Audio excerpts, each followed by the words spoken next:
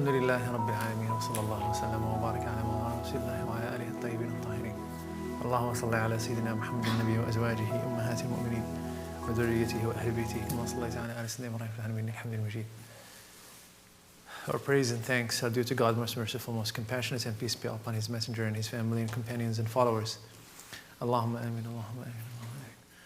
Pray to Allah Ta'ala for the blessings of this day, and the opening of this day, the victory of this day. And we seek refuge in Him from the evil of this day. We ask Allah Ta'ala to open for us the gates of our hearts to receive the light that He is sending on a daily basis, every moment, every blink of an eye. We ask Allah Ta'ala to forgive us. We ask Allah Ta'ala to keep away our nafs away from us. We ask Allah Subhanahu wa Ta'ala to make us among those who found their Prophet. Allahumma ameen, Allahumma ameen, Allahumma ameen. Bismillah ala barakatillah. So, where did we stop? The Babu ma ja'a fi tuka'ati Rasulillahi sallallahu alayhi wa sallam. Everybody is in the same page? What's the page in the translation? Page 93. It's page 93. We read hadith 133. Page 94, hadith 133. Everybody's in the same. Are we all good? Are we all good? Good, everybody? Page what again? If we go back to the hadith that we did, that's 93. Otherwise, it's page 94, hadith 134. Okay, it's hadith page 94. Hadith 130, 133 or 134? 134. Hadith 134. Good? Alright, Bismillah, Alhamdulillah. Sallallahu alayhi wa barak ala Sayyidina Muhammad wa ala alihi wa sahbihi wasallam. We always start with salat upon the Prophet sallallahu alayhi wa sallam, and today should not be different. So let's read Al-Fatiha and do some salawat, inshallah. Inna Allah, a'udhu billahi Shama'il Al Tirmidhi, Bismillah ar-Rahman ar-Rahim, Alhamdulillahi Rabbil Alameen, Ar-Rahman ar-Rahim, Maliki yawmiddin, Iyyaka na'budu wa iyyaka nasta'in. Ihdina as-sirata al-mustaqim, sirata alladhina an'amta alayhim, ghayri al-maghdubi alayhim wa ad-dallin. Ameen. إن الله وملائكته يصلون على النبي يا أيها الذين آمنوا صلوا عليه وسلموا تسليما اللهم صل على سيدنا محمد اللهم صل على سيدنا محمد النبي وأزواجه أمهات المؤمنين وذريته وأهل بيته كما صليت على آل سيدنا إبراهيم إنك حميد مجيد اللهم صل على سيدنا محمد النبي وأزواجه أمهات المؤمنين ذريته وأهل بيته كما صليت على آل سيدنا إبراهيم إنك حميد مجيد اللهم صل على سيدنا محمد النبي وأزواجه أمهات المؤمنين ذريته وأهل بيته كما صليت على آل سيدنا إبراهيم إنك حميد مجيد اللهم صل على سيدنا محمد النبي وأزواجه أمهات المؤمنين وذريته وأهل بيته كما صليت على آل سيدنا إبراهيم إنك حميد مجيد اللهم صل على سيدنا محمد النبي وأزواجه أمهات المؤمنين وذريته وأهل بيته كما صليت على آل سيدنا إبراهيم اللهم صل على سيدنا محمد النبي وأزواجه أمهات المؤمنين وذريته وأهل بيته كما صليت على آل سيدنا إبراهيم إنك حميد مجيد اللهم صل على سيدنا محمد النبي وأزواجه أمهات المؤمنين وذريته وأهل بيته كما صليت على آل سيدنا إبراهيم إنك حميد مجيد اللهم صل على سيدنا محمد النبي وأزواجه أمهات المؤمنين وذريته وأهل بيته كما صليت على آل سيدنا إبراهيم إنك حميد مجيد اللهم صل على سيدنا محمد النبي وأزواجه أمهات المؤمنين وذريته وأهل بيته كما صليت على آل سيدنا إبراهيم إنك حميد. اللهم صل على سيدنا محمد النبي وأزواجه أمهات المؤمنين وذريته وأهل بيته كما صليت على آل سيدنا إبراهيم إنك حميد مجيد. الحمد لله رب العالمين. بسم الله الرحمن الرحيم. حدثنا بالسند المتصل إلى الإمام الحجة الحافظ أبي عيسى محمد بن الساور الترمذي رحمة الله تعالى عليه قال: حدثنا حميد بن مسعدة حدثنا بشر بن المفضل حدثنا الجريري عن عبد الرحمن بن أبي بكرة عن أبيه قال: قال رسول الله صلى الله عليه وسلم: ألا أحدثكم بأكبر الكبائر؟ قالوا: بلى يا رسول الله. قال: الإشراك بالله وعقوق الوالدين. قال: وجلس صلى الله عليه وسلم وجلس رسول الله صلى الله عليه وسلم وكان متكئا. قال: وشهادة الزور أو قول الزور. فما زال رسول الله صلى الله عليه وسلم يقولها حتى قلنا يا ليته سكت. We have been told by Abdullah Say it ibn again. Yeah, that's not where we're at.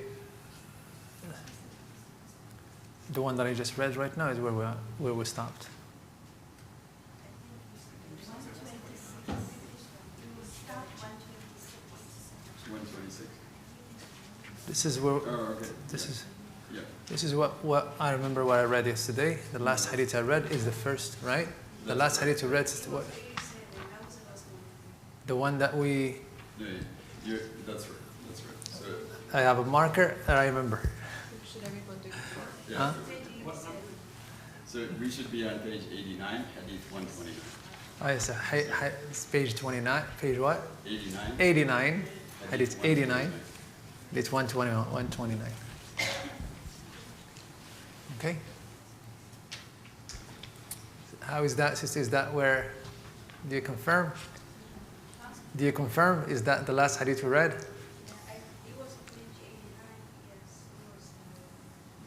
Yeah. Yeah, we read the first hadith of the chapter and we stopped. I remember that. Exactly. Okay, so ala barakatillah, bismillah.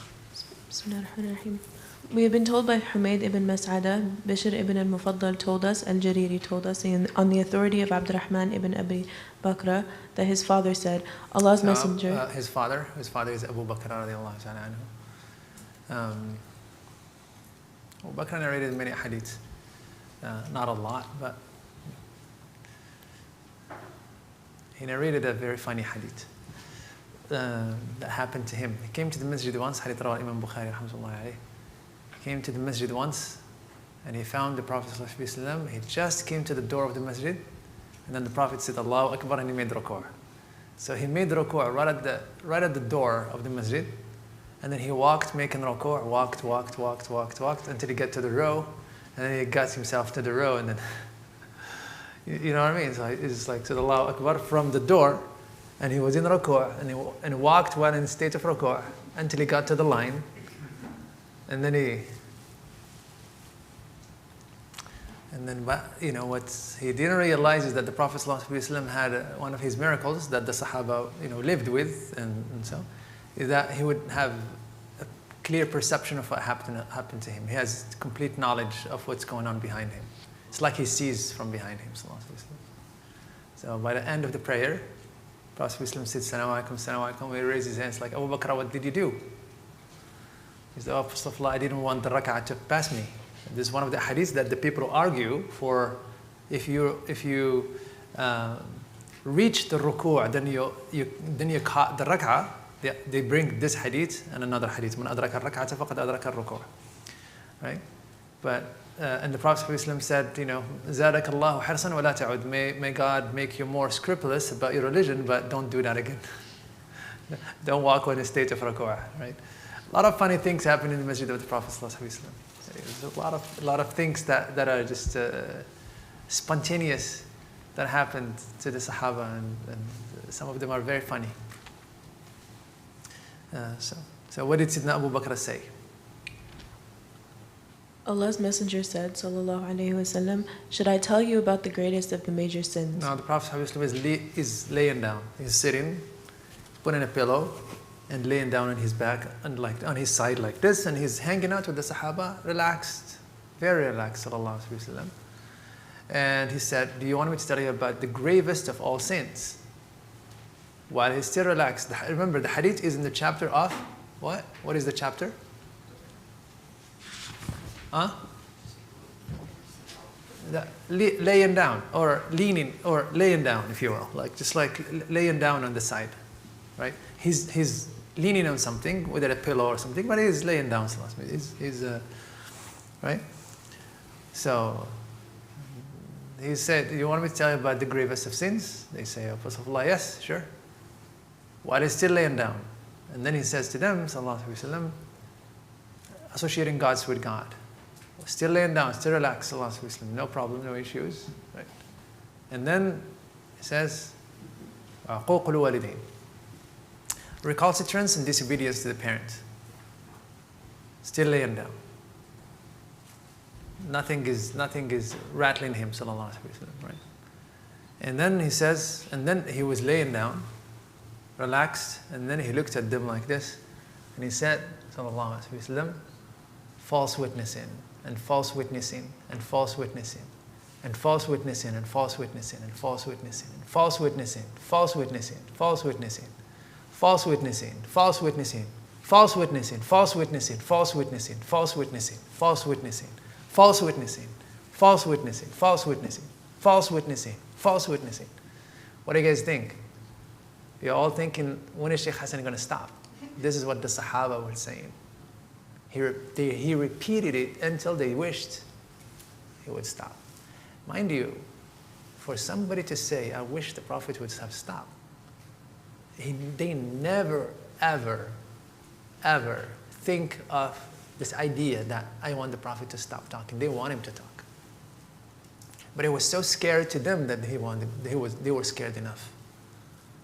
They were scared enough. And it was too scary that he keeps on saying it again and looking at them and saying it again and looking at them until they said, we wish he stops. It becomes even scarier for them. Right? So this begs the question of why, when it comes to shirk, he's still laying down and he didn't say much. And he's just still relaxed. Shirk, the gravest of all sins. And he's relaxed and he said, shirk is one of the gravest sins. The second in line is, disobedience and recalcitrance to parents, and he's still relaxed. Then it comes to false witnessing, and he changed demeanor completely. He's not relaxed anymore. He looked them in the eyes, فَجَلَسَ. So he sat. He was laying down, he sat, looked them in the eye, and repeated it until they wished they stopped. What's about false witnessing that? What's about false witnessing that is gravest than shirk? Gravest than uququl walidain? What is it that necessitated from the Prophet ﷺ to change demeanor and so on? False witnessing destroys trust in society. It destroys the concept of the most bonding concept of society is justice. When you can turn around justice and find ways to turn around justice by corrupting it, false witnessing, there will be no trust in society. The very strong will eat the weak. The moment there is no justice in society, that's it. That's one of the closest, shortest way to destruction of that society. And so, because shirk is an individual matter, but it has social ramifications, for sure. Shirk is not just an individual matter. It has a lot of social and political ramifications, right? But the immediate effect of false witnessing is way more harmful than the immediate effect of shirk, right? The false witnessing hits quick. It destroys society quick. One person, a mushrik at the side of our society would not have that harm. You understand what I mean? Somebody being a mushrik living in his house, doing his thing, and we're all doing our thing as a Muslim community, would not have the same impact. Does that make sense? And so, adl and justice takes a really important, place in Islam. Unfortunately, when we look at maqasid sharia, we're going to go to some critique here. When we go to the maqasid sharia, what are the objectives of the sharia? What are the objectives of the sharia? To preserve religion, preserve life first, preserve life. Because if there is no life, there is no deen. Okay, so preserve deen, preserve life, preserve religion. Intellect, preserves intellect. What else? So that's why, wine is haram and all of that, because it obscures your intellect. What else? What did they say? They say progeny, or what did they say? Huh? Lineage. And then? Wealth. These are 5. What is justice in here? What is justice in here? Well, Imam Shatib rahmatullah tucked it in somewhere in the in Tahsiniyat, I don't know where, some very low stage. Why? Because when the scholars were making up those are deduced from verses in the Quran and so on. When they were deducing all of these objectives, the justice is already broken. You know what I mean? The justice is already broken. They were collecting all of this time when they were in a mode of preserving. They were just trying to preserve and preserve and preserve. Because the deen was sleeping. Religion was sleeping. Religion started sleeping early, right? The Prophet ﷺ was saying, you read this probably had this in methodology. The Prophet ﷺ saying in the hadith, Sahih, Imam Tabarani and others, لَتُنْقَضَنَّ عُرَى الْإِسْلَامِ عُرْوَةً عُرْوَةً. The knots, Islam is like a rope that has knots. If you want to strengthen a rope, what do you do with it? You knot it. You put a lot of knots in it to make it strong. So he gave a metaphor of Islam as like a rope that has a lot of knots in it. And he said, لَتُنْقَضَنَّ عُرَى الْإِسْلَامِ عُرْوَةً عُرْوَةً. The knots of Islam, the knots of the rope of Islam that makes it strong, will be untied one after one after one. The first one to be untied is justice, good ruling. And the last one to be untied is prayer. Right? And so the first and the hadiths that Islam is going to start dwindling after the passing of the Prophet ﷺ are well known. They're not an anomaly, right? They are well known. Hadith, a lot of them are hadith fitan in Bukhari and so on and so forth. Just a lot of them. There's no reason to. And the first thing to take a hit in the Muslim society is when the Umayyad took over and destroyed the concept of shura. Now the Ummah becomes like this piece of furniture that a king will give to his son. Right? It was ridiculous. So who did that? The Umayyad did that. They destroyed the concept of khilafah. They destroyed the concept of shura. They destroyed the concept of justice. They destroyed the concept of public treasury is for people, that they're servers of people, now that people are serving them. Right? And a new theology began, the theology of quietism. What's quietism? Quietism is the trademark of Sunni Islam. Quietism is the trademark of Sunni Islam. Sunni Islam mostly, right, especially after Imam Ahmad rahmatullahi ta'ala, stamped over the idea of let Caesar be Caesar and we'll do our thing. We give allegiance to whoever wins, legitimate or illegitimate, right? Worthy or unworthy. As long as he has a big sword and overwhelmed everybody, we'll give them our allegiance. And hence you see all the people, all the scholars are, you see the scholars are okay with what's going on in the Muslim world and all. They're not okay. They're okay with they don't defy the kings and so on and so forth. That's the trademark of the Sunni. Why? This is how there is a moment where Sidna Hussein tried and Sidna Hassan tried, and Sidna Ali tried, and so many people from the family of the Prophet ﷺ tried, and so many fuqaha tried, and they were destroyed and they were killed, and they find themselves like, let us give in on justice. Let us give in on the top of the pyramid of the Muslim society. Let us work on society and preserve ilm. And hence the smartness and the acute intellect of the Muslim was directed towards preserving the Sharia, preserve. That's why the hadith sciences, that's why the fiqh sciences, that's why, and so on and so forth, right? And they gave the allegiance to the kings, even knowing that they are bad kings, so they can survive, so they can do what they have to do. The problem is when there is nothing to preserve. So all of this maqasid Sharia, see how they say preserve. It's like something. See the term preserve. What do you preserve? You preserve something that is slipping out of your hand, right? You preserve something that is slipping, and they knew that. They knew that in Hajj al-Wada'. In Hajj al-Wada', hadith Sahih Bukhari, the Prophet ﷺ called Sayyidina Umar and told him the verse that has been revealed to him in Arafah. In Arafah, while the Prophet was making the dua close to the big rock in the mountain of Arafah, he called Sayyidina Umar and he recited to him the verse in Surah Al-Ma'idah, اليوم أكملت لكم دينكم وأتممت عليكم نعمتي ورضيت لكم الإسلام دينا. That passage in Surah Al-Ma'idah, today I have completed for you your religion, and I have bestowed my favor upon you, and I have chosen Islam as a religion for you. That was revealed in Mecca in the day of Arafah, at the time of when the Prophet was making dua. Sayyidina Jibreel brought that. And he called Sayyidina Umar and he recited this to him. Everybody was like jubilous and so on, still making dua, and Sayyidina Umar cried. He was hit. This verse was hard for him. It was hard on him, really hard. He understood it really well. He said to the Prophet told him, why are you crying? He said, Apostle of Allah, Islam is complete. He said, yeah, that's what Allah said. He said, when things are complete, they start dwindling. He said, yes. When they're complete, what's left? That's it, complete. First, the Prophet is going to go. Second, Islam is going to go down. And that's how it is. If you look in Sahih Bukhari as well, the Prophet, Sayyidina Umar was asking about the big fitna that will hit the Muslims.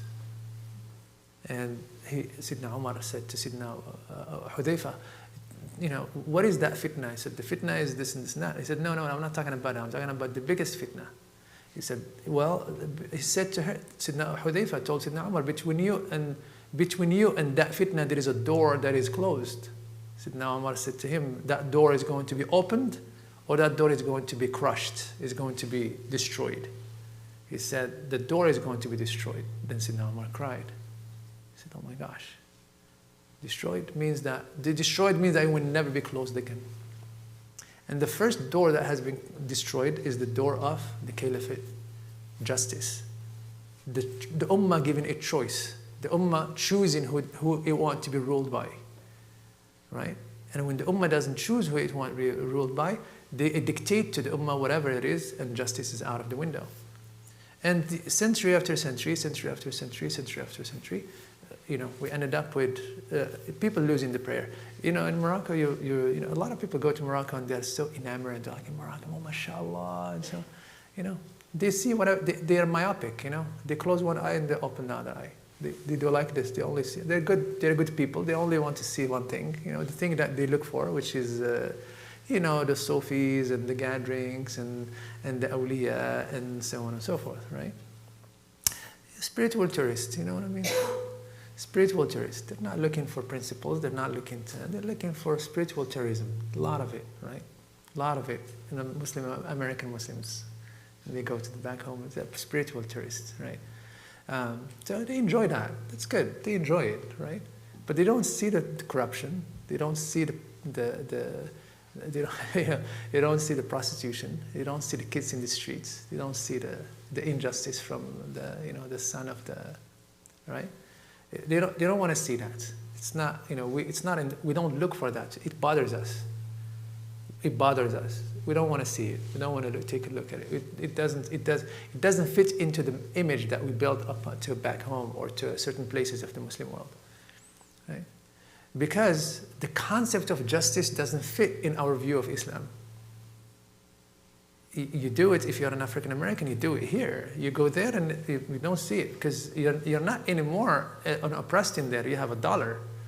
You know what I mean? You ride a beautiful car in there because you can afford to do it, even if you're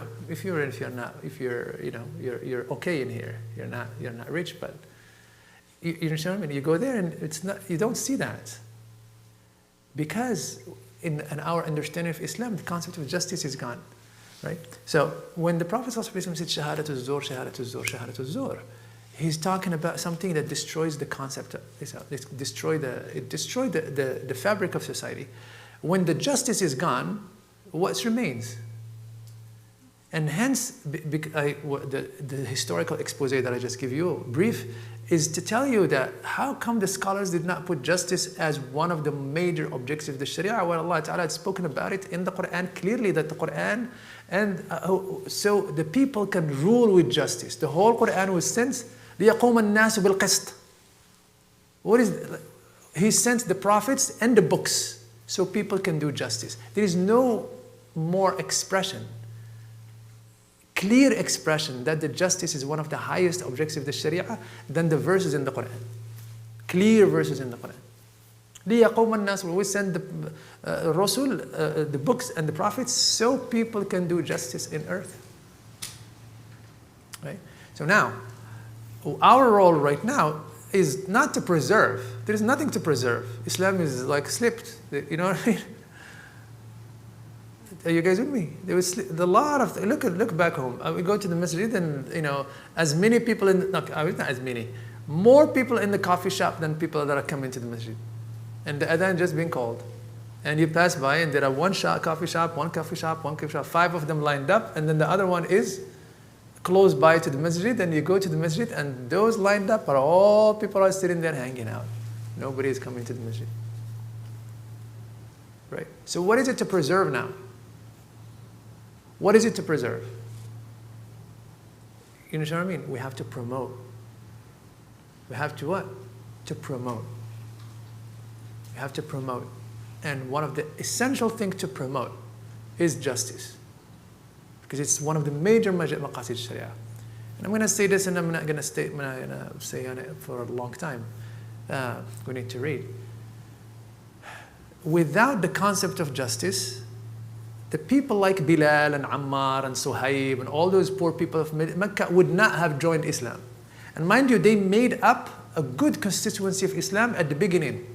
All those poor people, what carried the Prophet ﷺ for many years, for 8 years, 9 years, are just the poor people who became Muslim at the beginning of Islam. They didn't come for a spiritual high. Are you guys with me? Nobody came to the Prophet ﷺ for a spiritual high. You understand? For us, when we take a portion of Islam and we focus on it and we think that this is Islam. No, that's not what Islam is.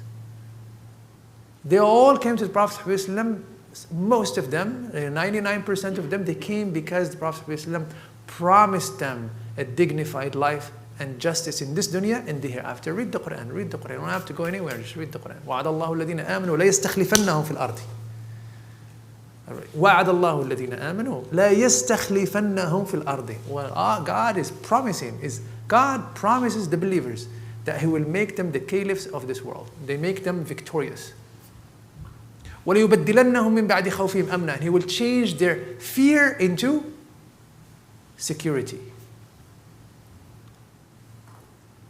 وَعَدَ اللَّهُ الَّذِينَ آمَنُوا لَيَسْتَخْلِفَنَّهُمْ فِي الْأَرْضِ وَلَيُمَكِّنَنَّ لَهُمْ دِينَهُمُ الَّذِي ارْتَضَىٰ لَهُمْ.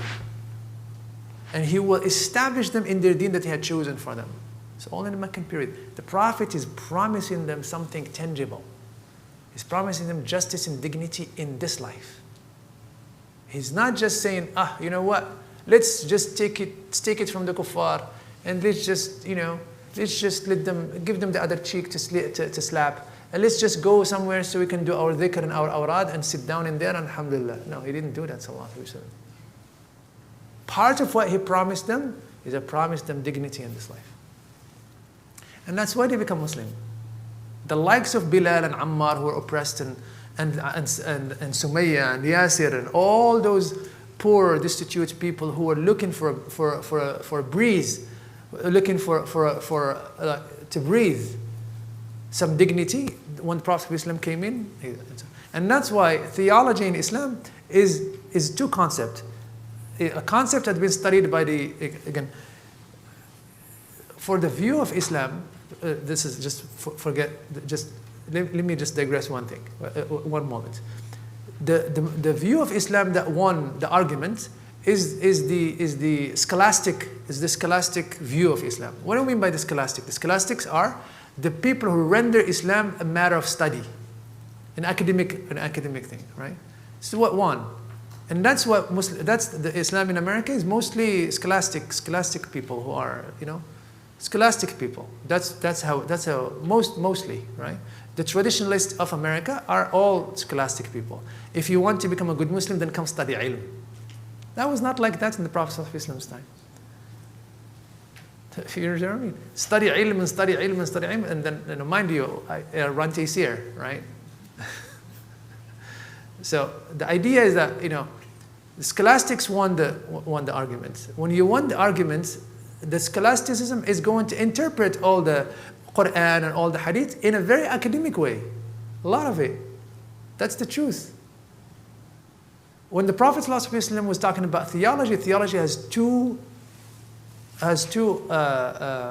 sides to it. The first side is the oneness of God. The concept of the oneness of God. Right?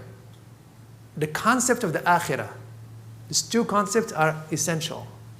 The second one is social justice. Liberating people from the agonies of society.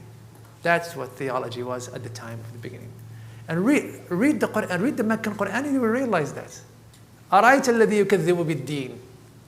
Right? What is denying the akhirah and denying Allah's oneness? فَذَلِكَ الَّذِي يَدُعُّ الْيَتِيمِ. Right close to it. Did you see?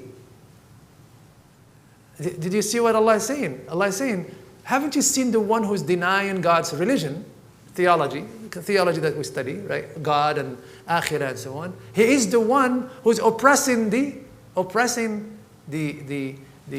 orphan, vulnerable, social justice. Right away, right there. Look in the Meccan Quran is all like this.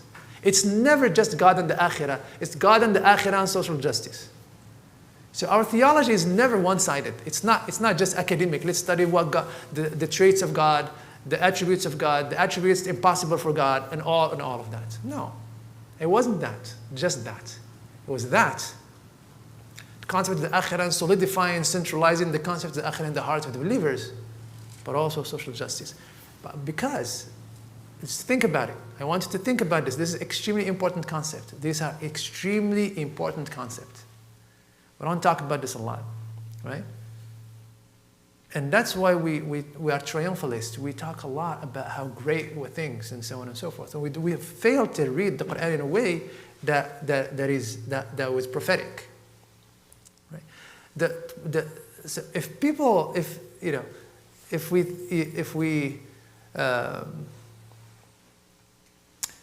if the Prophet ﷺ only talked about the oneness of God and the akhirah, he will be loved by the people of the Meccan people. They would not have a problem with him. Why are they having a problem with him? Tell me, if he only teaches about let's do dhikr and let's do qiyam and let's do dhikr, why would they have a problem with him? They would not have a problem. There are people before the Prophet ﷺ who did that. They were Hanifs, what they call the Hanifs in the Arabian society. In the Meccan society, people who are monotheists, people who believed in God, the oneness of God. They believed in the akhirah. They preached it. They liked them. They were revered. They were loved. They were elevated. Those guys were elevated. But what was missing in their da'wah? What was missing in the components? What it was missing? Social justice was missing.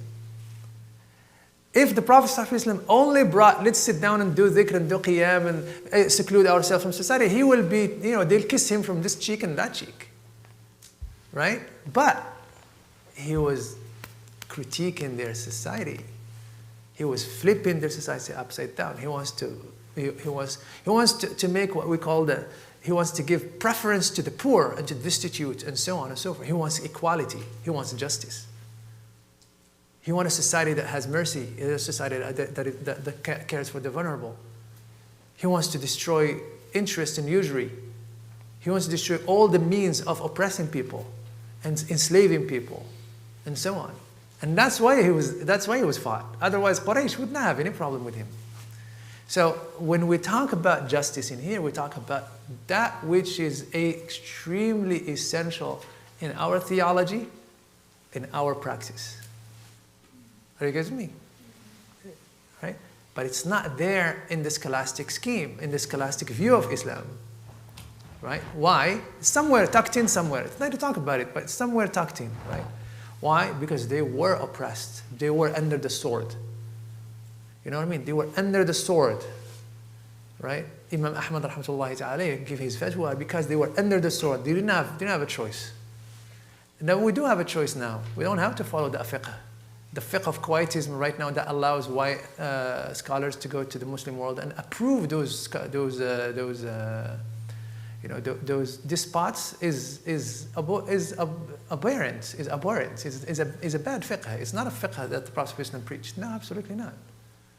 You know what I mean? This is not who we are. This is not what the Prophet was. Absolutely not the Sahaba. Absolutely, right? But people who studied scholastically this way, studied theology, studied this, and so there is a section always that talk about the khilafah, that talk about caliphate, right? Now the caliphate, there is a contract between the governed and the governed and those who govern. It's a fiqh issue. It becomes a theological issue because we don't want to talk about it. Now, if you don't give your allegiance to the despots, you're kafir. You're outside of the jama'ah, and so on and so forth. You take something that was a fiqh issue and you make it a theological issue. Are you guys with me? So this hadith in here, ala wa shahadatu zur, ala wa shahadat. What is the Prophet looking for us? What is, justice. And this is not just back home. This is in America too. This is one of the areas that we're not paying attention to. Do you know how many people are in jail for pretty small things, or because the system is so unjust in ways you cannot imagine, that allows people to rot in jail for small things, or for just because they're poor, right? And we have to be interested in this. This is interesting us, because if we don't pay attention to this stuff, we'll be punished with society just like anybody else. If there is a punishment, when there is no justice and there is oppression and there is transgression against the right of people, guess what? Everybody will be punished. The righteous and those who are not righteous. You know what I mean? أَنَهْلَكُ وَفِينَا الصَّالِحُونَ. The Prophet ﷺ said, can we be destroyed while righteous people are among us? He said, yes. When filth and injustice are abundant and nobody is standing up to change it. Can we be destroyed while righteous people are among us? Yes, he said, yes, absolutely you can. Right? So with that, we live in this place, we have to do our share. Right? You say, well, they're not Muslims. Say, well, they don't have to be Muslims. Right? Disproportionate numbers of the poor people in jails. This is crazy. Right? Trump said, I could kill somebody in the Fifth Ave and never be paid for, and never be paid for, and never be right? Isn't that what he says? It's true. He's not joking. That's true. It happens every single day. The poor get to jail and stay there. The rich come out because they have the means, and so on and so forth. Right? So the Prophet says, Shahadatul Zur. Shahadatul Zur destroy the fabric of society, destroy trust in society, destroy everything that destroys trust in society. We all have to get together to fight it. Right? And if the Prophet is angry and looking at the Sahaba and he aroused Sallallahu in his faces and so on, and to tell them about, then that means that it is something important. This is at the core of what we have to pay attention to.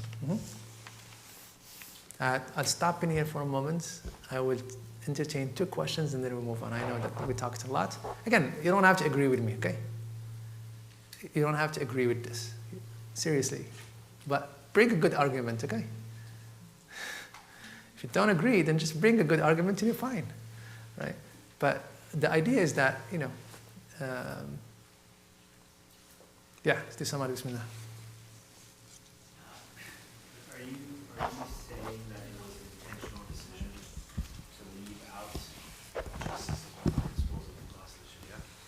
I believe that they lost hope that this is something, the falsehood had established itself in a way, and corruption had established its way at the top in ways that they had no chance to, didn't have a chance.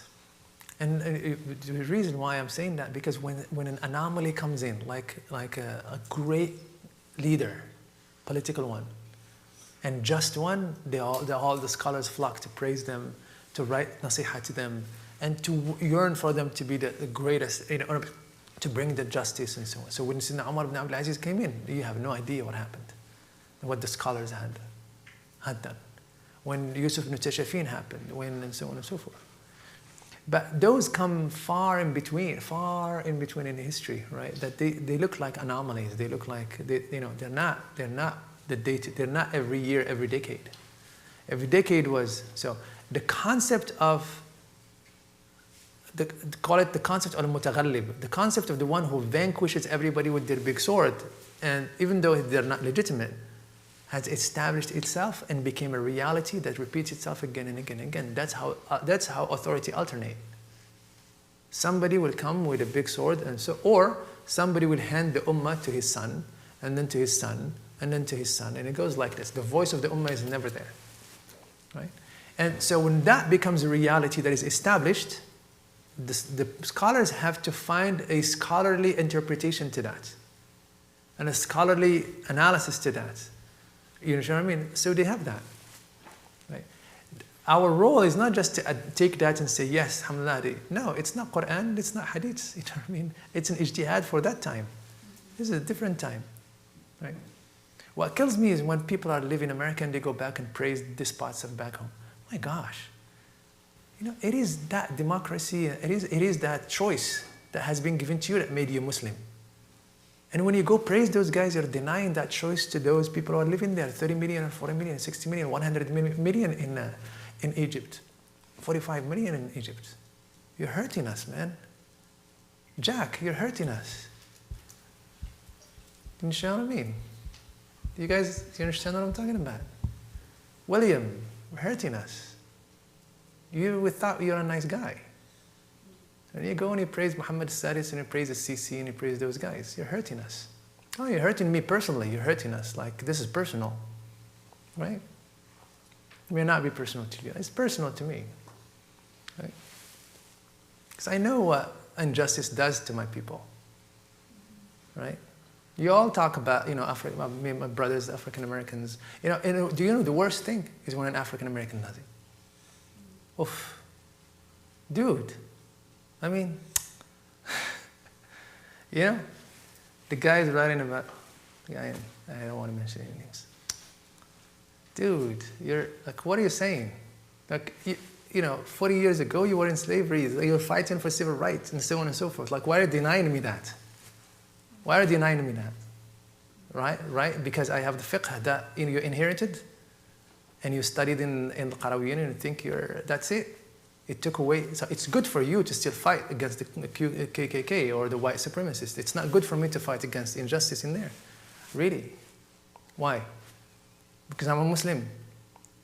Yeah. So you understand what I mean? So the idea in here is that it's the scholars did their best. They did their best given their circumstances. They made their ijtihad according to their circumstances. We cannot. Their ijtihad is not binding to me because they have circumstances that are overwhelming. You have a blue passport, you can always come out here and nobody will oppress you. You know what I mean? Nobody will say anything. I understand people living in those countries being quiet, but you're here. You can always jump with a plane and be here, and you don't have to, you know what I mean? You don't have to take money from the emirate. Right? And praise them for it. And praise them for what they're doing while they're doing horrible things to people. Horrible things to people. All over. Right? So we have to boycott those who support. We have to boycott them. Those who support those despots and stand up with them and stand up with their pawns, we have to boycott them. That's what we should do. And this is take it for whatever it is. It's a fatwa, a political opinion, whatever. This is what we should do. So they can come back, so they can wake up and stop hurting us, stop killing our brothers and start putting our brothers into jail, start destroying our minbar, start destroying our Jumu'ah. It's ridiculous what's going on in Jumu'ah in the Muslim world. It's ridiculous. Like the Jumu'ah is 7 minutes. Can you say anything in 7 minutes? Like they destroyed the whole concept of Jama'ah, the concept of the masjid, the whole concept and so on. And then you go and you praise them. I mean, come on. You understand what I mean? So it's because of this is this personal, you find me talking about it in this way, right? It's this personal. It is deeply personal, right? So, yeah, ladies, bismillah. Somebody should stop me. Yes, Miss Maimuna.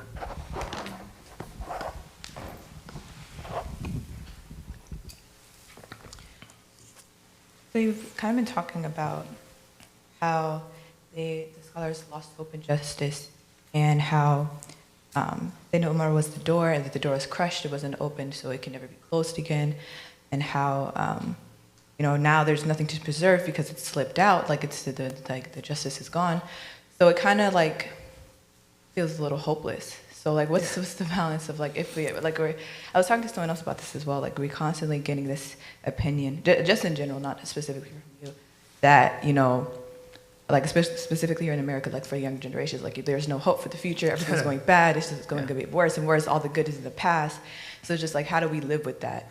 And No. There is a lot of. If there was no hope, I wouldn't be sitting here. You know what I mean? If there was no hope, I wouldn't be sitting here. Like I asked this. Huh? Say it again. Allahu Akbar. There's a lot of hope. And one of the great things that the Sahaba, that the scholars had done, is that they preserved for us the Sunnah of the Prophet ﷺ, the Seerah of the Prophet ﷺ. They did us a service that we cannot. That Allah Ta'ala protects His Deen, and Allah protects this Deen with how He inspired those scholars to preserve as much as they could preserve, and whatever needed to rejuvenate the Ummah is all there, right? The blueprint of success is all there. The blueprint and the path to rejuvenating the Ummah to its heights again and to the prophetic model is all there. The prophetic model is preserved. And that's where the hope is. That's where they focus their light. Instead of fighting the despots and the tyrants, they focused on preserving the model in theory. So they did tremendous amount of genius work in preserving the hadith, genius work in tafsir, genius work in fiqh, genius work, right? And all of that is preserved. Now we have to go through all of that and see what are the ingredients that are prophetic, that are timeless and universal, and what are the ingredients that they made ijtihad for their times. And take that which is universal and take that which is atemporal and bring it and make it work in our time with the principles that are prophetic. Justice is at the top of. Right? You understand what I mean? So this is our role. It's not a small role. We have to, instead of regurgitating all of what the scholars had said and elevating the past. Yeah, we should elevate the past. The past was great, but the future is much brighter. I have no doubt that the future is much brighter, especially in America. Look, in America, I can guarantee you that my experience, Wallah Ta'ala, Allah knows best, but I can say with tremendous amount of confidence that there is no other place in which you can apply much of the prophetic model better than in America. There is no other place in the world that allows the Muslim to be what they are better in the whole world than America. I have no doubt about that. Right? I have no doubt about that. But we have to. So you have autonomy. You have Muslim community that is educated, and you have a society that is open. Say whatever you want to say. But there is tremendous problems with society. There is tremendous. I recognize all of that. I know racism, I recognize all of that. With all of that, America is one of the most fertile places in the world for Islam to flourish. We are in a historical downturn, a historical point in here that is so important and so beautiful and is so, crucial that if you don't seize, we will bite our fingers for decades, if not centuries. And that's why we built Tayseer. That's what Tayseer is about. Because we understand the role. With all our discrepancies, with all our inadequacies, with all our weaknesses, we understand the moment really well. This is something that tawfiq of Allah Ta'ala, we understand the moment, that this is a very crucial moment in the history of Muslim America. There is somebody in the 70s, Ustad Zainab will make you read about him. His name is Sheikh Muhammad Muntasir, Ali bin Muntasir al-Kattani, Muhammad Ali bin Muntasir al-Kattani. He has an article in the 70s, and he says, if the 70s, right? I don't know if Ustad Zainab has it. She will make you read it in Islam in America, if I'm not mistaken. But I highlighted this in his article in the 70s, saying that he's talking about Muslim in the world, and he come to Muslim in America and he give them like small paragraph. But in that paragraph, it's visionary in ways you cannot imagine. He said the Muslims in America in the near future will have opportunity to build beautiful communities that can impact, that can reflect the beauty of Islam to the point where they can affect Islam in the Muslim world. Which means like it's a reverse effect. Instead of waiting for the back home to rescue you, we will be the people who will rescue you back home. Right? You understand what I mean? So this idea that this is a very important point in our history. With all the struggle that we're going through, with all the difficulties that we're going through, there is tremendous amount of opening and there is tremendous amount of opportunity, and that's the hope, right? And as long as there is a mu'min, and as long as there is Islam, and as long as there is dhikr and salat upon the Prophet Islam and the love of Rasulullah, there's always hope. And that will be there until the Day of Judgment, inshallah. So, yeah, absolutely. Excited for what's coming. Excited for you guys. Yeah. Right? We want you to be better than us. We want you to carry this to new heights. In understanding and in matters of applications as well. Absolutely. You are well equipped to do that. And you have tremendous amount of resources to do it. The other day, a Kuwaiti boy, for some, I don't know what was the cause. In 4 days, he collected $6 million for a cause. Well, I don't know what it was. He woke up one day and it was $6 million. He was just, for a good cause, for a very good cause, whether water or something, or school or something like that. He collected $6 million, 16 years old, 17 years old. Like, where does this happen in any time in history? Where does this happen in any time in history? Right? So, yeah. Somebody raised their hand. You raised your hand, sister? Somebody? Yeah. So we ask Allah Ta'ala to enable us so we can understand our role, and we can understand, and then we can do it right, inshallah. So, sorry, it went berserk.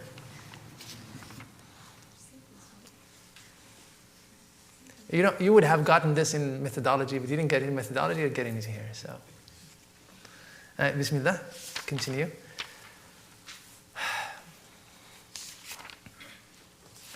حدثنا قتيبة بن سعيد حدثنا شريك عن علي بن الأقمر عن أبي جحيفة قال رسول الله صلى الله عليه وسلم أما أنا فلا أكل متكئا. The Prophet said, as for me, I will not eat laying down. Does this make sense, or I'm just like ranting? Like seriously, does it make sense or it did not make sense? You don't have to agree. Did it make sense or I was just like ranting? Of course you're going to say it makes sense. Right.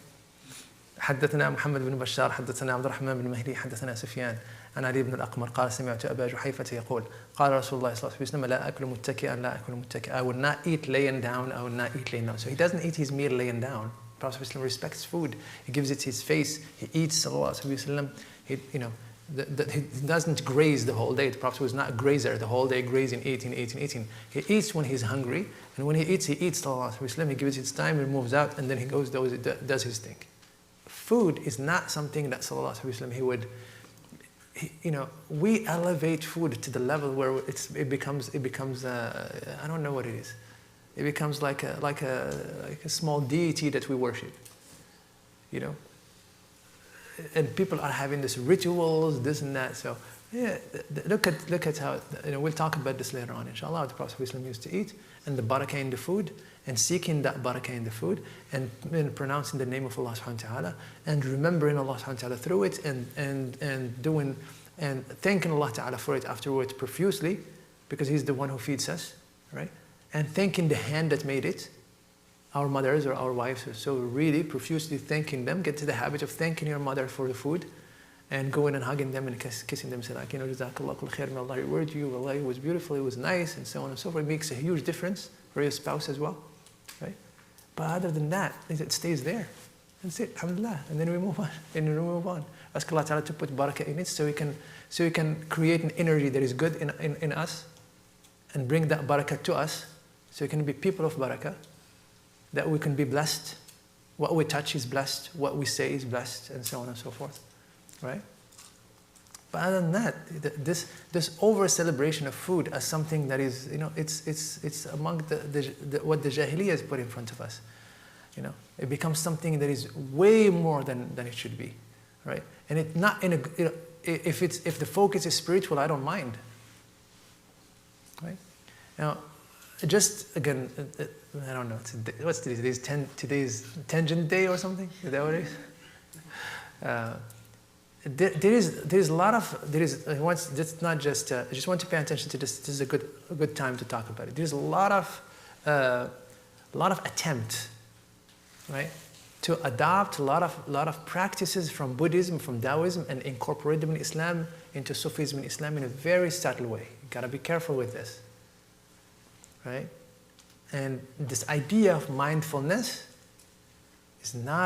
I'm serious. This idea of mindfulness and the way we understand it is an alien to spirituality of Muslims, right? The idea that it's a very Buddhist idea that is introduced to us, to the Sufi circles, and we have to be very careful. I'm going to talk about this in details later on, inshallah, but I'm just going to put it in there. Why I'm mentioning it? Because we mentioned food, and there is just a lot of people who are trying to, it's like, let's do mindfulness about food, and then they eat a bite, and then they sit down, and they're like, thinking about, that's good, but I just want you to, I want you to be careful of what you're doing.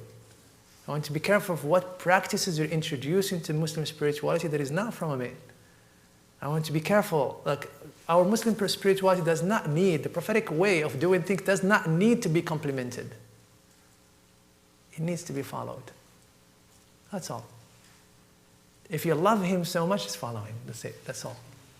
And follow the men and women who loves him so much, and follow awliya and salihin. There are people who are custodians of his heritage, spiritual heritage, and that's it.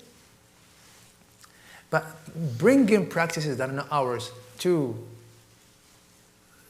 and introducing them into the fold, it's into Islam as something that is Islamic. It is not. This is a Buddhist tradition. Let's be careful with this is a tangent. I just want to be careful with this. And there is plenty of it talked about in social media and stuff like that. It's just stuff like this that is subtle. And people like it because why? It's nafsi. It's never spiritual. So when you think about it, it's all nafsi things. It's never soul. It's never ruhi. It's never, no. It's all nafsi stuff. It's all what the nafs likes, right? So let's be careful, inshallah. Okay? حدثنا محمد بن بشار حدثنا عبد الرحمن بن مهدي حدثنا سفيان عن علي بن أقمر قال سمعت أبا جحيفة يقول قال رسول الله صلى الله عليه وسلم لا أكل متكئا I would not eat laying down. حدثنا يوسف بن عيسى حدثنا وكيع حدثنا إسرائيل عن سماك بن حرب عن جابر بن سمرة رأيت النبي صلى الله عليه وسلم متكئا على وسادة. I have seen the Prophet صلى الله عليه وسلم laying down on a وسادة.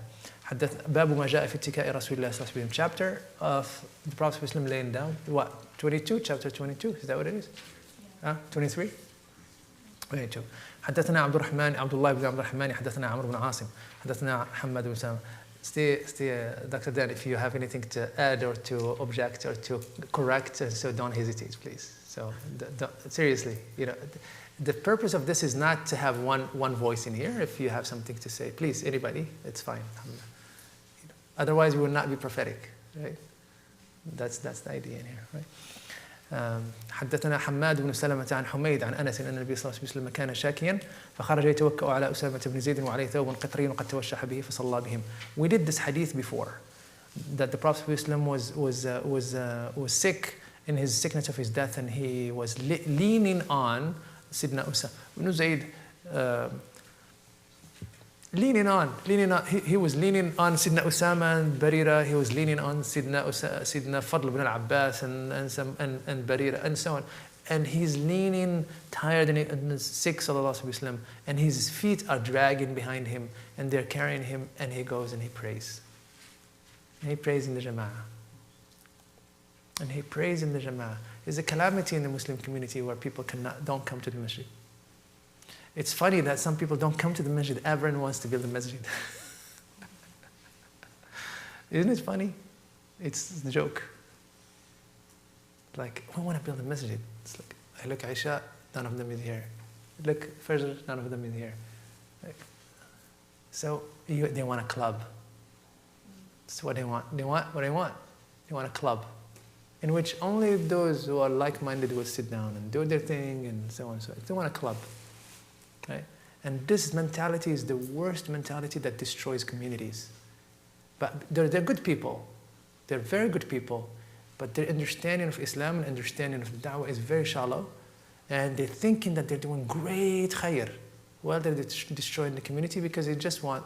I asked one of them, like, well, you don't come to... look, the masjid is empty. That small musalla is all empty. So what are you building a masjid for? Well, I'm building it for my kids. Like, are you serious? Anyway, see how the argument is tired and exhausted, sick, sallallahu alaihi wasallam, and he's dragged. When he finds a little bit of strength, he's going to go and lead the prayer, sallallahu alaihi wasallam. He's going to go and pray in the masjid, sallallahu alaihi wasallam.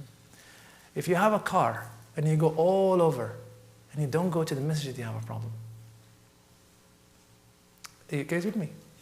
If you have a car and you go all over, you wake up in the morning, you go to your work, you come out for your work, you go to the shopping center, you come out, you go to whatever, pump gas, do this, and the masjid is not in the radar, you have a problem. And not a small one, a big one, especially for the gents. Right? And this is an epidemic in all America. You think that the masjids of the people who are like the community is so big, but mind you that the community is so big, sure. But those who don't show up to the masjid are much bigger number than those who show up. Just don't think that because the masjid is full, that no, it's 20% of people showing up. For us in Knoxville and here, it's probably 1% to 0.5 or 0.6 of people in Knoxville who shows to the masjid on a daily basis. Right? So what does that say about us? Right? You can do all the programs of the world, you can do all the youth programs, you can do all the Shama'il programs, you can do all this. If we don't increase the people who come to the masjid, we're failing. We are failing. So I want your help. Help us out, inshallah. Before I went to Morocco, I had this idea that inshallah I will make this year, because I was not thinking that I'm going to be going to this year. I was not thinking that I'm going to be going to Morocco this year. So I had this year from Ramadan. Ramadan, I had this idea. I was thinking that this year, I'm going to make this year that by the end of the year, we'll increase the people who come to the masjid by 100. And have 100 people come into the masjid, whatever it is. Whatever it is that we have to do, go grab them with ropes or so, whatever. Make sure that. But inshallah, in the next 2 years or 3, we have to do our best, inshallah, to bring people to the masjid. Young men, young women, young men, especially young men, because the Sharia asked this from you. The Sharia is, we're talking Sharia. This has nothing to do with gender thing or anything. I'm talking Sharia, right?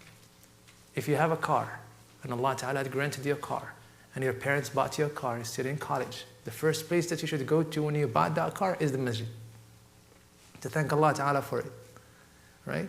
And after that, from that moment on, Isha in the masjid. Unless you have a shara'i udr. If you don't have a shara'i udr, if you have a shara'i excuse, alhamdulillah, if you don't have a shara'i excuse, then make sure that you pray your jama'ah in the masjid or in the library or in the, whatever you're at, make sure that there is a jama'ah and you pray with the jama'ah.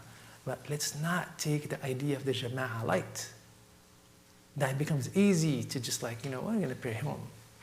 No, we're not going to pray home. We're not going to pray home. Right? Guys who live together, we're not going to pray home. Oh no, but we have a sheikh with us. Let the sheikh pray by himself in the house.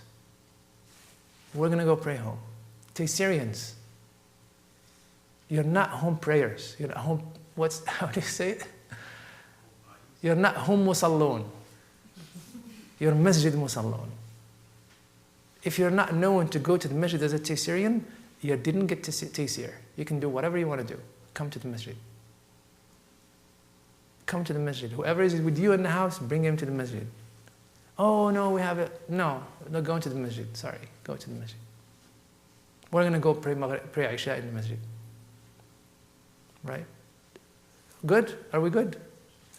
Let's do that, inshallah. Yes? Raise your hand. Somebody raised your hand. Yeah, Miss. Sorry. I don't really know how to answer this question. So you mentioned that it doesn't matter how many programs we do if like we're not increasing the number of people who come to the masjid.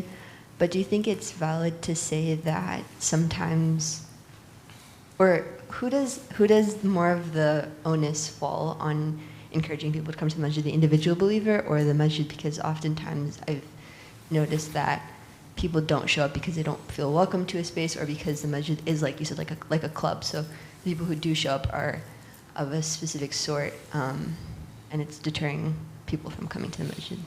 Yeah, I mean, this is in every place in which there is tremendous amount of khair and goodness and so on, there will be obstacles and there will be fitna and there will be this. The shaitan will be sitting in the way doing all his tricks and all of that and so on. And we have to be aware of that. I go to the masjid to pray and to be with the Muslim community and say Assalamu alaikum and be with the people, and that's that. And if there is cliques, there are cliques, and so if we can work at it a little bit to make the place better. The masjid is not something that the imam should. It's not the board, it's us, right? It's all of us. So it's like, oh, the masjid has to be welcoming. Like, you're not welcoming. The masjid has to be welcoming. I am not welcoming. When I say the masjid is not welcoming, that means that I am not welcoming. You know why? Because I am the masjid, you are the masjid, the other one is the masjid. That's what the masjid is. What is the masjid? It's not the walls, the imam that is. Look, we hired Imam Khalid 2 years ago. The first year it was the pandemic, right? He worked probably 70% of capacity. Now he's 150% of his capacity. I'm serious. And now I'm in Morocco. He's at 270% of his capacity. Like, what this one man can do, right? Even with the structure of the masjid, and he brought a lot of people to work and a lot of volunteers and so on. So a lot of people burned out in the first year and never showed up again. They burned out. But he's in the front and he's doing his, right? So it's all of us. So I can guarantee you that if 60 people, 40 people out of 3,000, 4,000 people in Knoxville, if 40 people, 50 people go to the masjid often, we will not have burned out from the volunteers. Right? The heaviness of the task will be light because each one will grab a little small piece of it. And it will be light on everybody. So, yes, but we don't go to the masjid. Our religiosity is based on something else. We start thinking that the masjid is just the board. The board these are volunteers just like us. Let them do their thing, pay the bills and keep the lights on. But we go to pray and to make the community. What is the community if it's not emerging out of the masjid? What is a prophetic community if it's not emerging out of the masjid? What is it going to emerge from? From the Sunday and the Saturday parties of biryanis and maqluba? Huh? Are you guys with me? All of that is good and nice, and people make a lot of sacrifices, and it's all beautiful. No, yeah. But the masjid, right? And youth, we should go to the masjid. And if there are cliques, we go and we put ourselves and we make sure that those cliques are broken, or those cliques start working positively towards the masjid, and they're not harming the masjid, right?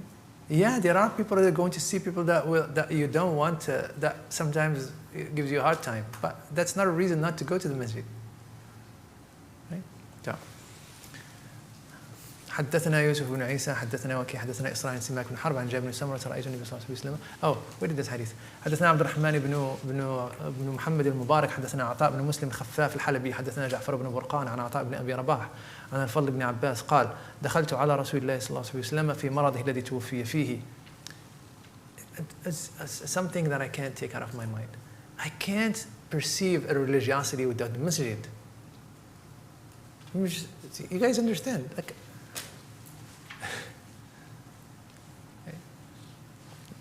but people do, right? Unfortunately. دخلت على رسول الله صلى الله عليه وسلم في مرضه الذي توفي فيه وعلى رأسه عصابة صفراء فسلمت عليه فقال يا فضل قلت لبيك يا رسول الله قال اشدد بهذه العصابة رأسي قال فعلت ثم قعد فوضع كفه على منكبي ثم قال فدخل في المسجد ثم قام فدخل في المسجد. Al-Fadl ibn Abbas said, Al-Fadl ibn Abbas is the older son of Sayyidina Abbas. The Abbas is the uncle of the Prophet sallallahu alaihi wasallam. He used to be called Abu al-Fadl. Prophet loved him, loved Al-Fadl.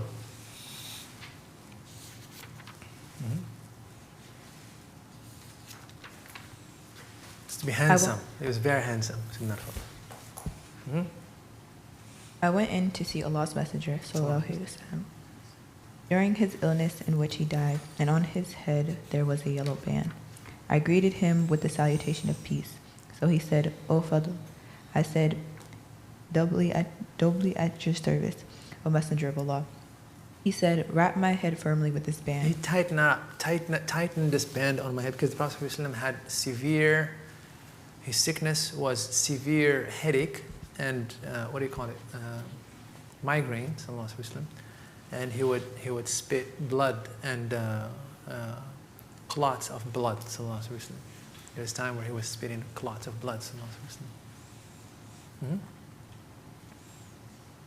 He had migraines until he couldn't speak. We'll talk about that later on.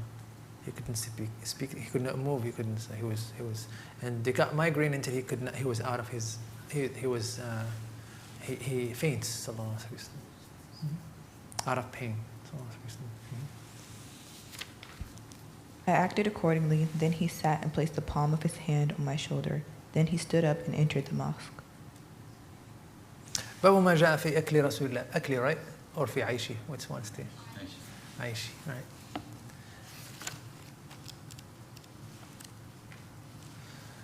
حدثنا قتيبة بن سعيد.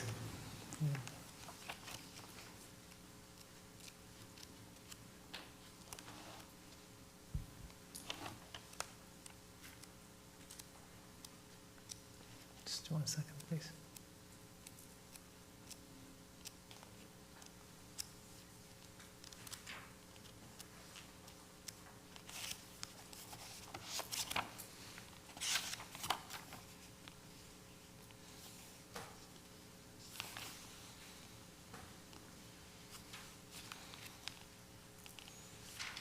Okay. حدثنا قتيبة بن سعيد حدثنا حماد بن زيد عن أيوب عن محمد بن سيرين قال كنا عند أبي هريرة رضي الله تعالى عنه عليه ثوبان ومشقان من كتان فتمخط في أحدهما فقال أبو هريرة بخ يتمخط أبو هريرة في الكتان لقد رأيتني وإني لأخير فيما بين منبر رسول الله صلى الله عليه وسلم حجرة عائشة رضي الله تعالى عنها مغشيا علي فيجيء الجائي فيضع رجله على عنقي يرى أن بي جنون وما بي جنون وما هو إلا الجوع. We have been told by Qutayba ibn Sa'id, Hamad ibn Zayd told us on the authority of Ayyub that Muhammad ibn Sirin said, we were in the presence of Abu Hurairah and he was wearing 2 linen garments dyed with red clay. He blew his nose in one of them, so he said, bravo, bravo. Abu Hurairah is blowing He said, wow, wow. That's what he said. He said, bravo. It's too. He said, just wow. Okay. He's marveling about himself. Oh my gosh, look. Abu Hurairah is blowing his nose in this beautiful fabric. You know what I mean? So. Abu Hurairah is blowing his nose in the linen. Before I knew it, I found myself lying prostrate and unconscious between the pulpit of Allah's Messenger. No, it's not before I knew it. I remember myself. لقد رأيتني. I remember myself. I pictured myself. It means in here. I remember myself. I remember myself lying prostrate and unconscious between the pulpit of Allah's Messenger ﷺ. There's no prostration here. It means I remember myself falling on my face. Akhir, I fallen on my face. I drop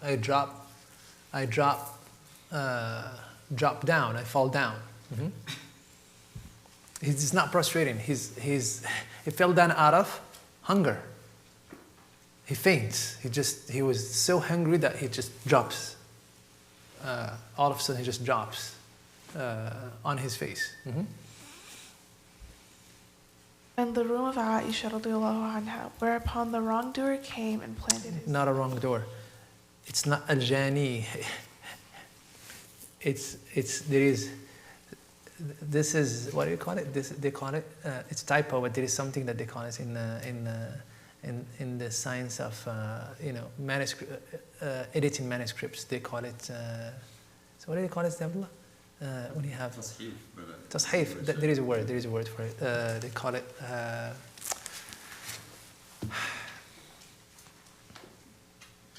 I forgot. It was a long time.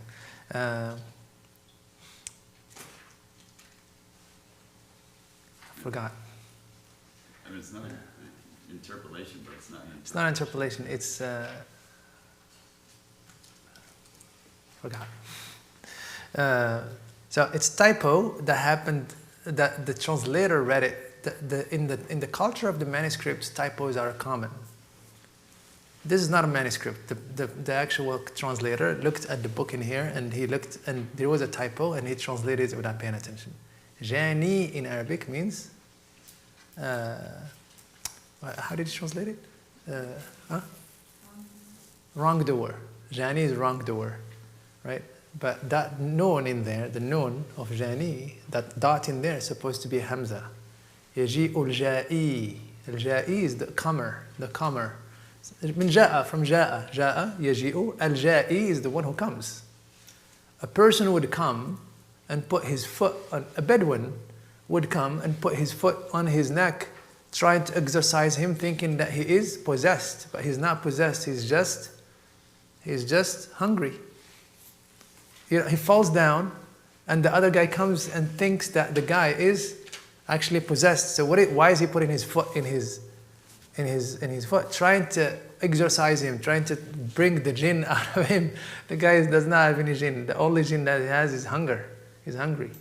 Right? So he's mentioning the days of when he was with the Prophet ﷺ. And if he is that hungry, the Prophet ﷺ is hungrier probably. That's what he's saying. This is the implied thing, is that the Prophet was hungrier. So al-ja'i, change it in Arabic. It's not wrongdoer, just a comer. And a comer would come. And a comer would come. Right? Does it make sense? So the Hamza, the noon of al-jani, change it, that noon, that dot, change it to Hamza. That's it. It's common especially in the culture of the manuscripts, like, mistakes like this, mistakes of the dots in the wrong place, or a place where it has one dot, change the whole meanings, and sometimes it would have some serious ramifications.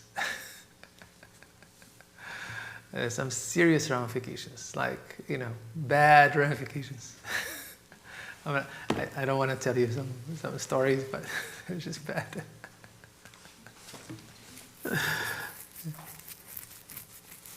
They narrate that يحكون عن عبد الملك بن مروان أن الكاتبه كتب إلى أهل المدينة، والمدينة ظهر فيها كثير من المغنون وكذا بعد النبي صلى الله عليه وسلم. After the Prophet passed away, the Umayyad flooded Medina with singers to dilute the culture of Medina. There was a lot of singers, a lot of singing and so. And with that came a lot of effeminate. So Medina started becoming, a lot of effeminate lived in Medina. Seriously, right?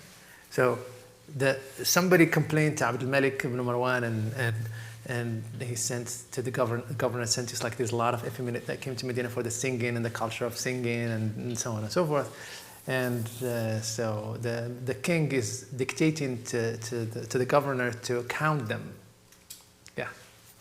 Sorry, Sheikh Hassan, can you say that? Did you say Effeminate. Effeminate? Effeminate, right? Can you define that? Mukhannath. What's mukhannath? Oh, men who are like. Men who was feminine? exactly. Oh, sorry. Thank you. I just wanted to Yeah. understand. There is a word effeminate, right? Or I'm just making that up. Yeah. Well, my vocabulary is wrong.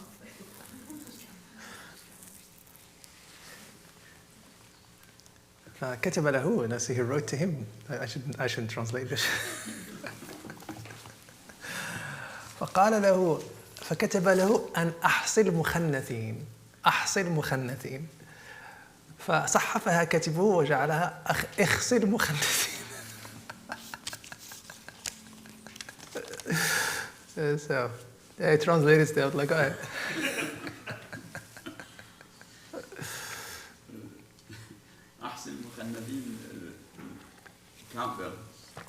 Count the effeminate. Enumerate them, like, See, how many are we talking about? Like, the king is saying, how many are we talking about? Right? Yeah. To castrate them. It was one dot. The difference between ihsi and ikhsi is just one dot. Hamza, ha, sad, count them.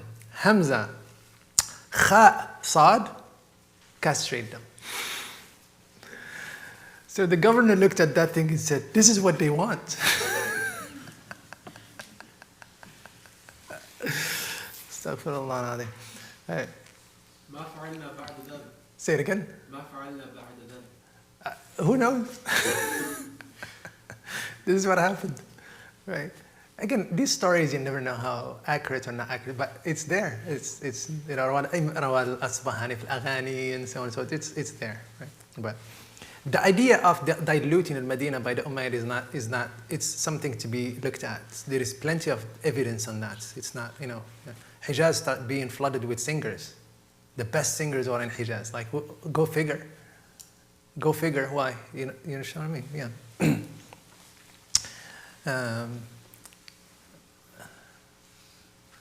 حدثنا قتيبة حدثنا جعفر بن سليمان الضبعي عن مالك بن دينار قال ما شبع رسول الله صلى الله عليه وسلم من خبز قط ولا لحم إلا على ضفف. مالك بن دينار سألت رجل من البادية ما الضفف قال أن يتناول مع الناس. Malik ibn Dinar said, Allah's Messenger ﷺ never ate his fill of bread nor of meat, except at a meal in the company of many diners. Malik ibn Dinar is not a Sahabi. So when a tabi'i from the youngest of the tabi'in, Malik ibn Dinar is a tabi'i from the youngest of the tabi'in. When a tabi'i said the Prophet said, what is that? What is that? It's a mursal hadith. وَمُرْسَلٌ مِنْهُ الصَّحَابِيُّ سَقَطْ. Right? ومرسل منه الصحابي سقط ومرسل منه الصحابي سقط وقل غريب ما روى راو فقط. So the Sahabi, when the Sahabis admitted, the Tabi'i would say, the Prophet said, it was normal that the Tabi'in did that a lot. The Tabi'in did that a lot. But Malik ibn Dinar narrates a lot from Sidna Anas radiallahu ta'ala. So there is other time in which, right, other time in which Malik ibn Dinar had said, Anas told us that, right? And hadith is not just narrated by Malik ibn Dinar, but narrated by others. Mm-hmm. So what's dafaf? Dafaf is when the Prophet ﷺ is eating with people. So when he doesn't find meat all the time, and when he finds it, there is a lot of people who are sharing it with him. Sallallahu alaihi wasallam.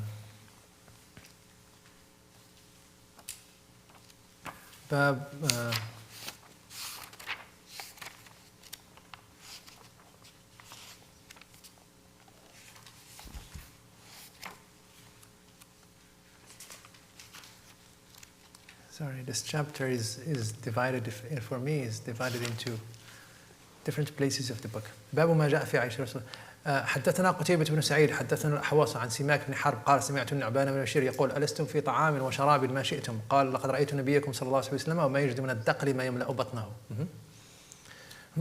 I heard An-Nu'man ibn Bashir say, do you not have what you want in the way of food and drink? I have seen your Prophet, may Allah bless him and give him peace, and the poor quality dates that he finds are what fills his stomach. Yeah, after the Prophet ﷺ, the dunya opened in the Sahaba. The dunya opened. They had plenty. One of the first things that Sayyidah Aisha noticed is that people start eating a lot and start becoming fatter. So she said, Hadith Rawah ibn Abi Dunya, she said that Sayyidah Aisha radiallahu ta'ala said, أول بدعة ظهرت في المسلمين ظهرت بعد النبي صلى الله عليه وسلم الشبع. The first bid'ah that appeared after the Prophet ﷺ passing away is people are full. They eat a lot. Gluttony. People are eating a lot. And she said, continuing, Sayyidah Aisha is saying, فَإِنَّ النَّاسَ لَمَّا شَبِعَتْ بُطُونُهُم, when people are gluttonous, they start eating a lot. سَمُنَتْ أَبْدَانُهُم, their body is becoming fatter. And وَتَصَعَّبَتْ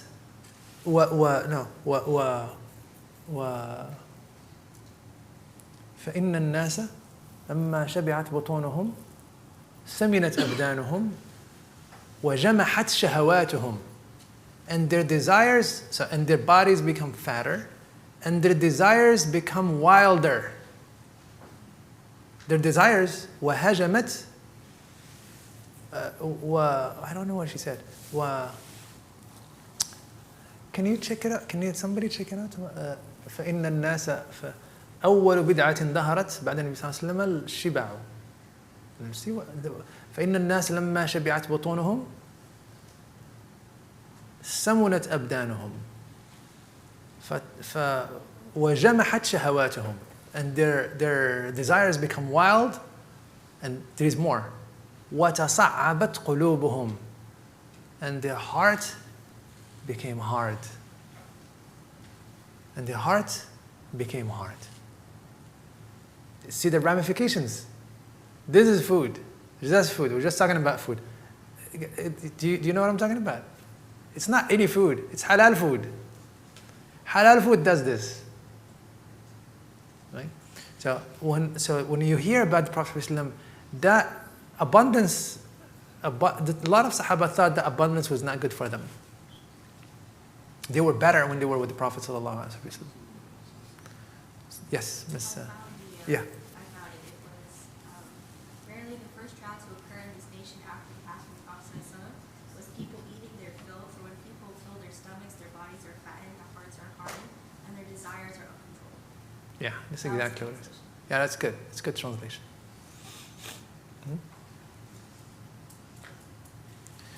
حدثنا هارون بن إسحاق حدثنا عبدة بن هشام بن عروة عن أبي عن عائشة.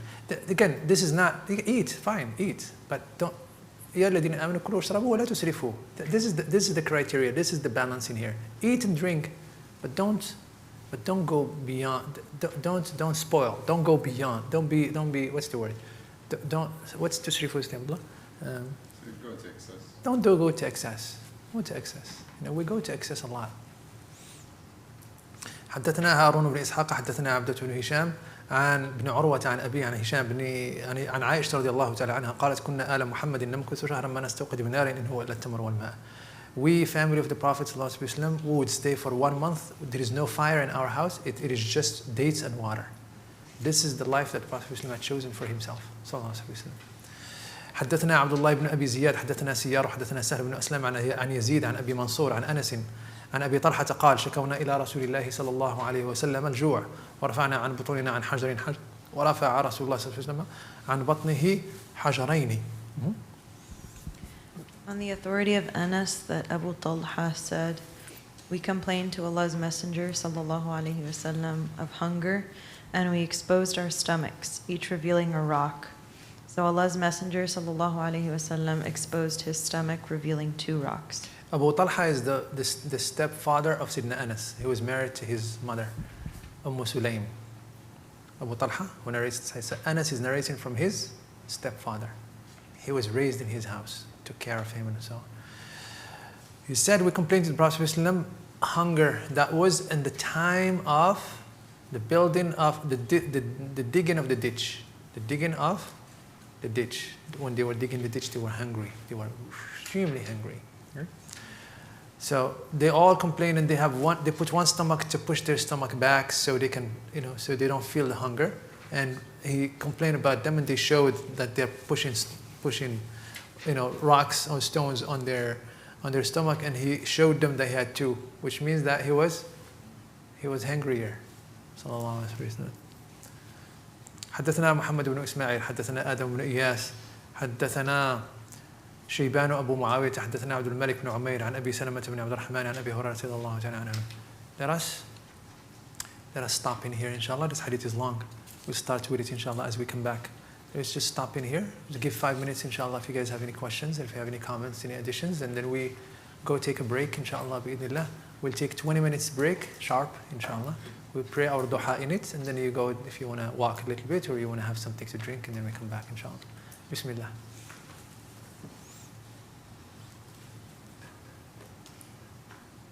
Yes, Ms. Maymuna. I wanted to ask about how you were talking about the importance of going to the masjid. Can you just talk a little bit about like for women, like what does that look like in importance, especially for some of us who are here, like we moved here from home, so like, and if we have a car, even like we'd be going. Yeah, I mean, the Prophet ﷺ said, "La تمنعوا إماء الله مساجد الله." He said, if you want to go, don't prevent the female servant of Allah to go to the masjid, to go to the houses of Allah. If you want to go, you go. There are certain things that one has to pay attention to. When it comes to the masjid, if the woman has duties that are urgent, you're taking care of a baby, you're taking care of and so on and so. You have things that are, one had to prioritize certain things, right? So it's not obligatory for the women, but if they want to go, they can go. It's fine. Also safety, also and so on. So all of those have to be taken to be. And there were ladies who come to the masjid to the Prophet ﷺ all the time. All the time. There were ladies who come to the house of Allah at the time of the Prophet ﷺ all the time. Right? So you understand the idea in here. So just look at the priorities in here. If you don't have and you want to come to the masjid, come to the masjid, fine. But make sure, inshallah, that the priorities are made as we grow, as we have more responsibilities, and so on and so forth. Somebody who has to have responsibilities of maintaining a household or taking care of certain things and so on and so forth, then those responsibilities become cornerstone. Pray at home and so on. But if you want to come to the masjid, please do come to the masjid. Nobody should stop you from coming to the masjid, and come. That's my take. Wallahu ta'ala alam. Yes, Sister Leila. Sister Abdi. Following along Sister Maymuna's question, Jazakallah khair. I was wondering, what would you say about the role of the women of the household in encouraging their men to go to the masjid? What is the recommendation on that? What is the role that we can play? A big one, a huge one. And I love you to stay with me and pray together, but I think, it would do us a great deed if you go shop us some hasanat with Allah Ta'ala in your prayer, with the jama'ah. That would be a nice message. Like, I should work in marketing. That would be a nice message. We would love you to pray. We would love to pray with you, but I think in the masjid it would be much closer to Allah Ta'ala. You'd bring a lot of barakah to our house if you go to the masjid. Come back and pray sunnah with us and lead us. I'll wait for you until Sayyidina Mu'adh used to do it. Sayyidina Mu'adh used to pray with the Prophet ﷺ and then go to his clan's musalla, and he leads the prayer in there. Right? So you can still pray with your husband, but go shop for us with Allah Ta'ala. Right? Go please Allah subhanahu wa ta'ala and come back and lead us into, I'll wait for you. Right? And so on. If you don't have responsibilities, let's go to the masjid. I think it will do us a great thing that we're going to the masjid together. Go to the masjid together, pray together and come back. If you don't have responsibilities and you don't have kids that are young and and so on.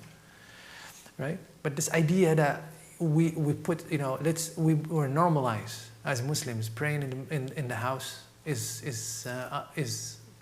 it takes a lot of barakah from our community. It makes us weaker as a community and so on and so forth. Do you know how much love, no matter how different we are in the masjid, different people with different ideas, the moment we stand up with people again and again and again and again, they grow up on you. You become buddies of something that is so beautiful, so sublime, right? And indeed, our households are better if we go to the masjid, right? So, yes, we have a brother, or you have a husband, or you have a father, or so on, gently and beautifully, without making them feel like they are less of a man or something like that, in a beautiful way, right? Do your best, inshallah. Yes, Miss Abida. Assalamu alaikum. I had a question or a thought when you were speaking about the hadith of false testimony and the theology of the Prophet ﷺ. So I'm just wondering, what do you think it would take for our communities to reincorporate the prophetic concept of making Islam socially relevant and socially obtainable for the common people? Something I recognize in a lot of our masajid spaces is everything is just for the masjid, for the Muslims. It's like we're holding on to gold and we don't distribute it. And so I'm just wondering, what shift do you think needs to happen for our communities to recognize that we're not doing much if we're just keeping this for ourselves, if that makes sense? Like, if I could say, Yeah. I was in Chicago last week and I met a brother who was incarcerated for 28 years on a false incarceration. And he said, when I learned about Islam in the prison, I was told if I wasn't allowed to pray, I can make up that prayer. And if I missed my fast, I can make up my fast. But the one thing you can't make up is brotherhood, right? And he talked about how the brotherhood that he found with Muslims in Chicago was one that helped him with his social ailments, helped him elevate himself. And that's why, for him, he, alhamdulillah, is Muslim, and he continues to be in that space. And it made me think a lot about how, in that atmosphere, Islam is relevant to the people. Islam is showing a solution for problems. So I just want to hear your comments on that. If this, and sorry this was long, but No. just want to hear how you think we bring that back. How do we bring back the relevancy of Islam to the common people, and how do we do it? Yeah, I think one of the things that is extremely important to understand is to diagnose the situation really well. Our Islam that we have been taught has been all very individualized, extremely individualized. Our Islam is, and this is something that it takes years and decades for people to change perspective. Islam is not an individualized thing. Everybody looks for salvation for themselves. Everybody looks for something to them, and that's it. Islam had always been communal. Always been communal. The early generations, they never seen their Islam except through the community, They could never thought of having an Islam that is just, I'm going to do my thing and that's it, alhamdulillah. I'm going to do my dhikr, I'm going to do salawat, No, it's always communal, always through the lens of the community, always. When we see the Islam through the lens of the community, then you're aware of the element of the community.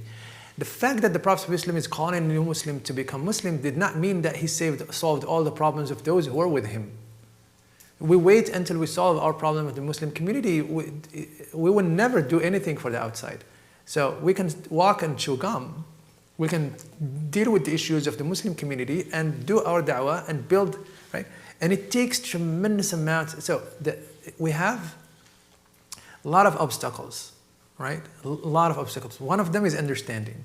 It's hard to go against the grain of understanding of Islam, just like, especially the scholastic one, especially the traditionalists of Muslims of America are really good people, extremely good people. And it's hard to go against that because everybody's adopting the same views of Islam. You have to go sit down and study this and study that and study this, and this is how you're going to elevate. But the idea, it's how much you're going to serve. That makes you elevate. You know what I mean? There is a lot of Sahaba who did not have much knowledge. This is true. Sayyidina Abdullah ibn Umar used to say to Sayyidina Sa'id ibn Musayyib, what are his students? He would say, how did Umar rule over this? He would ask him about the rulings of his dad. He knows more about the rulings of his dad than himself. You understand what I mean? There are a lot of tabi'ins who knew more the details, this hadith or that hadith or this hadith, more than the Sahaba. That's true. But were they better than the Sahaba? They were never better than the Sahaba. So to reduce Islam to how much you know and how much you studied is a disservice to Islam. Really, it's how much you served. لأن يهدي الله بك رجلا خير لك مما طلعت عليه الشمس. Right? See, the idea in here is that it takes a little bit. You don't have to have a lot of Islam to call for the da'wah. You don't have to have a lot of knowledge. How much Sayyidina Abu Bakr knew when he became Muslim? The first day he became Muslim, the next day he called for 6 people to become Muslim. How much he knew in a day? How much he learned in a day? How much? Not much. One concept, oneness of Allah, and he went out and got people, 6 people, the first 6 Muslims. So we keep on saying, no, we need ilm to do this, we need ilm to do that. You don't need a lot of ilm. Like, really, you need commitment. You need commitment to the causes of people. We need to tie up our understanding of Islam with service and with providing environment for people to live their humanness. To live their humanness. That's what it is. To belong. Right? If we fail to create environment for people to belong, Iman will never flourish. Because when you belong, you start loving. Right? When you belong, you love. When you love, you dream. Start having aspirations. Right? And when you dream, you live. You understand what I mean? When you dream, you live. Now, we don't dream collectively. I'm asking you right now, what are your aspirations? So each one of you will tell me about their own personal aspirations. How much of that is communal? Are you guys with me? How much of that is, all wants to do something with your life for you? You see, when we belong, we dream together. Your success is never separated from the success of the collective. You start thinking of your success as part of the collective of the success of everybody. I always say that we are enjoying tremendous amount of personal success in the Muslim community. But it doesn't reflect to collective success. It never. Why? Because we never tie our own successes to the collective successes. Otherwise our masjid will be better, or our institutions will be better, and so on and so forth. Are you guys with me? Are you with me, or I'm just prattling my tongue of stuff that doesn't make sense? So that's how we create environment, we create mahadin, we create places where people can breathe life, can breathe Islam, can breathe brotherhood. With all again, we should not idealize to the level where there were problems in the Prophet's time. There were problems where people did not get along. There are people who, and so on and so forth. It's normal. This is normal. The idea that, if you take few moments in few instances in the Syria, you would think, oh my gosh, the Muslim community was not a welcoming community. But there wasn't the case. It was welcoming, but there were issues, just like with issues with any human gathering, right? There will be issues. So this is the idea. Right? So we focused a lot on building institutions that focus on imparting information, and with that we need to do service and experience, service and spiritual experience. We need to do a lot of khidmah and a lot of dhikr and a lot of qiyam, a lot of suhbah and a lot of salat upon the Prophet ﷺ. Spiritual experience strengthen people to go through the difficulties of building a community or being with the community. If you don't have that strength spiritually, you will never survive the Muslim community. You'll never survive any community, right? And people resort to that which is easy.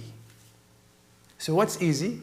I go to the masjid and I come back. And those that pray 5 daily prayers in the masjid, they go to the masjid and they come back. They go to the masjid and they come back. And they go to the masjid and they come back. They do a good job. Alhamdulillah, they're good. And that's it. And those are the best among us. They go to the masjid and they come back.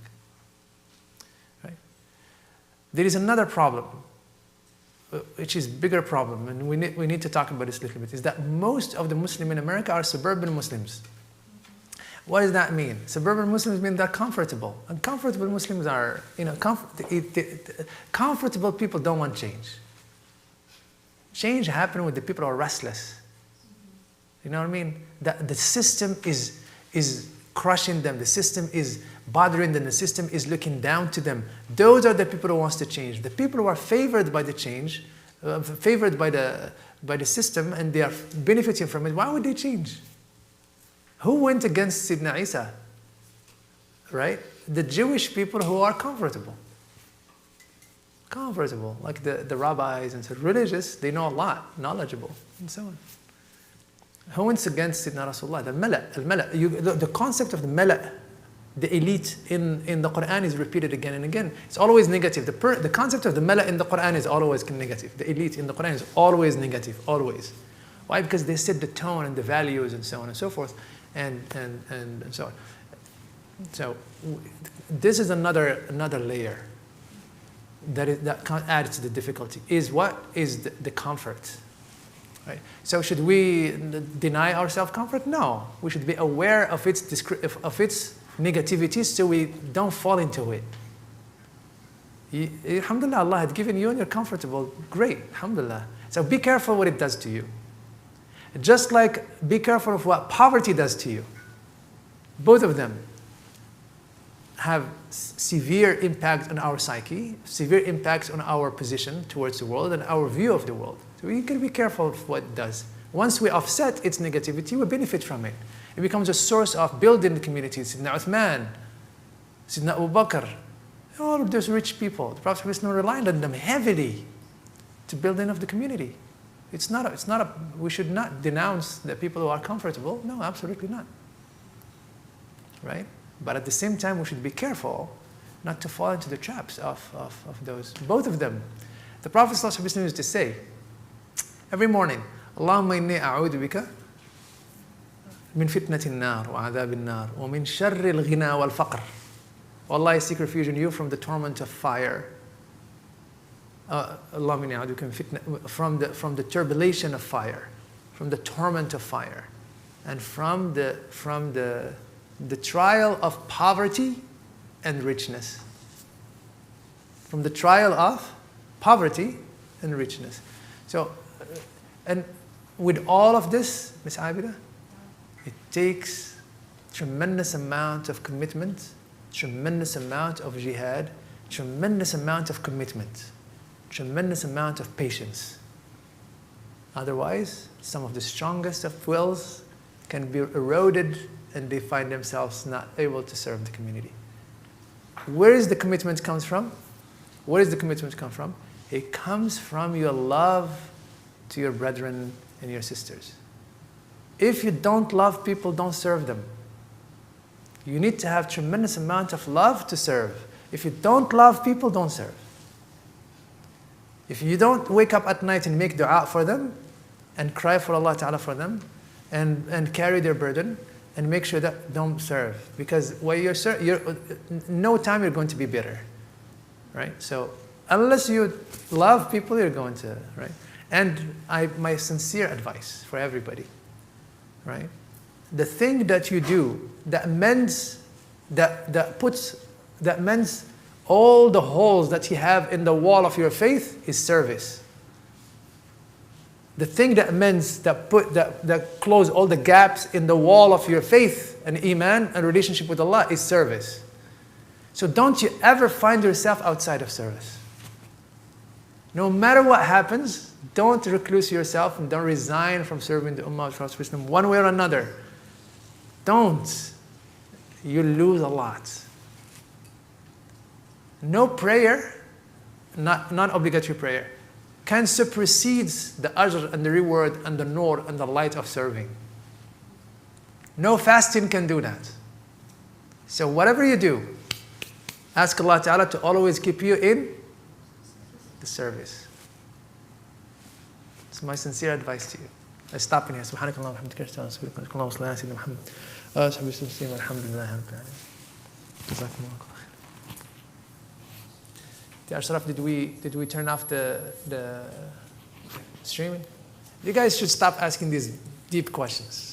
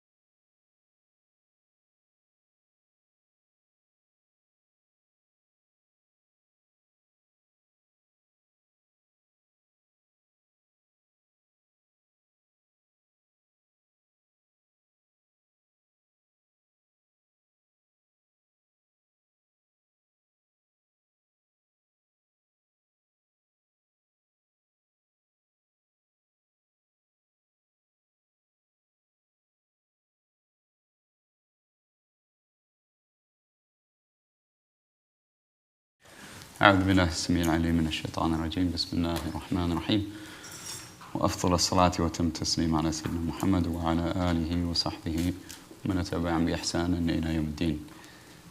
I want to just share a few thoughts about appreciating the moment.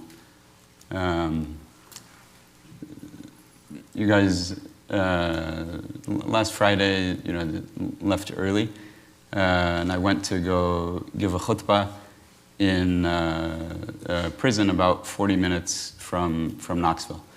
That was my first time in that institution, and the brother that I went with, he kind of got me oriented to the place, and he kept asking me, do you have questions on the way there? And I had already asked him my questions. I knew we had to go through certification process and so on, to be able to enter the place. So I had already asked my questions. I didn't have any questions. And then as we were leaving, I had a ton of questions. As we were leaving, I had more the whole car ride. And it was a moment where, you understand that to see something is different than to hear about it. To experience something firsthand is different than to hear about it. One of the things, there's an older brother who's the emir of the Jama'ah in the prison. He's probably in his 70s. And he's been through a lot. He's probably been inside penitentiary. Right? That's it. And he's been through a lot. There was a time in the early 90s, I believe, where there really was no access to learn about Islam other than whatever books, whatever limited personal connections. And what the brother found, or what he and the people around him found, was that they could correspond with ulama in South Africa. Right? So they could write a letter with their questions and mail it to South Africa and wait for 3 months, and they would get their responses. Wait for 3 months and get their responses. And he said that there were times where they weren't sure if something was halal or haram, something that actually they needed, right? Something that they're involved in, they needed. And they would stop it for 3 months until they get the response, is it halal or haram, right? And I'm not saying in every single case, but experiencing Islam in an environment like that can bring a seriousness and dedication that I think, as young Muslims in America, we're sorely in need of. Sorely in need of. Death isn't far in a place like that. It's part of people's experience. I'm not on a daily basis or anything like that, but it's there. That potential is there. And the same brother who was 70 years old, after the khutbah, this is a post-pandemic phenomenon in the prison. So during COVID, they had shut down the visits. Nobody's coming in from outside. And it's just now, in the past couple months, that you have volunteers from the Muslim community who, again, can come and visit on Fridays for Jumu'ah or at other times. And he said, it's like a banquet. He said, for somebody to come and visit us from outside, just to have a new face and a new voice and a new perspective, he said it's like a feast. It's like a banquet. And we're talking about just a brief khutbah, right? Sitting on the stone floor the guards right outside the door, the guards bothering you to get back into your cell for count, right, immediately when it's done. And look at where we are. Look at what we're doing. Look at what we have access to. Right? Years ago, when Sheikh Hassan taught the Shama'il, there was a brother who had a dream of, he had read the hadith and it caught his attention about when the Prophet ﷺ spoke, it was like light came from between his teeth. And he had a dream that night of Sheikh Hassan teaching the Shama'il, and light was coming from between his teeth. And so, I just want us to really try to absorb to the maximal extent that we can. And, that's a multifaceted thing. Sheikh Hassan will always say, take notes like your life depends on it. Right? Take notes like your life depends on it. So be as you guys are, right? Be fully present, be inquisitive, bring your questions. Really try to learn it as best as you can. And beyond that, you want your heart to be open. You want your heart to be open. You want to come with the intention that I'm learning about the Prophet ﷺ so I can see myself in that mirror. Right? Some of the chapters that we're covering and that we're coming to, continuing with the theme of prison, the Prophet ﷺ said, "Ad-dunya sijnul mu'min wa jannatul kafir." The dunya is the prison of the believer and the paradise of the kafir. What does that mean? What is a prison? Is a place of confinement, of constriction, right? So, not meant to make our homes here. Not meant to make our homes here. كن في الدنيا كأنك غريب أو عابر سبيل. Be in this world like a stranger or somebody passing through, right? And whether we're talking about students, alumni, or we just want to tighten our belts a little bit to bring a level of seriousness that is worthy of the opportunity, that is equal to the opportunity that we've been given, inshallah. So I ask Allah subhanahu wa ta'ala that He grant that to us. And close with a hadith where the Prophet ﷺ said, the example of the knowledge and the guidance that I was sent with is like a rain and He gave us 3 parables. Rain that comes to a land and that land absorbs it and then gives rise to all kinds of beneficial plants and fruits, and right. That's the ultimate goal, right? That you learn something, you absorb it, it becomes part of you, and then you become an extension of that goodness. You become, you bear fruits in whatever situation Allah places you in, right? And then He said the second parable is that there are pieces of land that they can't absorb it, but they retain it. And animals can drink from it, and human beings can drink from it and benefit from it, and so on. So you retain it, and you're able to pass it on in a way that others can benefit. And the third example, wal-'iyadhu billah, He said, it is like flat, smooth land that the water just runs off. The water hits it, and it runs off. It doesn't stay. Right? And what we want to see, and what we that we become transformed ourselves and that we become sources of transformation. We become transformed ourselves, and we become sources of transformation, inshallah. I ask Allah subhanahu wa ta'ala that He grant us that He bless us in all that this opportunity that we have to learn. And jazakumullah khairan. Assalamu alaikum wa rahmatullahi wa barakatuh.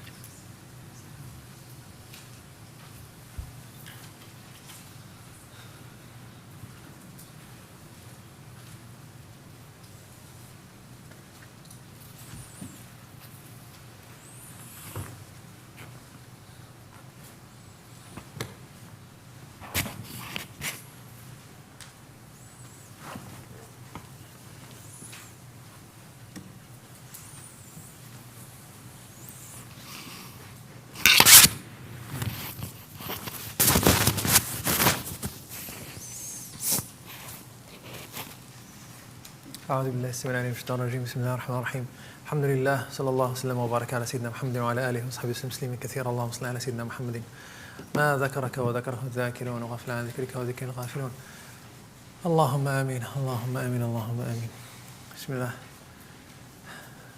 حدثنا محمد before we say حدثنا محمد وإسماعيل we have some questions in here so we'll start with the questions we get them out of the way and then we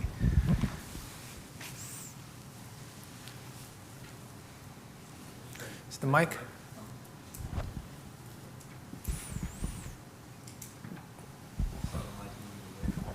Yeah, it's okay. Assalamu alaikum. I have two questions. One is kind of quick and the other one might take a little longer. But the first one is, when we talk about praying together in Jama'at, is there a difference between like a masjid and like a lot of universities have like musallas where people can pray together, like when you're in school? Is there a difference in terms of like the barakah of one from another? Yeah, I mean, if we take the musalla of the university or our masjid, that's the masjid of the university. We pray in it, right? If the masjid is too far and we cannot go to the masjid, then we pray in the masjid of the university. But we go back to our lives and we go back to our places and we still go back and pray in our homes. And we get used to, you know what I mean? That's what I'm talking about. So when we build a relationship with the masjid, that we go to the masjid, any masjid, even if it's small, even so, alhamdulillah, that's fine, right? We try our best to be in the masjid of the community because we want to feel the community. We don't want to fracture the community. A lot of people want convenience, right? Convenience. And convenience becomes, and now you have, in a small community, you have 12 musallas. Each one of them are small, and people don't see each other. People don't, if you have 100 people coming to pray, they don't see each other. So how much it takes to have, that you travel to the place where everybody prays so you can see them and so on. So that's the purpose of the masjid, to make those differences that society creates for us, whether it's wealth, whether it's status, whether it's whatever it is, to just blend in and we stand up in front of Allah subhanahu wa ta'ala, servant of Allah ta'ala. So you understand what I mean? So that's the purpose of it. So we have to be, again, if we create musallas here, musallas there, musallas there, musallas that prevents people from getting together, we're not doing a service to the community. We're not doing a service. This is not the purpose of. You say, well, in the Muslim world, you have a masjid close to, a musalla close to musalla close to musalla, and then you have the sheer numbers in there can overwhelm all of those. There is people go to the musallas and you go to the masjid and it's full. Not in the case in here. A musalla in here and musalla in here and musalla in here, and between them it's like 3 minutes, 4 minutes, 5 minutes, and we cannot afford to give 5 minutes more so we can go to because we want convenience. You see what we prioritize, even when it comes to religion, we modify it to fit our conveniences and our that's But in general, it's fine. Masjid of the universities plays an extremely important role. Alhamdulillah. Okay? And then my second question isn't really much of a question. I just want to get your thoughts on it. I know you've talked a lot about suburbia and kind of the impact of living in a suburban environment has on society. One thing that I feel like often gets not discussed is accessibility to the masjid. Because where I grew up, all the masjids from me, you could only get there by car, and they were at best 15 minutes away.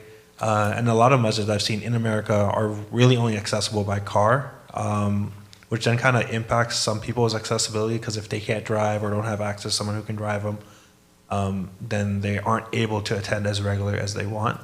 You just kind of share your thoughts on the idea of accessibility to the masjid? Yeah, I mean, we do, again, there are always going to be people who have difficulties coming to the masjid. There are always ashab al-uzr, the people who have excuses that are valid excuses not to come, whether they don't have, and so on. You know, we build masajids are built historically in the Muslim communities in places where historically they were close to the university, because most of the people who built the Muslim community in America were students who are coming from abroad, and so on and so forth. But then they branched out as they achieved their goals and they become, professionals and so on and so forth. They start building it where they're close to where they live and where real estate is affordable and so on and so forth. Right? I think the question in here is that as much as we pay attention to building masajid close to where we live and to serve our needs as people who live in suburbia, and I don't condemn suburbia in the sense that we have to be very careful here, you know what I mean? As much as there is element in suburbia, there's elements in the inner cities, you know what I mean? And the believer needs to do da'wah in both, and both of them need Allah. Both of them need Allah equally. Those are tried with certain things, those are tried with certain things. Don't come and say, oh, the inner cities are, producers of culture, and those are the desolate land of culture and stuff like that. But what culture are we producing? What culture are we producing in inner cities? Right? Twerking? What are we producing in, right? So you understand what I mean? This idea that inner city is better, like what are we talking about? Right? I learned this word, and then when I learned what is this word, it means like, but it is a reality. It is a reality. There's a lot of people who don't want to talk about this because they fear that we're going to go against, an immigrant talking about a culture of African American. We should not. Only African Americans should critique that. Well, do it, and I would not. Right? Just do it, and I would not do it. We have to critique the masa'ib that comes out of producers of culture, no matter where it comes from, whether it's from this community or this community. Equal opportunity critique, fi sabilillah. Right? So the idea in here is that we have to build masajids in places where we cannot afford, as communities who are rich and wealthy, to only cater to the rich and wealthy. That's where my beef is. We may not be able to be there ourselves, but we have to support those who are there. So a masjid that is built in the inner in the outskirts of the community or in the suburbia and serves suburban Muslims, alhamdulillah, great. May Allah increase that. And we need a lot of them. And that's great. And we need them to be great. And we need them to serve those communities better. Right? As you do your work, make sure that your brothers who are in the inner cities doing some great work in there are supported as well. Take part of your budget and support them. They may not need you to be there because they know their turf better than you, but they may need some help. So put your eye on them. Pay attention to them. That's my take. Allah Ta'ala. حدثنا محمد بن إسماعيل حدثنا آدم بن أبي إياس حدثنا شيبان أبو معاوية حدثنا عبد الملك بن عمير عن أبي سلمة بن عبد الرحمن عن أبي هريرة قال خرج النبي صلى الله عليه وسلم في ساعة لا يخرج فيها ولا يلقاه فيها أحد فأتاه أبو بكر فقال ما جاء بك يا أبا بكر فقال خرجت. I'm gonna restart the hadith. If we cannot look at our social elements and look at them face to face and know what they are and look at them face to face and be real about them, then what's the purpose? If we cannot read our realities, bad as they are, through the lens of the prophetic lens, then what's the purpose of reading hadith? It is essential in loving the Prophet ﷺ to connect to your surrounding. It is essential. It is a spiritual act. It's a spiritual act, right?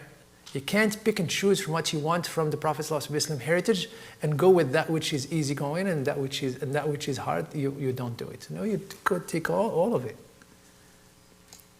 And working for the community and serving it is no less spiritual than sitting down and doing salat upon the Prophet ﷺ. Both of them are needed to connect to the Prophet ﷺ. حدثنا محمد بن إسماعيل البخاري هذا حدثنا آدم بن إياس حدثنا شيبان أبو معاوية حدثنا عبد الملك بن عمير عن أبي سلمة بن عبد الرحمن عن أبي هريرة قال خرج النبي صلى الله عليه وسلم في ساعة لا يخرج فيها ولا يلقاه فيها أحد فأتاه أبو بكر فقال ما جاء بك يا أبا بكر فقال خرجت ألقى رسول الله صلى الله عليه وسلم وأنظر في وجهه وتسليم عليه فلم يلبث أن جاء عمر فقال ما جاء بك يا عمر فقال الجوع يا رسول الله فقال رسول الله صلى الله عليه وسلم وأنا وجدت بعد ذلك فانطلقوا إلى منزل أبي الهيثم بن تيهان الأنصاري وكان رجلا كثير النخل والشاء ولم يكن له خدم فقالوا لامرأته أين صاحبك فقالت انطلق يستعذب الماء فلم يلبثوا أن جاء أبو الهيثم بقربة يزعبها فوضعها ثم جاء يلتزم النبي صلى الله عليه وسلم ويفديه أو يفديه both of them بأبيه وأمه ثم انطلق بهم إلى حديقته فبسط لهم بساطا ثم انطلق إلى نخلة فجاء بقنو فوضعه فقال رسول الله صلى الله عليه وسلم أفلا تنقيت من رطبه فقال يا رسول الله إني أردت أن تختاروا أو تخيروا من رطبه وبسره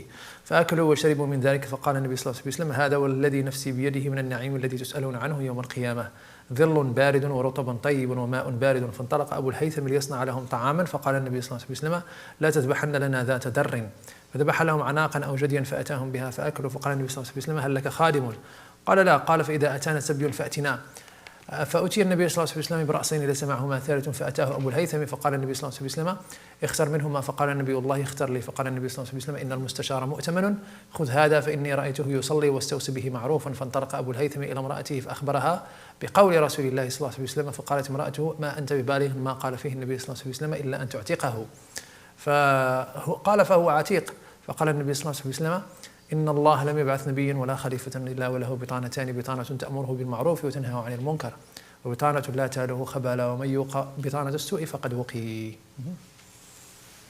Abu Hurairah said, Allah's Messenger ﷺ went out during an hour in which he did not usually go out. Midday. Why? نصف النهار. حر. Hot, extremely hot.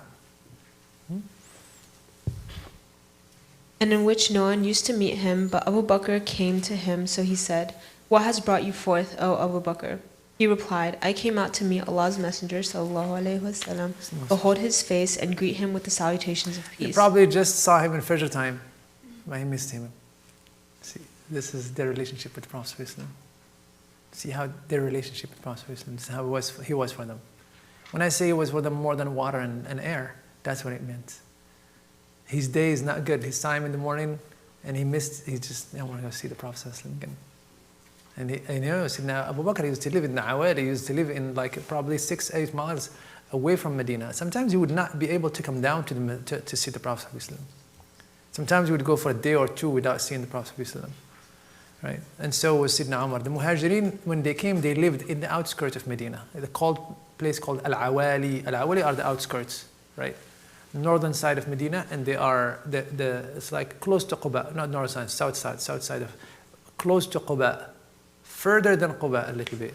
It's called Al-Awali. Shortly thereafter, Umar came along, so he said, What has brought you forth, O Umar? He replied, Hunger, O Messenger of Allah. This part of Sidna Umar, this part of is always. I always marvel about it, subhanAllah. First of all, that Sidna Umar was real. How real they were with the Prophet ﷺ. What brought you? I'm hungry, Apostle. I'm really hungry.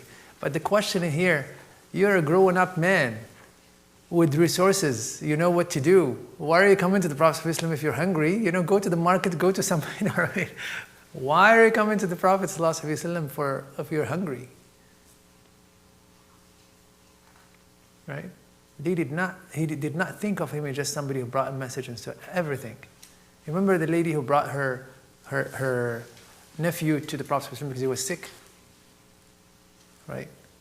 They come to the Prophet ﷺ because he was a resource, he was everything to them. It's not because he was resourceless. He is resourceful. He's a man growing up. قوي, and he's strong, and so on. But they come to him for everything. For everything. This is how the Prophet ﷺ should be to us. For everything. Does that mean that they are mushriks? No, they were not. Absolutely. They were the greatest of muwahhids. They were, if they were not muwahhids, then there is no muwahhids on earth. But this is what the Prophet meant to them.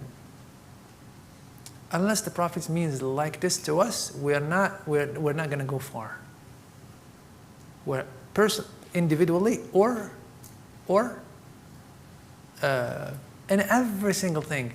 The mundane things, they come to the Prophet ﷺ. Every small things, they come to the Prophet ﷺ for. This is what he should be to us.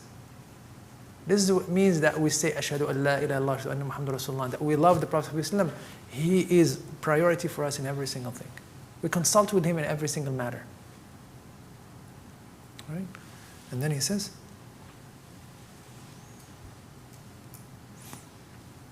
he said, Sallallahu Alaihi Wasallam, I have also experienced some of that. Then they went to the house of Ibn al-Tihan al-Ansari, who was owned many date palms and sheep, but who had no servants, so they did not find him.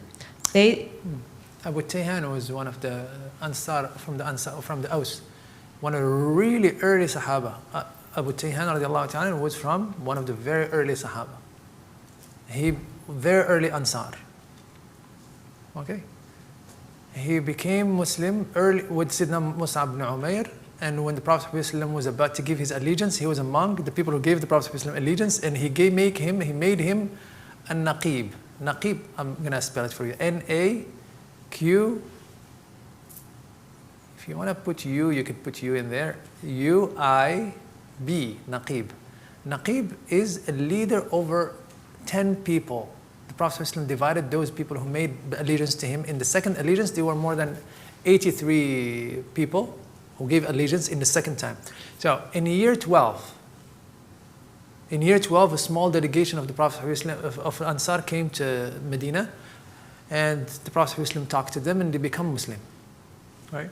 In year 11, when the Prophet ﷺ became Muslim, when the Prophet ﷺ received the wahi, until 11 years after that, some people came to the Prophet ﷺ, went to the people of Medina, and he called them for Islam. They accepted it. They asked the Prophet ﷺ to do what? They asked the Prophet ﷺ to send somebody with them. He sent with them who? Sidna Mus'ab ibn Umair. He stayed with them for 1 year. In the Hajj of the next year, they came back with 83 of them, 80 women or 85, 82 men and 3 women. They came to visit the Prophet ﷺ and give him his allegiance, give him the allegiance. This the second year. So that's what year is that? That's year 12. Are you with me? In year 12, they came to the Prophet ﷺ to give him allegiance and to show that, and to invite him to Medina. Now that there is more than 70, 80 people, 60 households who are Muslims, there is a mass that is Muslim. They invited him to Medina to protect him, because the persecution is becoming even higher. See, the Khadija passed away, Abu Talib passed away, and the persecution is higher in the Muslim, and he's looking for the place where to have some security to convey the message. They invited him. The Prophet ﷺ saw Yathrib in his dream, and that's the place where he's going to migrate, and they gave him allegiance. In year 12, they gave him the allegiance in year 12. When they gave him allegiance, what is the allegiance? The allegiance is that the Prophet ﷺ said, you, from my side, the allegiance is like always 2 parts.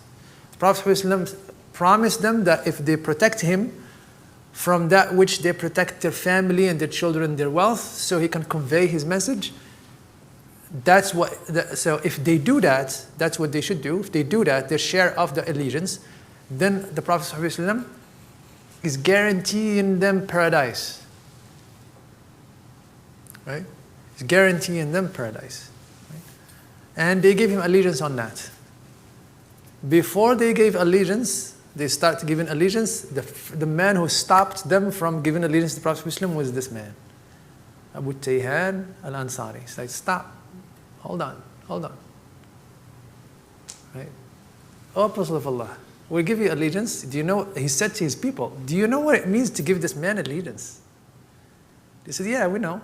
He said, hold on, no. Do you really know what this is going to happen? What's going to happen? He said, all Arabia is going to be your enemy. You're going to fight everybody. Now you're going to be the target of everybody. You have to fight everybody. So you know that.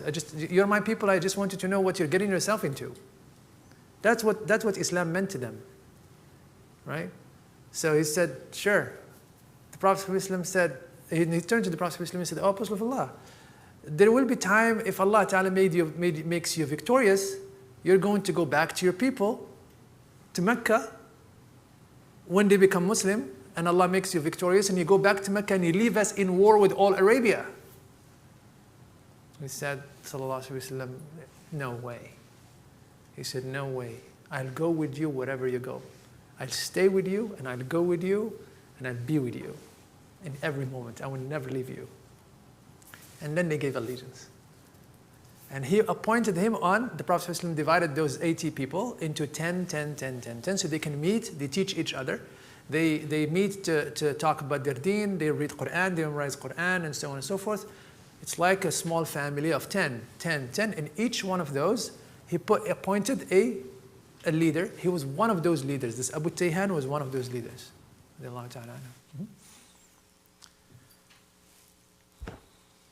They therefore asked his wife, "Where is your mate?" She said, He has gone to draw sweet water for us."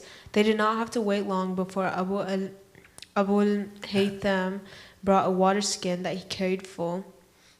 So he set it down and came to embrace the Prophet ﷺ, offering his father and his mother as ransom for him. It's a way to say that you're more valuable in my eyes than anybody. Like, my father and my mother are a sacrifice for you. If I have to sacrifice, I'll sacrifice the whole world for you, Apostle of Allah. That it's an expression that the Arabs used to say. It's pre-Islamic. It's a pre-Islamic expression. It's not, but Muslim adopted it and used it for the Prophet sallallahu alaihi wasallam. They do that for people who are extremely dear, extremely beloved, extremely so. Then he took them to his garden and spread a carpet for them. Then he went to a date palm, brought a bunch of dates, and set it down. The Prophet said, sallallahu alaihi wasallam, "Have you not selected for us some of its ripe dates?" He replied, why wouldn't you? He brought them a bunch that has ripe and unripe. And he said, why didn't you just choose the ripe one? He said, I want you to choose for yourself the one that is ripe and unripe. Because the unripe one is also a delicacy. It's kind of bitter a little bit, but a lot of people love it, right? It's called, right? Rotab. He replied, Busr. He replied, "O Messenger of Allah, I intended to let you choose or prefer some of its ripe and its unripe dates." So they ate dates and drank from that water. Then the Prophet said, sallallahu alaihi wasallam, "By the one in whose hand is my soul, this is some of the gracious favor about which you shall be asked on the day of resurrection: cool shade, good dates, and cold water." And look at subhanAllah, look, they were hungry and they were tired and so on and so forth. And then the Prophet ﷺ is thanking Allah Ta'ala for all of that and reminding them that if you don't thank Allah Ta'ala for your God, you'll be held accountable for it. And subhanAllah, gratitude is difficult. Really, what did Shaitan swore to do for all of us? To make us ungrateful. So being grateful all the time is a sign of sainthood, right? It's being grateful to Allah, looking at the ni'mas, no matter how small they are, and cherishing them and thanking Allah Ta'ala for them is a sign of sainthood. What the Shaitan is trying to do for us is never make us grateful. We always think that our success is because of us. We're never grateful. We always think that our successes are because we did something. We are smart. We are this. We are that, and so on. Allah subhanahu wa ta'ala, Allah Ta'ala's hand brings every single thing to us. Every single thing. Just think about it. So remembering Allah Ta'ala on every single matter, mundane or otherwise, putting the name of Allah Ta'ala and thanking Allah subhanahu wa ta'ala for it is the sign that a person is awakened. Right? And the Prophet ﷺ is not only to thank Allah, this is his heart. Look at how the heart. He used to not only thank Allah subhanahu wa ta'ala for the bounties he is receiving, he would thank Allah subhanahu wa ta'ala for the bounties that every human being is receiving. اللهم ما أصبح بي من نعمة أو بأحد من خلقك فمنك وحدك لا شريك لك فلك الحمد ولك الشكر. Oh Allah, all the bounties that whatever bounty I wake up in the morning receiving and enjoying, and every human being is only from you, Allah. Every human being is only from you. So thank you and praise be to you. Gratitude to you and praise be to you. Thanking Allah for the bounties that every human being receives. We need to learn how to see the ni'mah of Allah and others and thank Allah Ta'ala for it for them on their behalf. See how our heart can be bigger just by, what helps with that? Salat upon the Prophet and dhikr. Dhikr. La ilaha illallah, la ilaha illallah, all the time. And salat upon the Prophet and companionship of the righteous can enlarge your heart to encompass people that you normally have no relationship with. And you start thanking Allah Ta'ala for what they have, and you're not benefiting anything out of it. And Abdullah ibn Abbas used to say that I hear about a cloud raining in Damascus, and I thank Allah Ta'ala for them on their behalf. He doesn't have a land in Damascus, he doesn't have anybody, he just heard that people of Damascus got a lot of rain and the harvest is beautiful, and he's prostrate to Allah Ta'ala, thanking him for that. Right? So, this is where our tarbiyah comes. This is what Sahbah of the Salihin comes. This is what Salat upon Prophet does. This is what the dhikr of Allah Ta'ala does. It expands the heart. And you become thankful, you become aware, you become awakened to see those small things that you think are small are from Allah subhanahu wa ta'ala. No ni'mah is small. Really, no bounty of Allah ta'ala is small. Think about it. Then Abu Haytham went to make a meal for them. So the Prophet said, Sallallahu Alaihi Wasallam, do not slaughter a milch animal for us. Don't slaughter what? Milch animal. Which means that don't slaughter an animal that has children. Like, don't sacrifice an animal that has children. That is milking. That is giving milk to. He therefore slaughtered a young she-goat or a young billy goat and brought it to them, so they ate. The Prophet said, Sallallahu Alaihi Wasallam, do you have a servant? When the answer was no, he said, if a prisoner of war comes to us, come to us. Then he, Sallallahu Alaihi Wasallam, was brought two captives. Days after that, he was brought some captives, and they're enslaved. So the Prophet ﷺ is going to do what? Then he, Sallallahu Alaihi Wasallam, was brought two captives, unaccompanied by a third.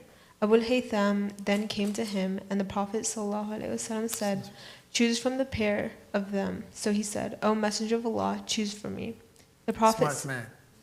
Very smart man. It's like, choose one of them. He said, sure. He's like, no, Allah, choose for me.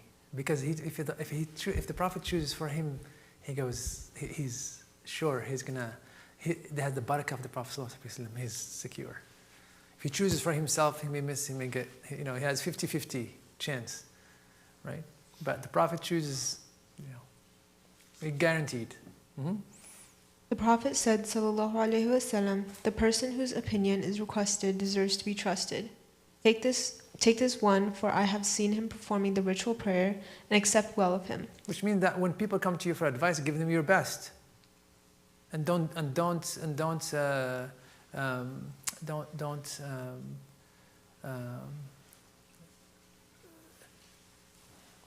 tufshi. Don't expose their secrets. Somebody comes to you, it's like, I have this and I have that, and so even if he doesn't tell you, if the person doesn't tell you this is a secret, if some person come to you with some personal thing or some advice or something, keep it to yourself. He doesn't have to tell you this is a secret, or please don't tell anybody. He doesn't have to tell you that. She doesn't have to tell you that. If somebody comes to you, you're in a gathering and she said something about her husband or about her children or about her something that you said, don't go and say it. Even if she said this is private, please don't say it. The moment that is said in that gathering, whatever is said in that gathering stays in that gathering. That's it. Al-majalisu bil-amanat. some people say al-mujalisu bil-amana. Al-mujalisu bil-amanat. Al-majalis, like when you sit down with people, that's an amana. You keep it there. That's it. Now, you sit with people while you're talking, your secret is already on Twitter.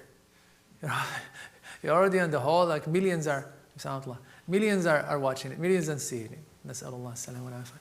If you expose the secrets of people, Allah will expose your secrets, and the worst time you need your secrets to be covered.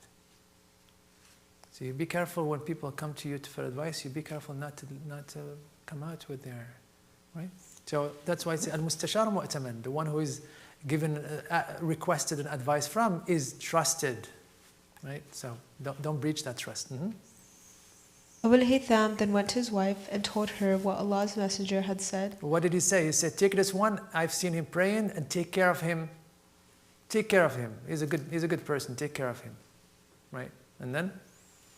So his wife said, you cannot arrive at the truth of what the Prophet ﷺ said about him except by setting him free. You cannot do favor or do service or do well with the advice. The Prophet told you to take care of him. What does that mean? What did he understand from that? He understand from that to take care of him, probably clothe him well, give him to drink, give him to eat, and treat him well, not burden him with service. He's going to help him with his sheep, and he'll help him with his garden. Doesn't have a servant, so he's going to do work. He was thinking that to make it easier for him, to treat him well. That's what I would understand. That's what the man himself understood. He asked his wife. His wife told him, did the Prophet choose him for you? He said, yes, he chose him for us. And she said, what did he tell you? He said, he told us to take care of him. Alhamdulillah. It's like to take care of him. So from him, take care of him is just like clothing him and so on. So taking care of him, when somebody says to take care of this person, what do? You take care of him. She is sharp. This man was blessed. He has wealth, but he has the wealth. The real wealth that he has is that wife of his. She was smart. She got what the Prophet ﷺ meant far from what he understood. He said, the Prophet wants you to take care of him. How can you take care of somebody who's enslaved? No matter what you give them, is never going to fulfill. They're still in slavery. You can clothe him, but he's still a slave. You can only really reach that which the Prophet ﷺ alluded to for you and want you to do by freeing him. So, he freed him. He didn't say, woman, what do you know? Be quiet. We need somebody to help. Look at us. We're working hard, and so on and so forth. We need somebody to help. What did he say? Wow, this is some understanding. Absolutely, you're right. You're right, absolutely. It doesn't take from your manhood to say to your wife, you're right. She could be more right than you. Really. So we have to be you see, the Prophet, Abu Tayhan was a smart man, a believer. He knew the truth. She had an opinion better than his. She understood the Prophet better than him. And she understood the objective of the Prophet better than him, and he followed her. And he said, you're right. They freed him at the spot. He probably worked with them afterwards, but he's free. Do whatever you want. He's a free man. The Prophet ﷺ met with him in the prayer one of those days, and he said, what is your servant do? The man that, he said, Apostle of Allah, this is what happened. I brought him home. I talked to my wife, and I told her what you told me, and she said, you will not do what the Prophet ﷺ had told you. You will not do it right except by freeing that man. So we freed him.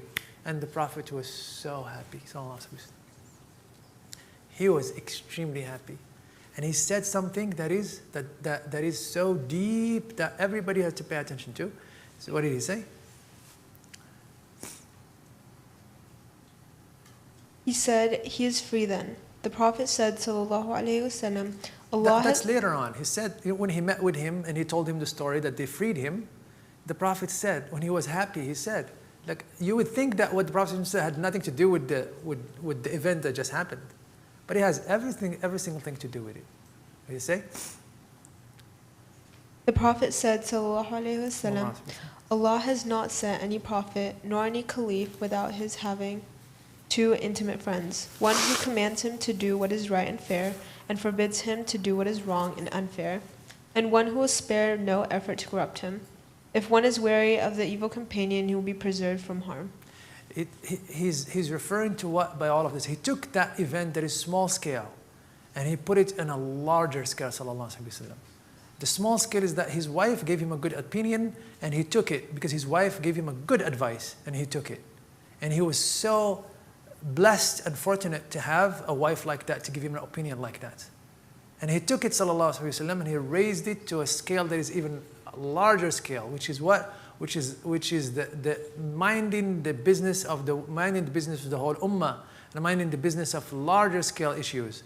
Whoever Allah, He did not send any prophet or somebody with the greatest responsibility like a caliph, except that He tried him with two type of entourage. An entourage that will give him a good advice no matter what they have to lose for it and no matter how hard it is, and an entourage and friendship and companionship that will give him bad or give her bad advice. And he says, and the worst and the best, the most successful one is the one who had been given and heeds to an entourage or companionship that is good. And we always say that the best thing that could happen to a believer is when they have companionship that is good. Companionship for the sake of Allah Ta'ala. How do you know a companionship that is good for the sake of Allah Ta'ala? They make dua for you. They make dua for you. They care for you, for your sake, for the sake. They give you an advice even if it angers you, because they love you, they want the best for you. It's for the sake of Allah subhanahu wa ta'ala. I always ask you this question, I always ask you again and again for people, like, who makes dua for you? Who makes dua for you? Other than your parents, who makes dua for you?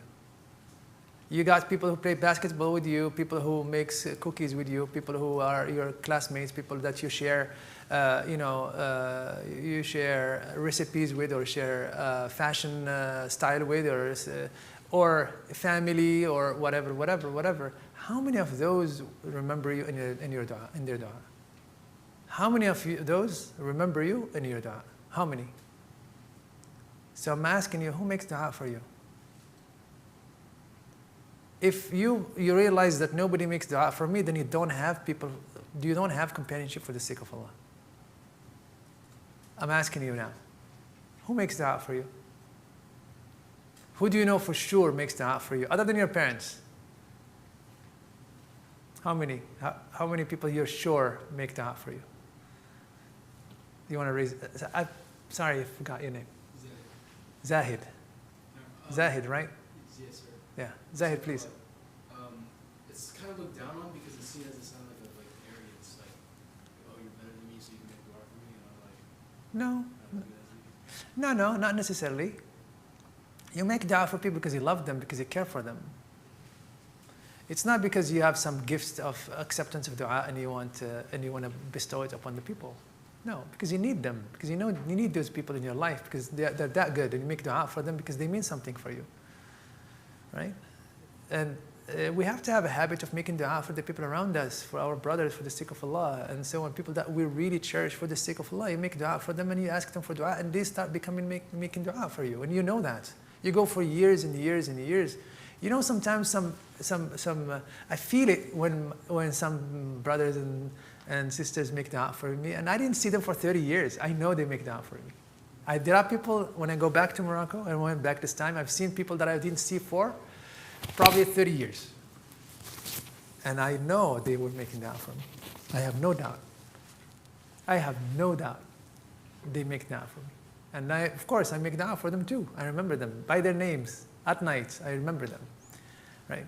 Unless you have many of those people that care for you, that carry you at a moment of this difficulty, and you feel it, you start feeling it.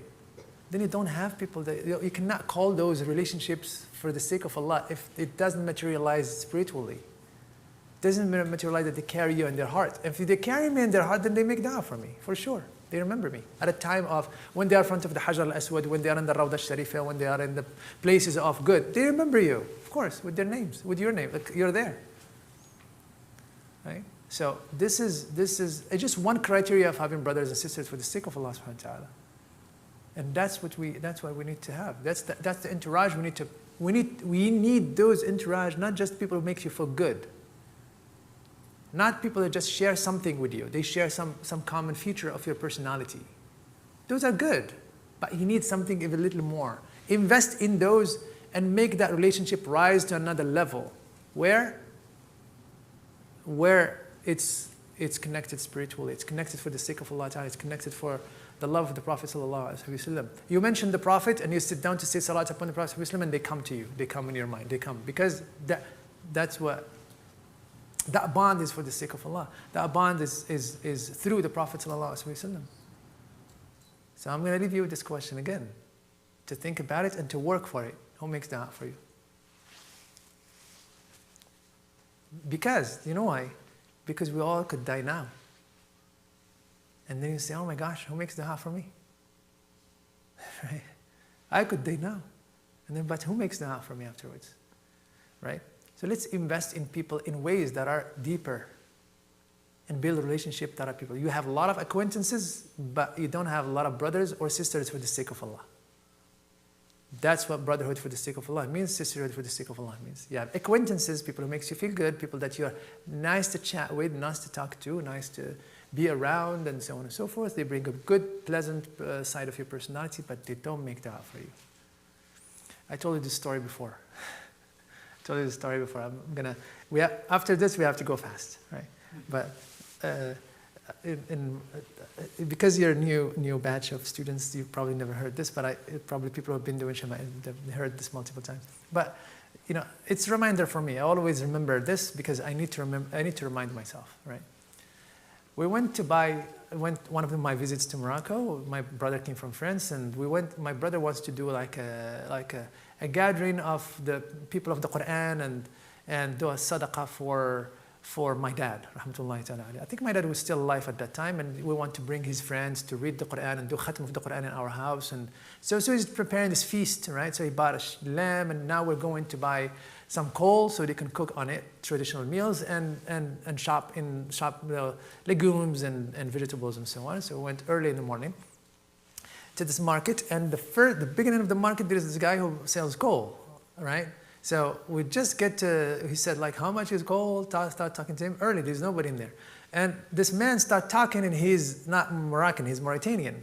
So it intrigued me, and I started talking to him, like, do you know this madrasa? Do you know this sheikh? Do you know this? And so, and he knows people. I don't know how he ended up, selling coal. And he's all dark, and he's all, with all the, with all the coal stuff in his face and his nose and the dust and all of that. And it doesn't look much. It doesn't look like much, right? But it turned out that this man is like, subhanAllah, he knows a lot of things, and he knows a lot of people. It's exceptional, right? So I loved him. I just loved that. I loved that person, really. So we finished every single thing. They gave him the money, and then I said Assalamu alaikum, and I gave him a hug. Give him a hug and say Assalamu alaikum, and he meant something. It's good. He meant something to me, right, at that moment, right? So he looked at me. This man. He looked at me like this, eye to eye, and he said to me, "May God preserve you from the torment of the grave." He said, "As'alullah an yaqiyaka min sharri adab al-qabr." I had goosebumps. I had tears coming up. I had no idea what just happened to me. He shocked me. Like, I was not expecting that somebody is gonna, right? So mind you, that my brothers are watching all of this. I gave him another hug, and we left. That's all it is. We got to the car, and my two brothers, they went to town making fun of me. So one of them said, like, you were this close of licking his dirty hand. The other one is saying, like, seriously, they went to town with me. And I could respond to them, but I was just like looking at them like this. And he went and on and on and on, making fun of me, making fun of how I'm hugging him, how this. He said, like, you're all over the guy. Why didn't you take him as a? Why didn't you write him in your children's book of something like? You were just on and on and on about this thing, right? And laughing, cracking jokes, right? Cracking jokes and slapping their hands and pushing me. It's like. So I let them until they finished, and I said to them, how to my older brother. They're all older than me. I'm the youngest. It's like, how many years I've been your brother? So he said, since you were born. The other one said, how long have I been your brother? He said, as long as you lived. I said, how many times you made dua like this for me? Cricket. I turned to the other one and said, like, how many times you made dua like this for me? Cricket. And he said, that's why I was all over him. That's why I should have licked his hand. But yeah, because he loved me more than you all love me. That's it, right? I dropped the mic and I just like, yeah, who makes dua for us? Who are the people who are surrounding us, who can really carry us when we are down? Not just through advice, but through their dua and through pleading with Allah. And they remember us at time of good. Time of istijabah is dua, when the dua is accepted. And they raise their hand to Allah and they remember us. Who are those people? If we don't have many of those in our lives, our life is poor. Our life is very impoverished if we don't have people like that. There is no goodness in isolation. If there was goodness in isolation, there wouldn't be, the Prophet ﷺ would have chosen it. And he made dua for Sayyidina Abu Bakr, and made dua for Sayyidina Umar, and made dua for he made dua for many, many, many of his Sahaba. Made dua for them. Those who passed and those who are still alive. حدثنا عمر بن إسماعيل حدثنا ابن مجالد بن سعيد حدثني أبي عن بيان عن حديث حدثني قيس بن حازم قال سمعت سعد بن أبي وقاص يقول إني لأول رجل هراق دما في سبيل الله وإني لأول رجل رمى بسهم في سبيل الله ولقد رأيتني أغزو في العصابة من أصحاب محمد ما نأكل إلا ورق الشجرة والحبلة وحتى تقرحت أشداقنا وإن أحدنا لا يضع كما تضع الشاة والبعير وأصبحت بنو أسد يعزرونني في الدير لقد خبت إذن وخسرت وضل عملي. We have heard by Umar ibn Ismail ibn Mujalid ibn Sa'id. My father told me on the authority of Bayan ibn Bashir that Qas ibn Abi Hazm said, I heard Sa'd ibn Abi Waqqas say, I am the first man who shed blood in the cause of Allah, Almighty and glorious is He. And I am the first man who shot an arrow in Allah's cause. I had seen myself going forth to war in the troop of the companions of Muhammad, blessings and peace be upon him. We ate nothing but tree leaves and a kind of bean fruit until the corners of our mouths were covered with ulcers, and one of us would excrete as the sheep and the camel excrete. The Bani Asad started instructing me in the religion. I had therefore failed and lost my way. Sayyidina Sa'd ibn Abi Waqqas is not boasting. Sayyidina Sa'd ibn Abi Waqqas is put in a situation that is very difficult. Sayyidina Sa'd ibn Abi Waqqas in this case, Sa'd ibn was one of very early Sa'd ibn Malik ibn Wahib ibn Malik ibn Wahb radiallahu ta'ala anhu. One of the Mubashirin of Jannah, uncle of the Prophet sallallahu alaihi wasallam. He was younger than Prophet sallallahu alaihi wasallam, but he came from he is the cousin of Sayyidah Amina. He's the cousin of his mother. So he calls him uncle. And he would say sallallahu alaihi wasallam, when Sayyidina Sa'd ibn Abi Waqqas shows up, this is my uncle, show me somebody like him. هذا خالي فليرني امرئ خاله. Show me somebody who has an uncle like him. He's so proud of him. Sayyidina Sa'd ibn Abi Waqqas radiallahu ta'ala anhu was a governor of Sayyidina Umar in Kufa, in Iraq. And the people, some bad people of Iraq complained about him. They complained about the Sahaba a lot, the people of Iraq. They complained about him. Why? Because he was strict. Because he did not want to, he was principled. So they came to Sayyidina Umar and they said, oh, they made up stuff. They lied about him but you know what they don't know? Sayyidina Sa'd ibn Abi Waqqas has the nuclear weapon. The Prophet ﷺ made dua for him that his dua will be accepted. And you don't want to mess with people like that, because they are human. And when their humanness catches up with them, they will raise their hand. And oh my gosh. Right? So they came to Sayyidina Umar from Kufa, and they dragged him from, Sidna Umar said, they complain about you, go get him. So they got Sidna Sa'd ibn Abi Waqqas. They got him, he's humiliated, he's put in a situation where, and then they start, it's like, what are you complaining about? 3 things. They say about Sidna Sa'd, they're making up stuff, right?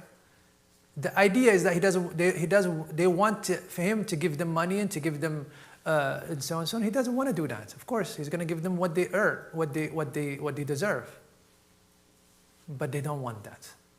They're used to corruption and they want corrupted people, and he was not. So the 3 things that they complain about is that he doesn't come to them early. He's lazy.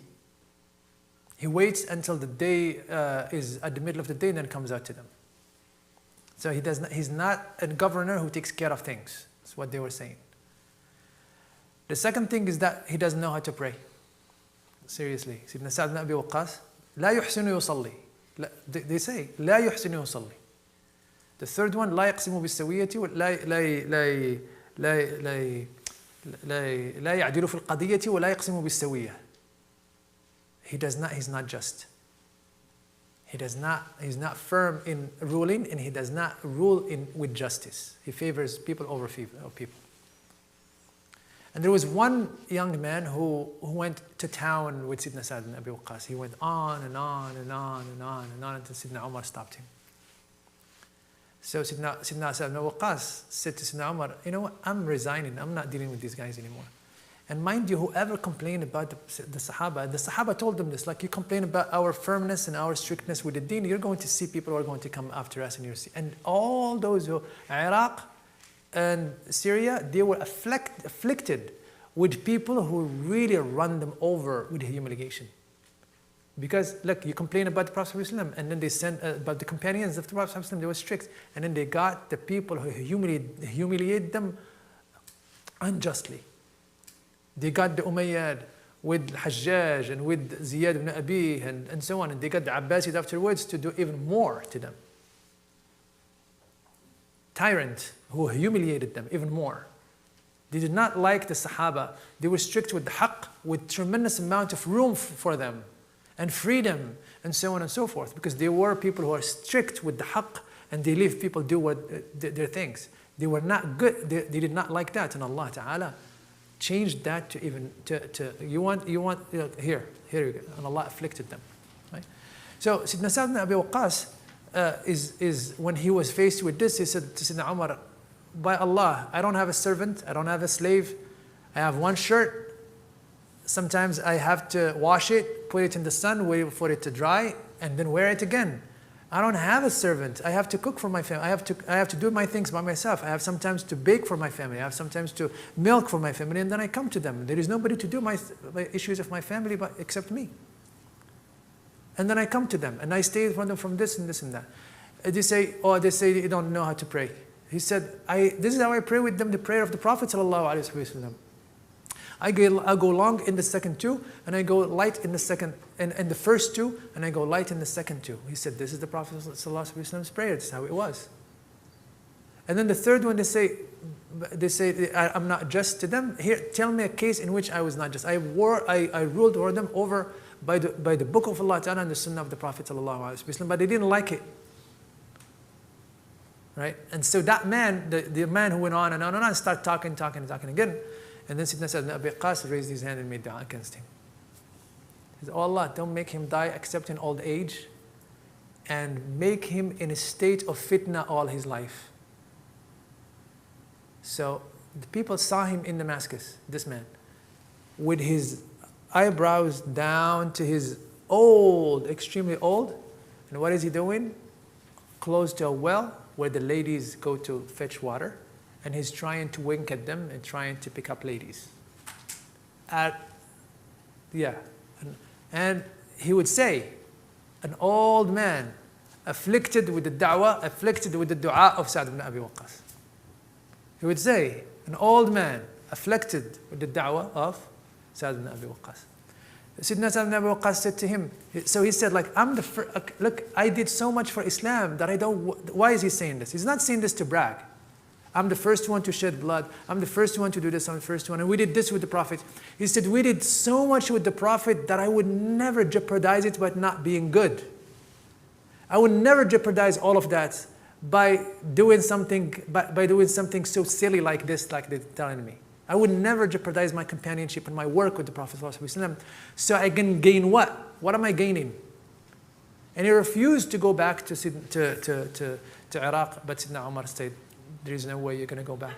And he went back, but only when Sidna Umar passed away, when Sidna Umar passed away, he came back. He did not want to deal with those guys. When we complain about the people who are good, we'll be afflicted with the people who are not good. And now you know their value, right? So حدثنا محمد بن بشار حدثنا صفوان بن عيسى حدثنا محمد بن عمرو بن عيسى بن أبو نعامة العدوي قال سمعت خالد بن عمير وشويسا أبا الرقادي قال بعث عمر بن الخطاب عتبة بن غزوان وقال انطلق أنت ومن معك حتى إذا كنتم في أقصى أرض العرب وأدنى بلاد أرض العجم فأقبلوا حتى إذا كانوا بالمربد وجدوا هذا المكان فقالوا ما هذه البصرة فصاروا حتى إذا بلغوا حيال الجيش الصغير فقالوا ها هنا أمرتم فنزلوا فذكروا الحديث بطوله فقال عتبة بن غزوان لقد رأيتني وإني لسابع سبعة مع رسول الله صلى الله عليه وسلم ما لنا طعام إلا ورق الشجر حتى تقرحت أشداقنا فالتقطت بردة فقسمتها بيني وبين سعد بن أبي وقاص فما منا من أولئك السبعة أحد إلا وهو أمير مصر من الأمصار وستجربون الأمراء بعدنا. It talks about the context of that event of Sidna Sa'd bin Abi Waqqas. But it tells you how much, there is time where the Sahaba did not find anything to eat except acacia trees, leaf trees, acacia trees and leaf trees. They ate them until that milk of the trees caused their lips to crack. And they would excrete just like an animal would do, because they had nothing to eat. حدثنا عبد الله بن عبد الرحمن حدثنا روح بن أسلم أبو حاتم البصري حدثنا حماد بن سلمة حدثنا ثابت عن أنس قال قال رسول الله صلى الله عليه وسلم لقد أخفت في الله وما يخاف أحد ولقد أوذيت في الله وما يؤذى أحد ولقد أتى علي 30 من بين يوم وليلة مالي ولبلال طعام يأكله ذو كبد إلا شيء يواريه بلال. Prophet ﷺ said, I have been to fear for the sake of Allah like nobody else, and I have been harmed and persecuted for the sake of Allah like nobody else had been. And there was a time where more than 30 days and nights, and there is nothing to eat, me and Bilal, except there's nothing to eat for me and Bilal except that which Bilal puts under his armpit. So he hides it under his armpit to bring it to the Prophet ﷺ. And I always say, how much the arm of Bilal can hide to feed two growing up men?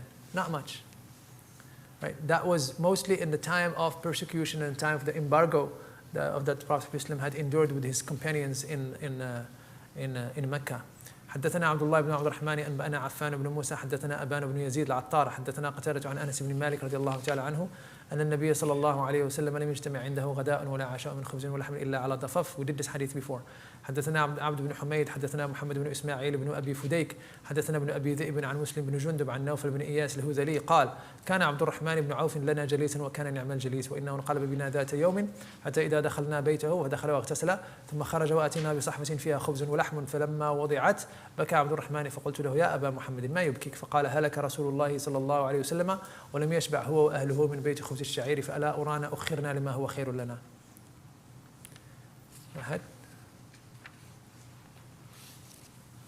We have been told by Abd ibn Humayd, Muhammad ibn Ismail ibn Abi Fudayk told us, Ibn Abi Dib told us on the authority of Muslim ibn Jundub that Nawfal ibn Iyas al-Hudali said, Abdurrahman ibn Auf was a table companion of ours, and an excellent table companion was he. There is no table companion. Just take that table companion and say just like a companion to us. Jalis means companion. It has nothing to do with table companion. It's just Jalis. كان عبد الرحمن بن عوف جليسا لنا. He used to sit with us and hang out with us. He was our friend. He was our companion. That's what it means, right? So he was our companion. Mm-hmm. After he had returned from a journey with us one day, we entered his house. Then he went inside and performed the major ritual ablution and came out again. We brought a vessel containing bread and meat, and when it was served, Abdurrahman wept. So I said, O Abu Muhammad, what is making you weep? He replied, Allah's Messenger sallallahu alaihi wasallam has died. When he was alive, he and the people of his household did not even eat their fill of barley bread. The Prophet ﷺ was holding the dunya, pushing the dunya away from his people, from his companions, and from his family. And then afterwards, the dunya came in, and they all knew. They all say, if you ask them, and there are multiple hadiths about that. They all say that when we were with the Prophet ﷺ was better to us. Was better to us. But I do not think our circumstances are any better for us. The Prophet ﷺ was rich. He chose that life. The Prophet ﷺ had 1/5 of all the spoils of war, and there were a lot. That would make him rich. He has 1/5 of Bayt al-Mal, 1/5 of the treasury. It's a lot. But none of that remains. He gives it all in one day, and he goes home and says, "Is there anything to eat?" And they say, "Oh, Allah, probably there's not." He said, "I'm fasting." Right? After Khaybar, he had his share in Khaybar was this beautiful garden called Fadak. It yields a lot. It was very rich. It's called Fadak. And the Prophet ﷺ, all its yielding, would give it for the sake of Allah subhanahu wa ta'ala. When his wives complain about the hardship, the hardness of the life, and they complain and they ganged up against him, and they want him to give them more allowance and sustenance and so on and so forth. And the Prophet ﷺ had to stay away from them for a month, and he gave them a choice to stay with him or not. We'll talk about that later on, inshallah. When he did that, sallallahu alaihi wasallam, he modified his way. He promised them the provision of 1 year. He stored for them the provision of 1 year. He stored it for them so they would know it, they see it, so they would not fret. They would not go day by day. He stored for them the provision of 1 year. Right? And that's why the scholars say that one should not have more than the provision of 1 year. They have a whole debate about this. Right? So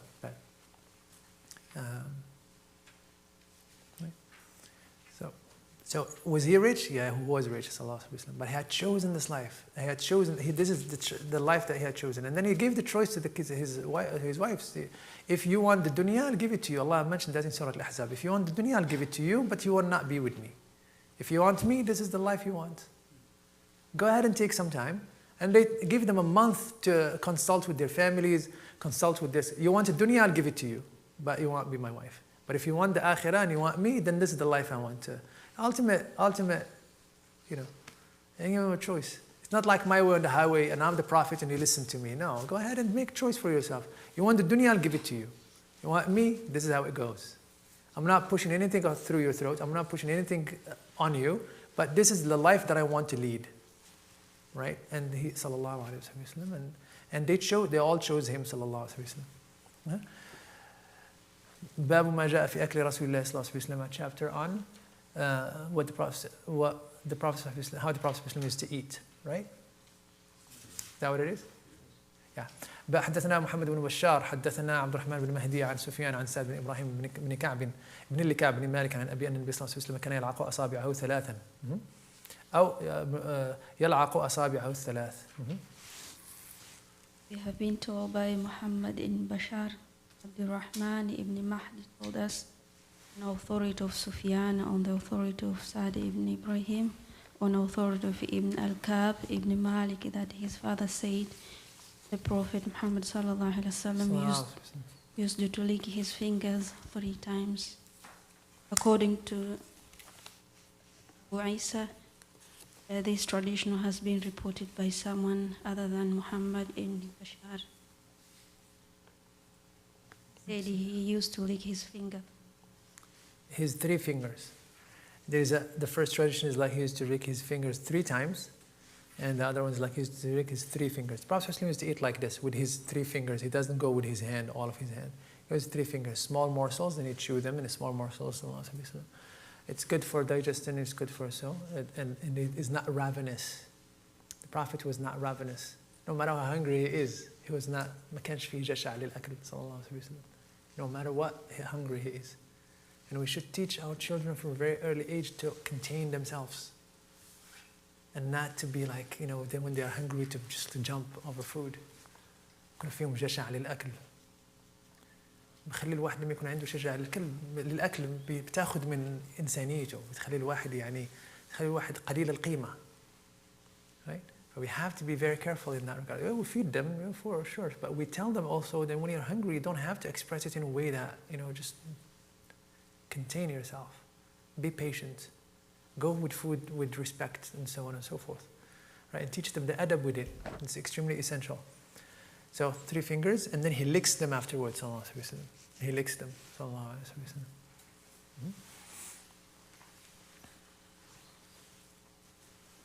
It was a Muslim who invented the fork. Just for you, it's just a random thing. It's true.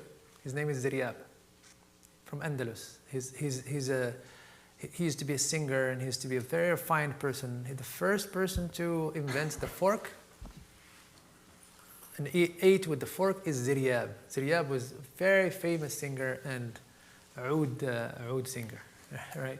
He migrated from the Abbasid dynasty to Andalus, and he lived in Andalus until he died. And so he used to be extremely extravagant, and so on. He invented. So when people say you guys eat with your hands, you say, we invited that thing that you eat with. You know what I mean? When they call it, oh, you eat with your hand. Well, yes. Can one say that if the maqasid, the purpose of eating is to eat with small portions, then a spoon can also be sunnah if your intention is like it allows you to eat with small portions? Yeah, I mean, you cannot call it sunnah. You call it something that serves the purpose, right? It's to serve the purpose. You cannot call sunnah that which the Prophet ﷺ had done, right? Or had ordered, or had approved, right? حدثنا حسن بن علي بن علي الخلال حدثنا عفان حدثنا حماد بن سلمة عن ثابت عن أنس قال كان النبي صلى الله عليه وسلم إذا أكل طعاما لعق أصابعه الثلاث. When the Prophet ate any food, he would eat. We should talk a little bit about Ka'b ibn Malik, but we'll come back to him inshallah. Ka'b ibn Malik is the one that Allah Ta'ala mentioned in the Quran among the 3 that Allah Ta'ala had given the forgiveness to when they stayed back from the battle of Tabuk. Tabuk happened in 8, right? So that, or 9. So when they stayed back, Ka'b ibn Malik was one of them. He was a poet. He was the leader of his clan, and so on and so forth. So he narrated this hadith. عن أنس كان النبي صلى الله عليه وسلم إذا أكل طعاما لعق أصابعه الثلاث. Same hadith. حدثنا حسين بن علي بن يزيد الصدائي والبغدادي وحدثنا يعقوب بن إسحاق الحضرمي وحدثنا شعبة عن سفيان الثوري عن علي بن أقمر عن أبي جحيفة قال النبي صلى الله عليه وسلم أما أنا فلا أكل متكئا. As for me, I will not eat laying down. The Prophet does not eat laying down. حدثنا, some fruit or something like that. But meals, you don't sit down, face the food and eat. We should teach our children like that as well. But laying down and eating and lounging and so, no. Some snacks probably, but the food itself, no. حدثنا أحمد بن منيع حدثنا فضل بن دكين حدثنا مصعب بن سليم قال سمعت أنس بن مالك يقول حدثنا هارون بن إسحاق الهمداني وحدثنا عبدة بن سليمان عن هشام بن عروة عن ابن لكعب بن مالك عن أبيه قال كان رسول الله صلى الله عليه وسلم يأكل أصابعه الثلاث ويلعقهن.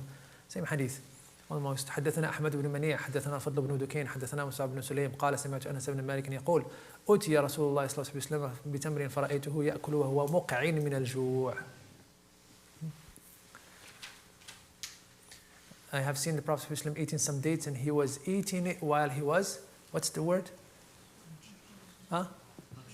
Hunched over, going like this. It's going like this out of hunger. Eating it like this out of hunger. Sallallahu Alaihi Wasallam.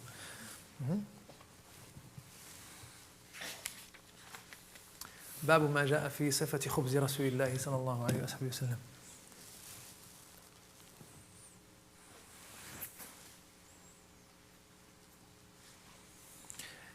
There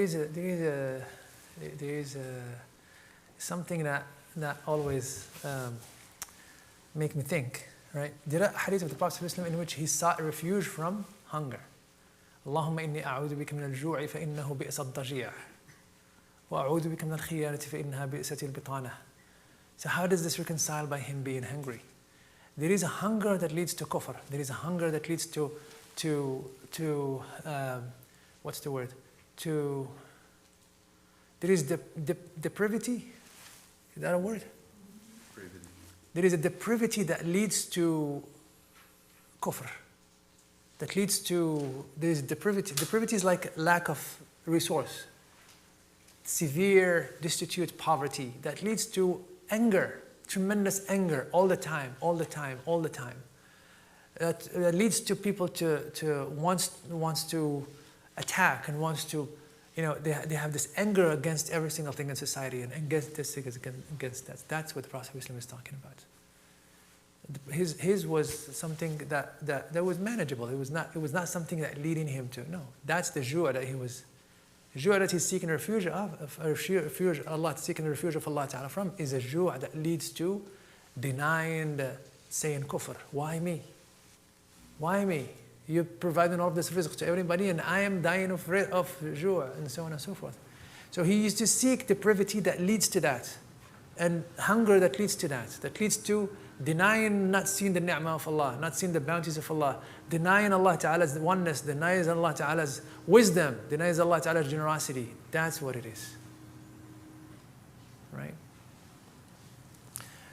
باب ما جاء في صفة خبز رسول الله صلى الله عليه وسلم, chapter on the bread of the Prophet صلى الله عليه وسلم. حدثنا محمد بن مثنى ومحمد بن بشار قال حدثنا محمد بن جعفر حدثنا شعبة عن أبي إسحاق قال سمعت عبد الرحمن بن يزيد يحدث عن أبي أسود بن يزيد عن عائشة أنها قالت رضي الله تعالى عنها ما شبع آل محمد من خبز الشعير يومين متتابعين حتى قبض رسول الله صلى الله عليه وسلم. Sayyida Aisha رضي الله تعالى said that the Prophet صلى الله عليه وسلم family did not have their fill from barley bread to the consecutive days until the Prophet ﷺ passed away. Barley bread is something, barley used to give it to animals, they used to cook it, of course, they used to bake it, but barley is lower than wheat, right? And types of wheat.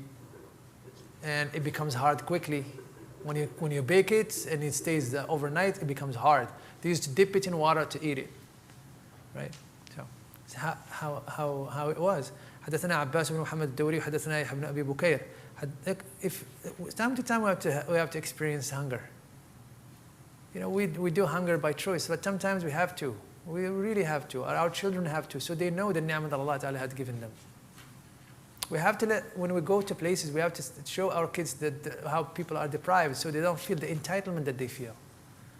Right? You have the lunch, and then everybody calls, where is the dessert? What if we don't have dessert one day? Well, we don't have dessert?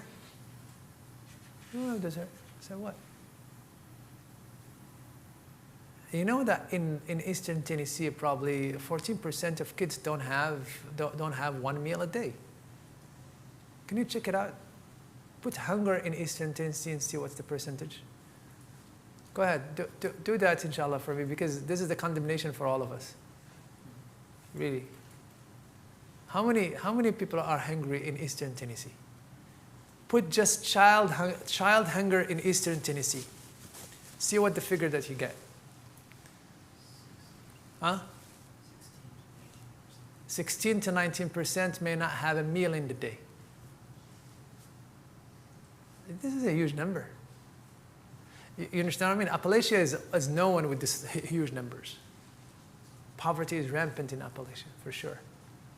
And this is something that we in the suburbs we can do. We can do something. Again, this is not a condemnation. We could not let's not get into this idea, right? Of my inner cities, suburbia, and so on, right? Both of them need Allah. Both of them have issues. Both of them produce bad stuff. Both of them, right? Equally, seriously. Sometimes inner city even more, right? So. حدثنا عباس بن محمد الدوري حدثنا يحيى بن أبي بكير حدثنا حريز بن عثمان عن سليم. I don't want to say much about this حريز بن عثمان. I'm gonna read his name and move on. عن سليم بن عامر قال سمعت أبا أمامة الباهلي يقول ما كان يفضل عن أهل رسول الله صلى الله عليه وسلم عن أهل بيت رسول الله صلى الله عليه وسلم خبز الشعير. He said the barley bread would not be left over from the household of the Prophet صلى الله عليه وسلم, which means that even that it was not enough for them. It would not be left. When do you get to have leftover? Huh? When you're full. When you don't have leftover means that it's barely enough or not enough. So even barley bread would not they would not have enough of it. حدثنا عبد الله بن معاوية الجمحي حدثنا ثابت بن يزيد عن هلال بن خباب عن عكرمة عن ابن عباس كان رسول الله صلى الله عليه وسلم يبيت الليالي المتتابعة طاوية هو وأهله لا يجدون عشاء وكان أكثر خبزهم خبز الشعير. Abdullah ibn Abbas said that the Prophet ﷺ would spend nights, consecutive nights, hungry, him and his family, and nothing to eat except barley bread. And most of their breads will be barley bread. حدثنا عبد الله بن عبد الرحمن حدثنا عبيد الله بن عبد المجيد حنفي حدثنا عبد الرحمن بن عبد الله بن دينار حدثنا أبو حازم عن سهل بن سعد الساعدي رضي الله. Sahel ibn Sa'd al-Sa'idi is one of the last people to die in Medina. Two people who last died in Medina is Sidna Jabir ibn Abdullah and Sahel ibn Sa'id al-Sa'idi. Sahel ibn Sa'd al-Sa'idi. Sahel ibn Sa'd al-Sa'idi, one of the last people, right?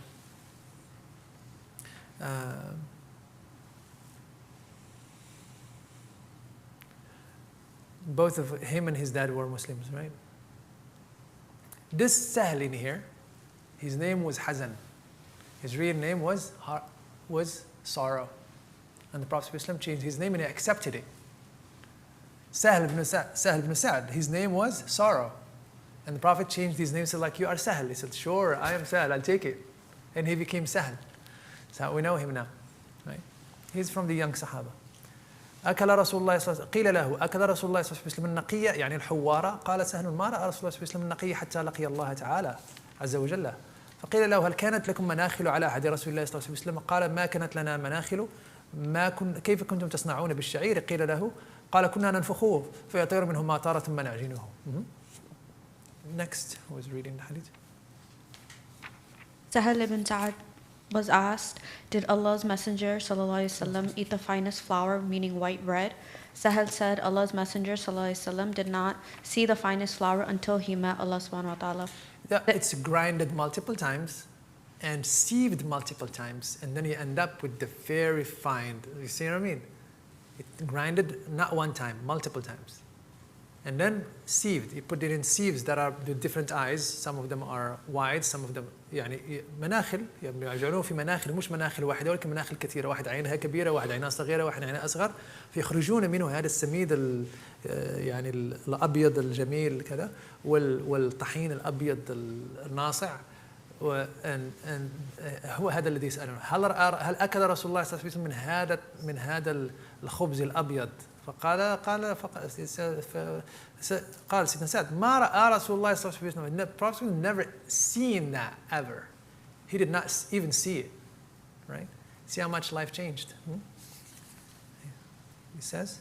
Then he was asked, did you have sieves in the time of Allah's Messenger ﷺ? He said, we did not have sieves. He was asked, how did you treat barley? He said, we used to blow on it, so whatever flew would fly off it, and then we would knead it. Yeah, so they used to have, but it's not widely used. They used to have them, but not widely used. So what did they do with the, what do you call it? The brain? What do you call it? Brain, right? Bran? Or brain or what? No. Bran. It's called B-R-A-N. Do you know what I'm talking about? It's called the bran, right? What's the bran? Nukhala, right? What's the bran? So when you grind the wheat, the shell of the wheat remains the husk of the wheat, the husk, right? The husk of the wheat remains coarse. So you have to grind it even. So what you do, you put it in a sieve, and then the husk stays at the top.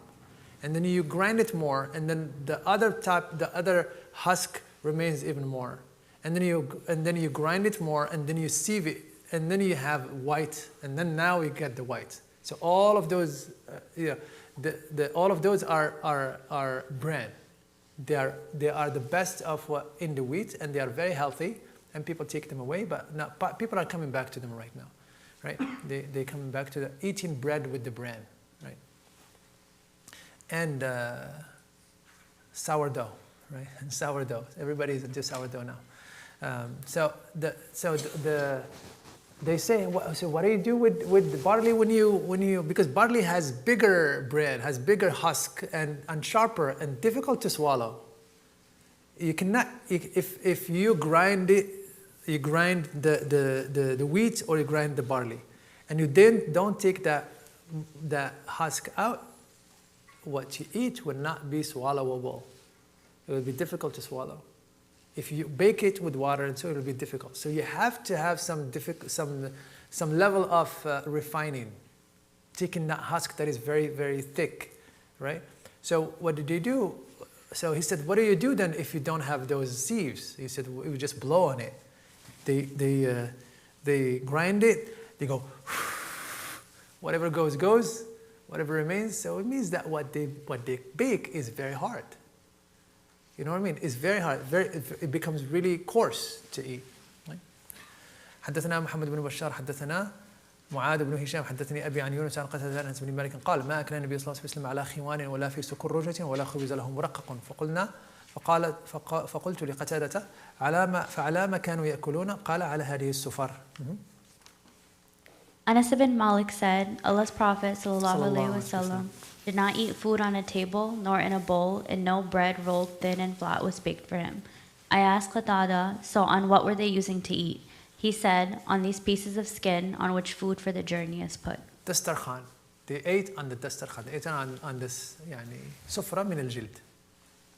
حدثنا أحمد بن منيع عن عباد بن عباد المهلبي عن مجاهد عن الشعبي عن مسروق قال دخلت على عائشة رضي الله تعالى عنها فدعت لي بطعام وقالت ما أشبع من طعام فأشاء أن أبكي إلا بكيت. قال قلت لما؟ قالت أذكر حال التي فرق عليها رسول الله صلى الله عليه وسلم الدنيا والله ما شبع من خبز ولحم مرتين في يوم. Musriq radiallahu anh said, I went to see Aisha radiallahu anha, so she ordered a meal for me, and she said, I do not eat my fill from a meal, for I feel like weeping if I have not wept. I said, why?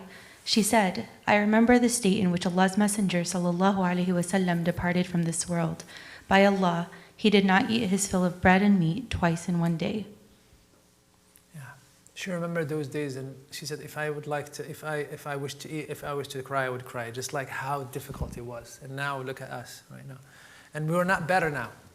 She would say, we're not better now. We were better then. Right? So it's not how much we have that makes us. You know what I mean? It's not how much we consume that makes us. It's not how big is our fridges. It's not how beautiful our living rooms. That's not what makes us. Right? So we have to be careful of that, of sometimes consuming can be harmful for us. Settling in ways that are loving those things to be very harmful for us. We have to be very careful. Right? حدثنا محمود بن غيلان حدثنا أبو داود حدثنا شعبة عن أبي إسحاق قال سمعت عبد الرحمن بن يزيد يحدث عن الأسود بن يزيد عن عائشة رضي الله تعالى عنها قالت ما شبع رسول الله صلى الله عليه وسلم من خبز الشعير يومين متتابعين حتى قبض. We did this hadith before. حدثنا عبد الله بن عبد الرحمن حدثنا عبد الله بن عمرو أبو معمر حدثنا عبد الوارث عن سيد بن أبي عروبة عن قتادة عن أنس قال ما أكل رسول الله صلى الله عليه وسلم على خوان ولا أكل خبزا مرققا حتى مات. Almost the same hadith as before. So we will stop in here inshallah for 10 minutes and then we'll come back inshallah to continue. What number are we in? 160. Okay, so we'll do our best inshallah to get to 200 before we stop at 230 inshallah, 235. So why don't you take 10 minutes and come back inshallah, just walk a little bit or move a little bit inshallah, and then we can come back. Allahumma salli ala sayyidina Muhammadin abdika wa nabiyyika wa rasulika nabiyyin wa ala alihi wa sahbihi alhamdulillahi rabbil alamin. And we'll start if you have any comments or any questions, and we go from there inshallah.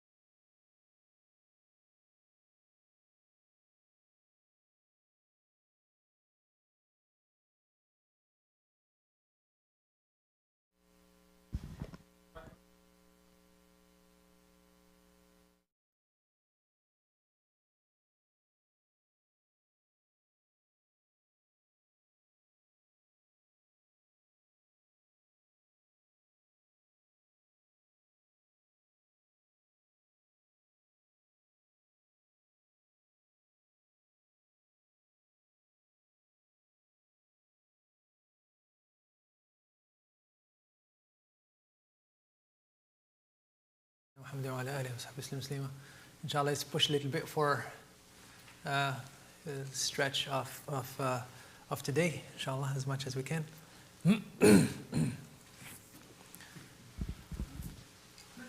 Give it a minute, inshallah. Any comments, any additions, any questions while we're waiting for people? Yes, Abdullah, please. There's something in the context of the seerah, the hadith where you have bitanat as-su'. What would that have been? Would that be the disbelievers, or would that? It's not just the believers. يا الذين آمنوا يا ولا تطع الكافرين والمنافقين. Right, that's what I meant. It would be the disbelievers. It would be the disbelievers. It would be the weak-minded, المرجفون. It would be the people who لا يلونكم خبالا. They would be people who are like always in constant pursuit of your demise, right? And then the other people who are weak-minded. Like there is something that we have to pay attention to. Very important concept is the leadership of the mob. You know what I mean? This is extremely important.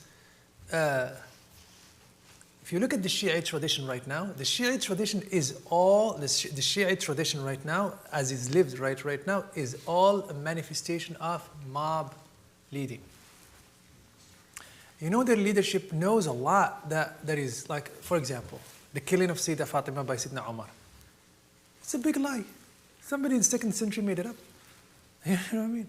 But go ahead and say that to them right now. They celebrate the day when Sayyidah Fatima passed away, where she was killed. They think she was killed, and it's a big thing. And it really adds to the anger of the. You know what I mean? And go ahead and most of the scholars of the Shia, not most, all the scholars of the Shia know it's fabricated, but they can't say that. And you can add to that so many things that are essential in there, and so on. It happens in the Sunni tradition too. There's a time where Imam Tabari rahmatullahi ta'ala was mobbed. Imam Tabari radiallahu ta'ala, because he said something that differs from the madhab of Imam Ahmad, and he was mobbed. Right? The sentiment of the mob when they take over, that's bitanat too, is the people who are closer, who gives you opinions who are not good, or they push you to corners where you don't want to be pushed, and you find yourself circled. And it could be believers too, who are weak-minded, who don't understand the situation, who don't understand and they just want salama, they want safety, and they want things to go easy, and so on. So that's what it is. It may not be malicious, but it still harms the da'wah. Still harms the da'wah tremendously. Right? So, Allahu A'lam. That's the thing that anyone says. All of us can be that too, right? Like even even students in the seminary, even like people in the community working in da'wah. Like can the mic, please?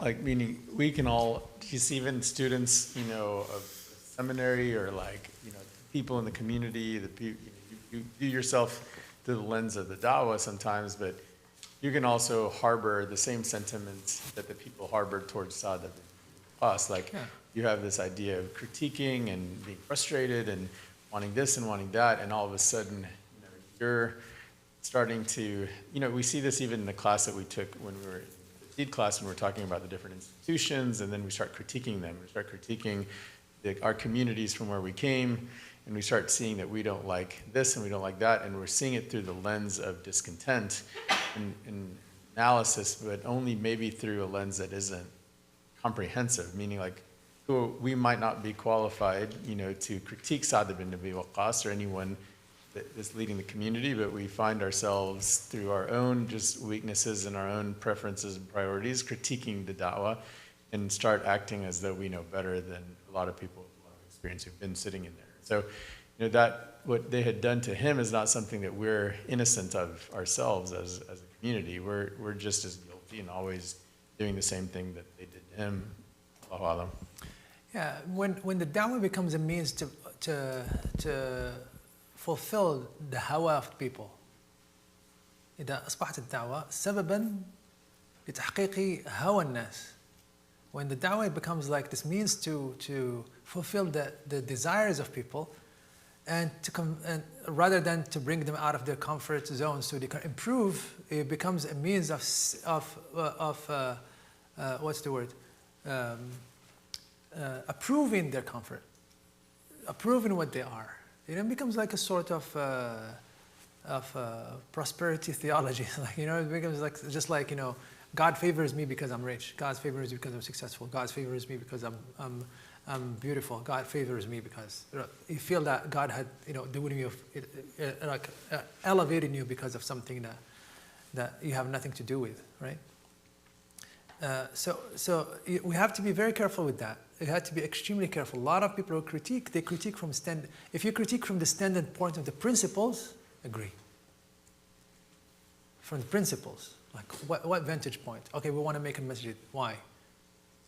Because we wanted to have our kids grow up in a masjid. But you can have your kids grow up in a masjid, but just you yourself come to the masjid. You never showed up to the masjid. You know what I mean? You're not solving a problem in here, but you want it to all of a sudden become a leader of the community and dictate to the community that the community needs a masjid, while you yourself is not a masjid man or a masjid woman. You're not, right? And all your argument is that I can. You know what I mean? I can. That's the argument. I can. That's khair. Being in the masjid is a khair. No, it may not be. It may be a khair of a 6th degree, of a 7th degree. There are so many khairs that are more urgent than building a masjid. Why don't we find ourselves with that urgency to do something of those 2 or 3 urgent things? Right? Because the reason why we want to build a masjid has nothing to do with the da'wah. It has to do with our desires. It has nothing to do with the principles. Had to do with what we want. Doesn't mean, I'm just giving an example, but this could be a lot of other things. The masjid does not do this, the masjid does not do this. But what you want is just more comfort. You want more of what Jahiliyyah is proposing to you, and you want that to be presented in the masjid. While the masjid is supposed to be the place of resistance of all of that. You understand what I mean? Are you guys with me? Are you following me? Yeah. So we have to be very careful. We're not immune from that. That's just like Ustad Nadim said. We're not immune from that. We have to, when we demand, when we critique, the first question we should ask, what are the references of our critique? Where is this critique coming from? What are the principles from which this critique is stemming? Is it the Sharia? Is it the Da'wah? Is it the common good? Is it, or my preference? Where is it? Where is it? Right? And once we can distinguish, then we can know that which is helpful, that which is benefiting the community, and that which is just us wants to impose our likes on others. Right? Now, staying on this hadith. Just one second. This can be destructive to one of the. So the da'wah has multiple. What do you call them? Weak points. Some of them are not just weak points, some of them are, what do you call them? Like they call them single points of failure. This is one of them. This is one of them. One of them. This is one of those points of failure. You know what I mean? Somebody from the corner can come and say, I'm going to do my own school. I'm not going to build my own. Why? Because I can. I feel that you guys are not doing a great job. I don't have a voice. Look, you can have a voice. You can be on the board. You can go ahead, be on the board and make your opinion. But you don't want the difficulty of building consensus. They don't want to work things out in the community to make things happen. They don't want to consider that the community's sentiments that are sometimes opposing and sometimes sometimes clashing and sometimes and so on. They don't want it to do all of that. I'm going to do my thing, right? And if it comes from people of the da'wah who knows what they're doing, it might be beneficial. If it comes from Jack and Joe from the outside, I'm not demeaning anybody by saying that. I'm just saying, like, from members of the community who have no idea what's going on, it might be extremely harmful. Most of the communities are broken because of people like that, or because of people who mean well, just destroying the community like this. And let me tell you something, the da'wah is fragile. As strong as the principles are, and so on, the da'wah is very fragile. It's fragile. We're still in a very fragile phase of the da'wah. No matter how much we think our institutions are strong, they're not yet strong to withhold certain things like this when it comes on a big scale. I know that some of you may think that this is a talk that is completely far away from you. If you think of the issues of the community that are not part of you, we have to review our Islam. This is not something that is far away from you. This concerns each one of you in here. Each one of you is concerned about this, right? So it's not a talk that, because it doesn't talk about Qiyam al-Layl and me being better and me being, this talks about we. So this is essential. Go ahead, stay, Hassan. We'll stop here, inshallah, after his question. Staying on this hadith, where you mentioned Sa'd ibn Abi Waqqas, the mention of Banu Asad, he said the Banu Asad started instructing me in the religion. What's the significance of Banu Asad? Banu Asad are people who joined Islam later. They were Bedouins who came. Banu Asad is a big tribe. They scattered when the Prophet ﷺ, when the opening starts coming, they start going to this new land to become richer. But in fact, there is a story with Banu Asad. Surah Al-Hujurat, the first part of Surah Al-Hujurat had to do with Banu Tamim and the people who came screaming from the outside of the doors of the house of Prophet ﷺ, screaming, "Oh Muhammad, come to us, oh Muhammad, come to us."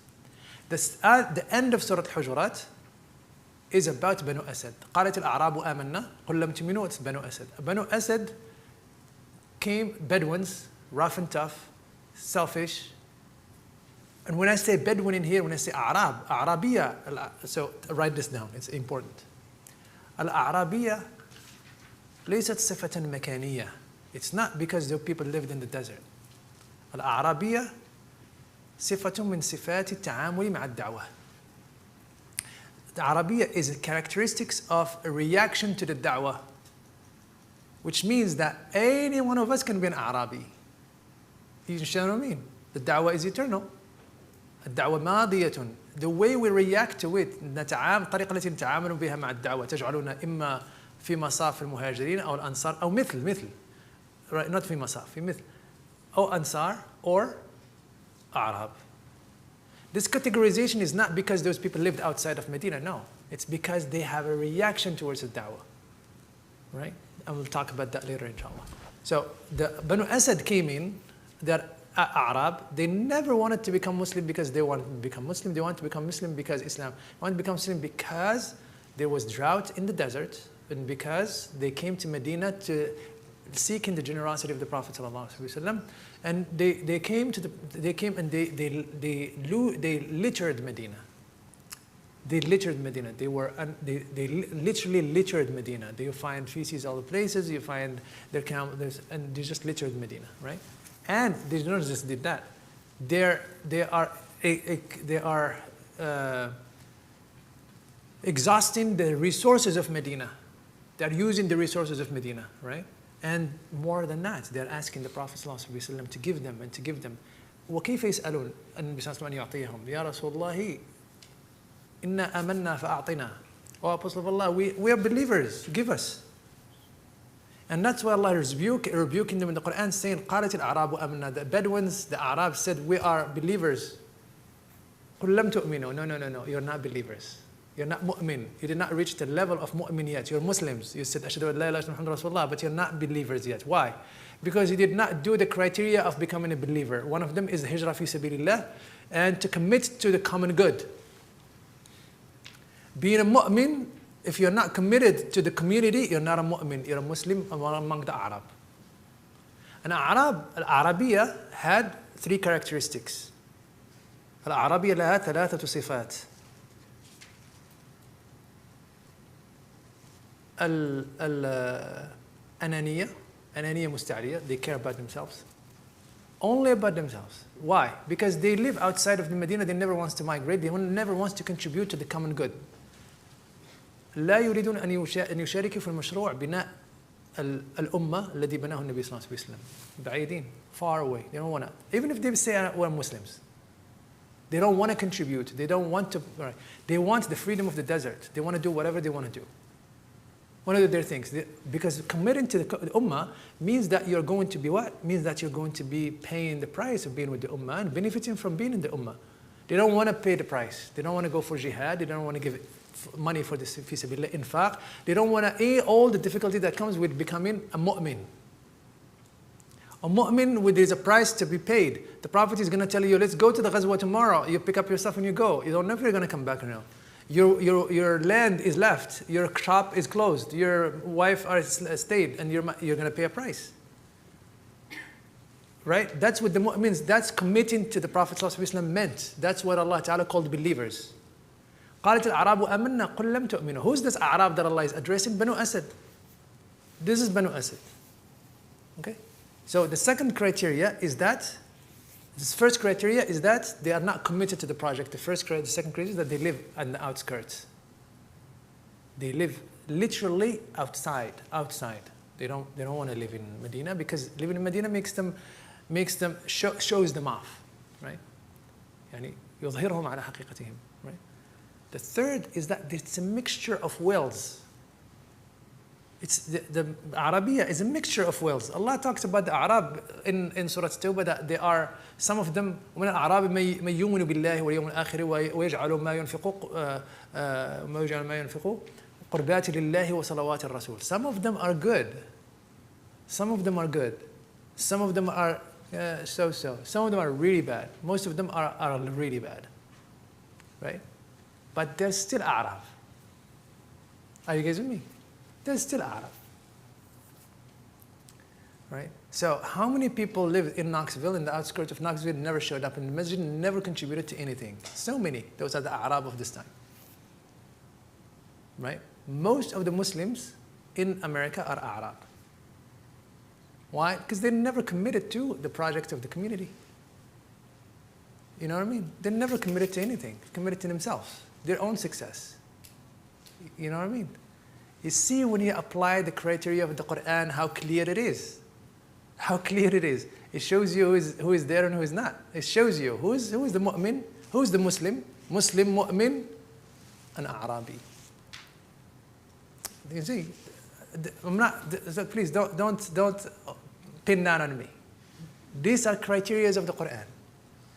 Don't believe me? Go check them out and see them in their context in the Quran and see what they mean for yourself. There is nothing ambiguous in here. Just read the Quran. Right? So when he says, Banu Asad are teaching me my deen, those people who came late, never committed, never done anything, and they come to teach him about his deen. They say he doesn't know how to pray. Like, really? Seriously? If he doesn't know how to pray, then nobody knows how to pray. If Sidna Sa'd ibn Abi Waqqas doesn't know how to pray, then there is nobody who knows how to pray. Right? So, حدثنا محمد بن سهل حدثنا. I told you not to ask difficult questions, right? حدثنا محمد بن سعيد بن عسكر وعبد الرحمن بن الرحمن قال حدثنا يحيى بن حسان حدثنا سليمان بن بلال عن هشام بن عروة عن أبي عائشة رضي الله تعالى عنها أن النبي صلى الله عليه وسلم قال نعم الإدام الخل. قال عبد الله بن عبد الرحمن في حديث نعم الإدام أو الأدام الخل. Sayyida Aisha رضي الله تعالى عنها said that the Prophet said the best condiment هو الشيء الذي يعني ايش بنسميه باللغة العربية؟ ساعديني اخواتي. الشيء اللي ناكله مع الخبز اما يكون زيت، اما يكون عسل، او ان الخبز ما يمشيش حافي. لما نضيف اليه احنا نسميه بالدارجه العربيه دواز، يعني بيمرر الخبز، يعني passes.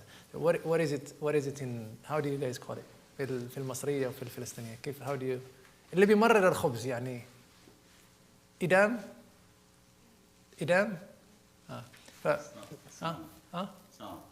say it again. In Urdu.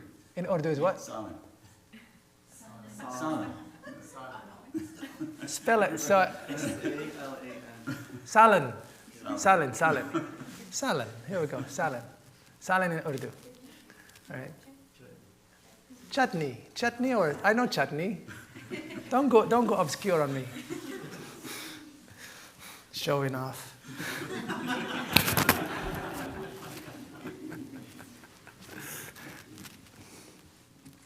الإدام هو الذي يعني يمر به الخبز. Because sometimes by itself it doesn't, you need something to he says الإدام الخل. So what's khal? It's vinegar. Vinegar that they used to make out of and so on. Huh? Oh.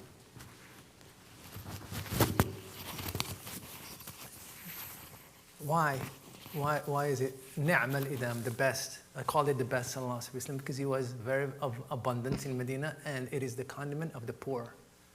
The poor, when they have nothing to eat, they have that they dip bread in it and they eat it and it passes, and that's it. And now when the Prophet says the idam, the khal, the vinegar is the best, guess what? Everybody, even the rich people, are going to flock to have that. And now it's not the poor who's running behind the habits of the rich to killing himself to follow the habits of the rich. Is the opposite. It is the opposite. And now society is focusing on that which is important, rather than chasing what the Kardashian is doing, or Kanye West is doing, or what were they wearing, or buying a Yeezy $6,000, or whatever it is that or hijabs that are like Chanel. Chanel is putting hijabs right now. You be careful of. Chanel is trying to co-opt our and so on, Nike and whatever, right? You understand what I mean? So this is not just an idea about. It's not just an individual thing. No, the Prophet ﷺ is shaping the taste of society. This is shaping the taste of society, so it's shaping its priorities. You know what I mean? This is on the level of shaping taste that overwhelms that you don't need policies if you shape the taste of people. You don't need policies. You make policies right now because you have obesity and this and that, and then you have to make policies about Coke and about soda and about this and about that, right? To curb it. But mind you, if you work on the taste of people from the bottom, you will not need those policies. And this is what the Prophet is doing. He's not encroaching on them with laws, but he's shaping their tastes so they like, this is what they like, and they start, the Prophet likes it, they're all dipping in, because it's available, cheap, everybody can find it. And the poor is not behind the Prophet, behind the rich, trying to do what the rich are doing. No, it's the opposite. Whether it's in their dress, whether it's in their food, and so on and so on and so forth. Where does this lead?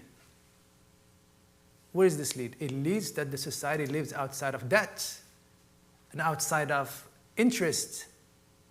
You see, this hadith in here has to do with vinegar, can teaches us a little bit about how to curb the personal debt in America.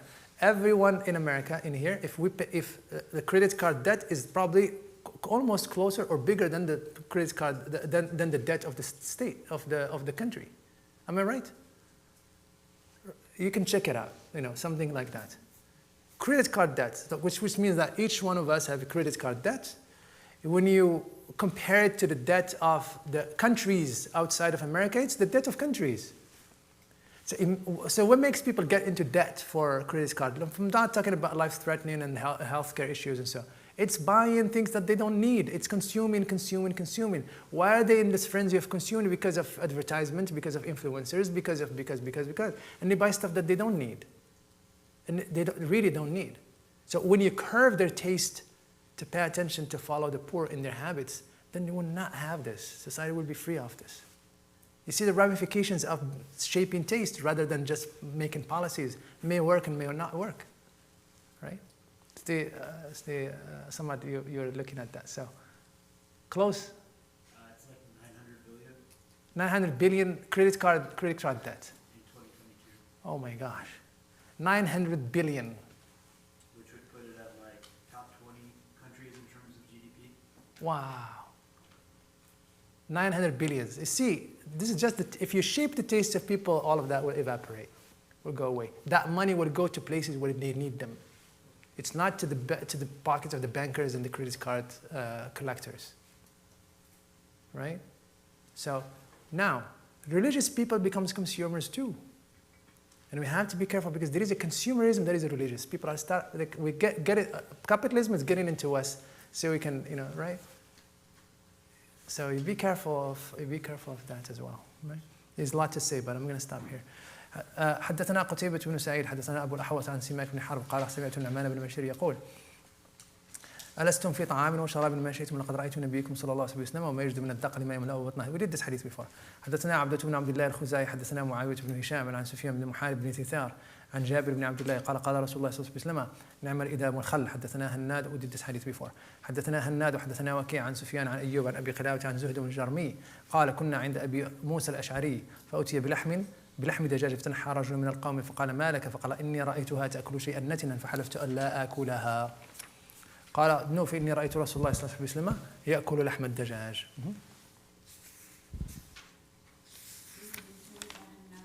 He told us on the authority of Sufyan, on the authority of Ayyub, on the authority of Abu Qilaba that Zahdab al-Jarbi, we were in the presence of Abu Musa al-Ashari when he was brought some chicken meat.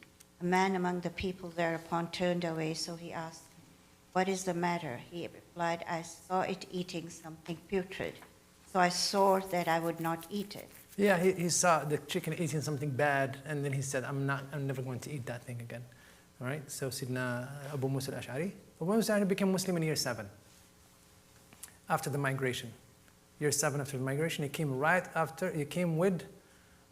he came from Yemen to the Prophet Islam, and he was in Khaybar, right? He, Abu Musa, said, draw near, for I have seen Allah's Messenger eating the meat. Yeah, he ate meat with chicken with bread. حدثنا فضل بن سالم الأعرج البغدادي حدثنا إبراهيم بن عبد الرحمن بن مهدي عن إبراهيم بن عمر بن سفينة عن أبيه عن جده قال أكلت مع رسول الله صلى الله عليه وسلم لحم حبارة. Safina is the servant of the Prophet sallallahu alaihi wasallam. His name is not Safina. He was one of the servants of the Prophet sallallahu alaihi wasallam. The Prophet sallallahu alaihi wasallam had probably 5 or 6 servants. Some of them are slaves that he inherited from his dad. He freed them and they stayed with him. They served him sallallahu alaihi wasallam. Abu Rafi, Zayd, Thawban, and Safina, Abu Kabsha. All of those are servants of the Prophet sallallahu alaihi wasallam. So Safina was one of them. He was called Safina because his name is Mahran. His name is Mahran. He's from Persia, right? And the Prophet ﷺ called him, he was Safina because the Prophet ﷺ was going to some travel, probably Hajj al-Wada, and he came out carrying all of this luggage of the wives of the Prophet ﷺ, so much that he's carried above his head a lot, and he's going with it. And the Prophet ﷺ said, this is too much. He said, no, this is fine. This is fine. And he said, "Ma anta illa safina." You are but a ship. You're like a ship carrying all of this, right? So he loved that, and he became his name, Safina. He narrated to us some really important hadith regarding what's going to happen afterwards. Hadith condemning what Abu Umayyah had done, and who they are, and that they are going to be the destruction of the ummah on their hands. Sidna Safina had narrated them. He's the one who narrated to us the hadith of the caliphate is 30 years after the Prophet ﷺ, Sidna Safina, right? So if you count Sidna Abu Bakr and Sidna Umar and Sidna Uthman and Sidna Ali and 6 months of Sidna Hassan, 30 years. So the rest are kings, monarchs, right? قال يا خادم رسول الله إن بني أمية يقولون أنهم خلفاء أهم خلفاء؟ قال كذبوا بنو الزرقاء بل هم ملوك شر ملوك. سمعت رسول الله صلى الله عليه وسلم يقول الخلافة بعدي 30 سنة. Right? He said, the man said, the Umayyad came and said, they are caliph. Are they caliph? He said, no, they are monarchs, the worst of monarchs. I heard the Prophet ﷺ saying, caliphate after me is 30 years. 30 years. Right? حدثنا علي بن حجر حدثنا إسماعيل بن إبراهيم عن أيوب عن قاسم التميمي عن زهد بن الجرمي قال كنا عند أبي موسى الأشعري قال فقدم طعامه وقدم في طعامه لحم دجاج وفي القوم رجل من بني تيم الله أحمر كأنه مولا قال فلم يدنق فقال أبو موسى أدنو فإني رأيت رسول الله صلى الله عليه وسلم أكل منه فقال إني رأيته يأكل شيئا فقدرته فحلفت أن لا أطعمه أبدا. We did this hadith before. حدثنا محمود بن غيلان حدثنا حدثنا أبو أحمد الزبيري وأبو نعيم قال حدثنا سفيان عن عبد الله بن عيسى عن رجل من أهل الشام يقال له عطاء عن أبي أسيد قال قال رسول الله صلى الله عليه وسلم كل الزيت والدهن به فإنه من شجرة مباركة. Eat oil, olive oil, and anoint yourself with it. It came from a blessed tree. Right? You can never know which if it's good olive tree now, it's good pure olive tree or not. It's you never know.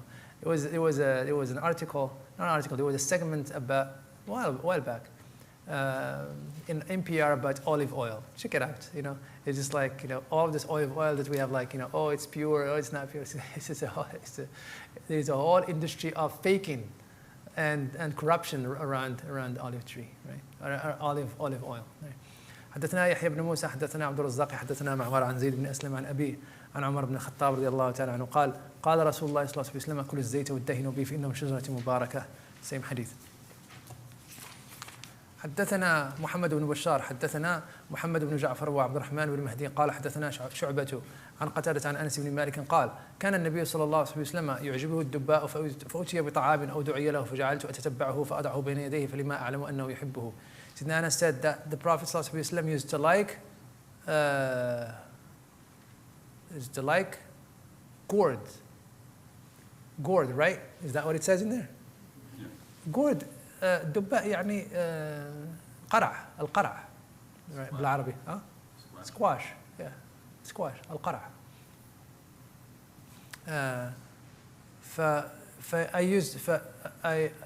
So when I start, looking for it in the plate to give it to him, sallallahu alaihi wasallam, because I knew that he likes it.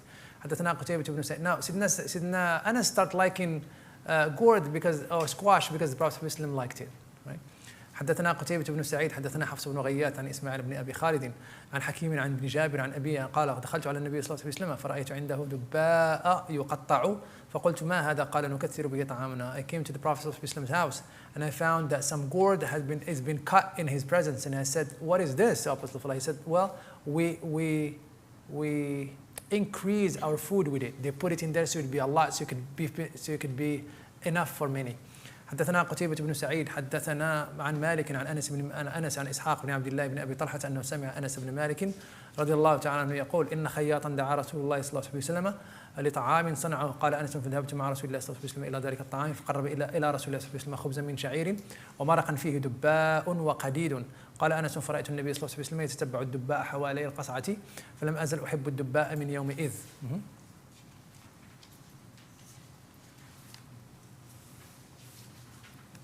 I'll go with it, translating it. You do the next, inshallah.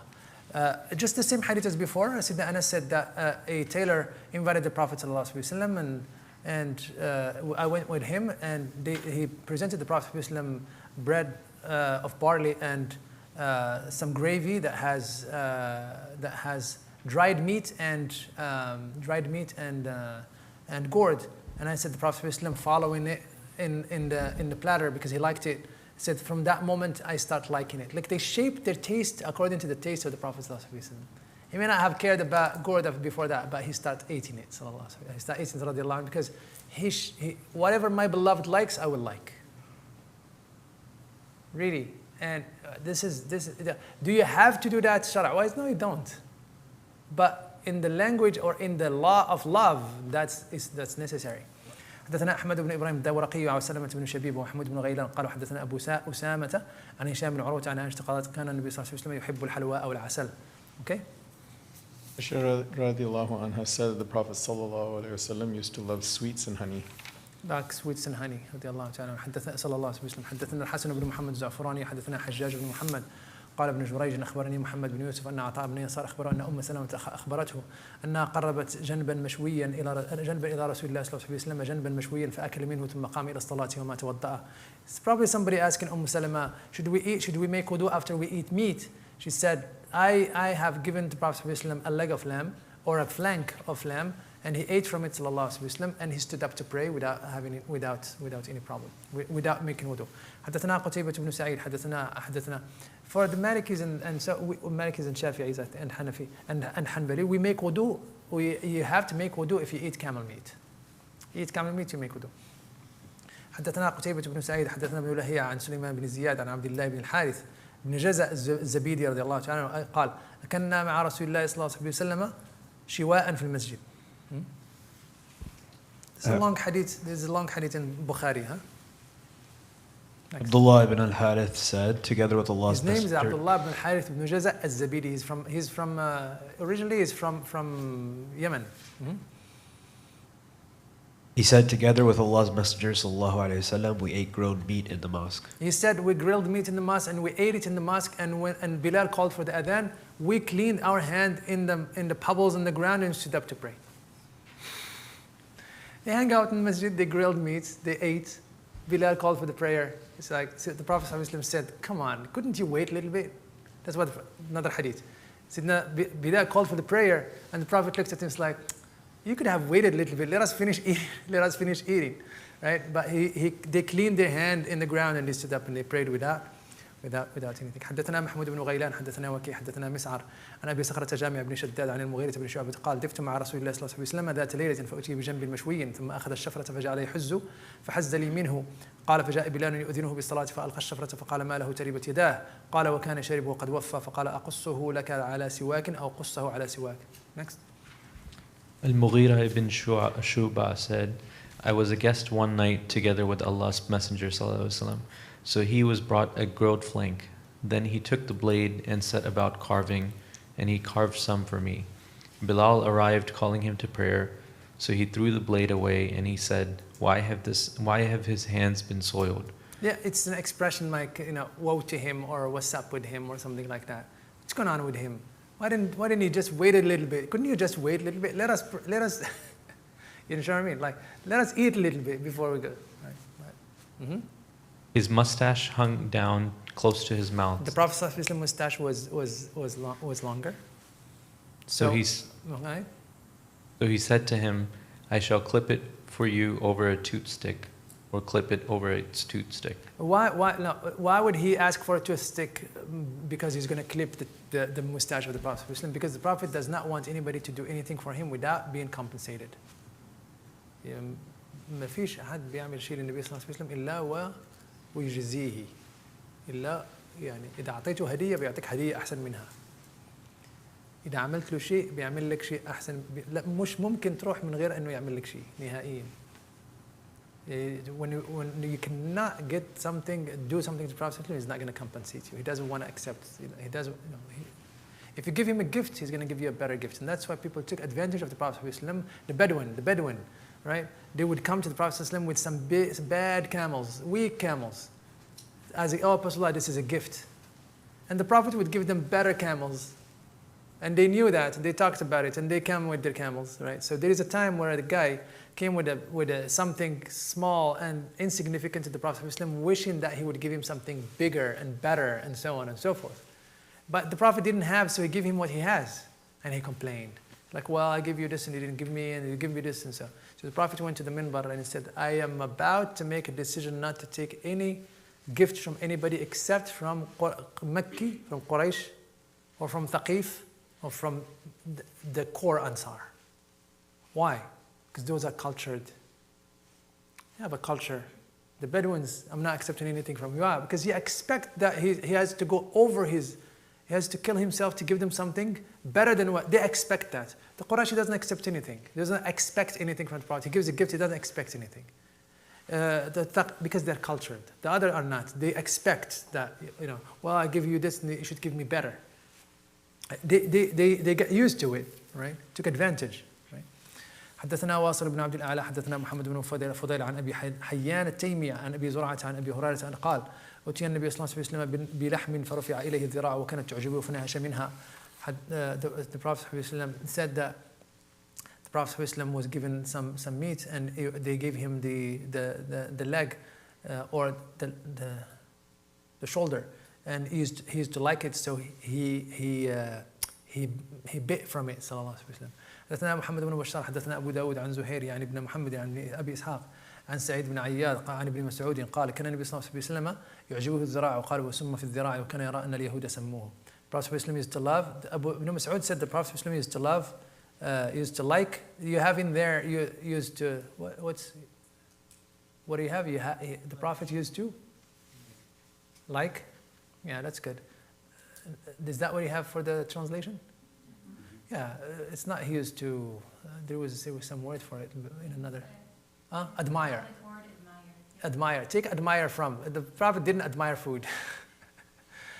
And for the gourd, go back to the gourd and say he doesn't admire. He doesn't admire. He likes it. It's not.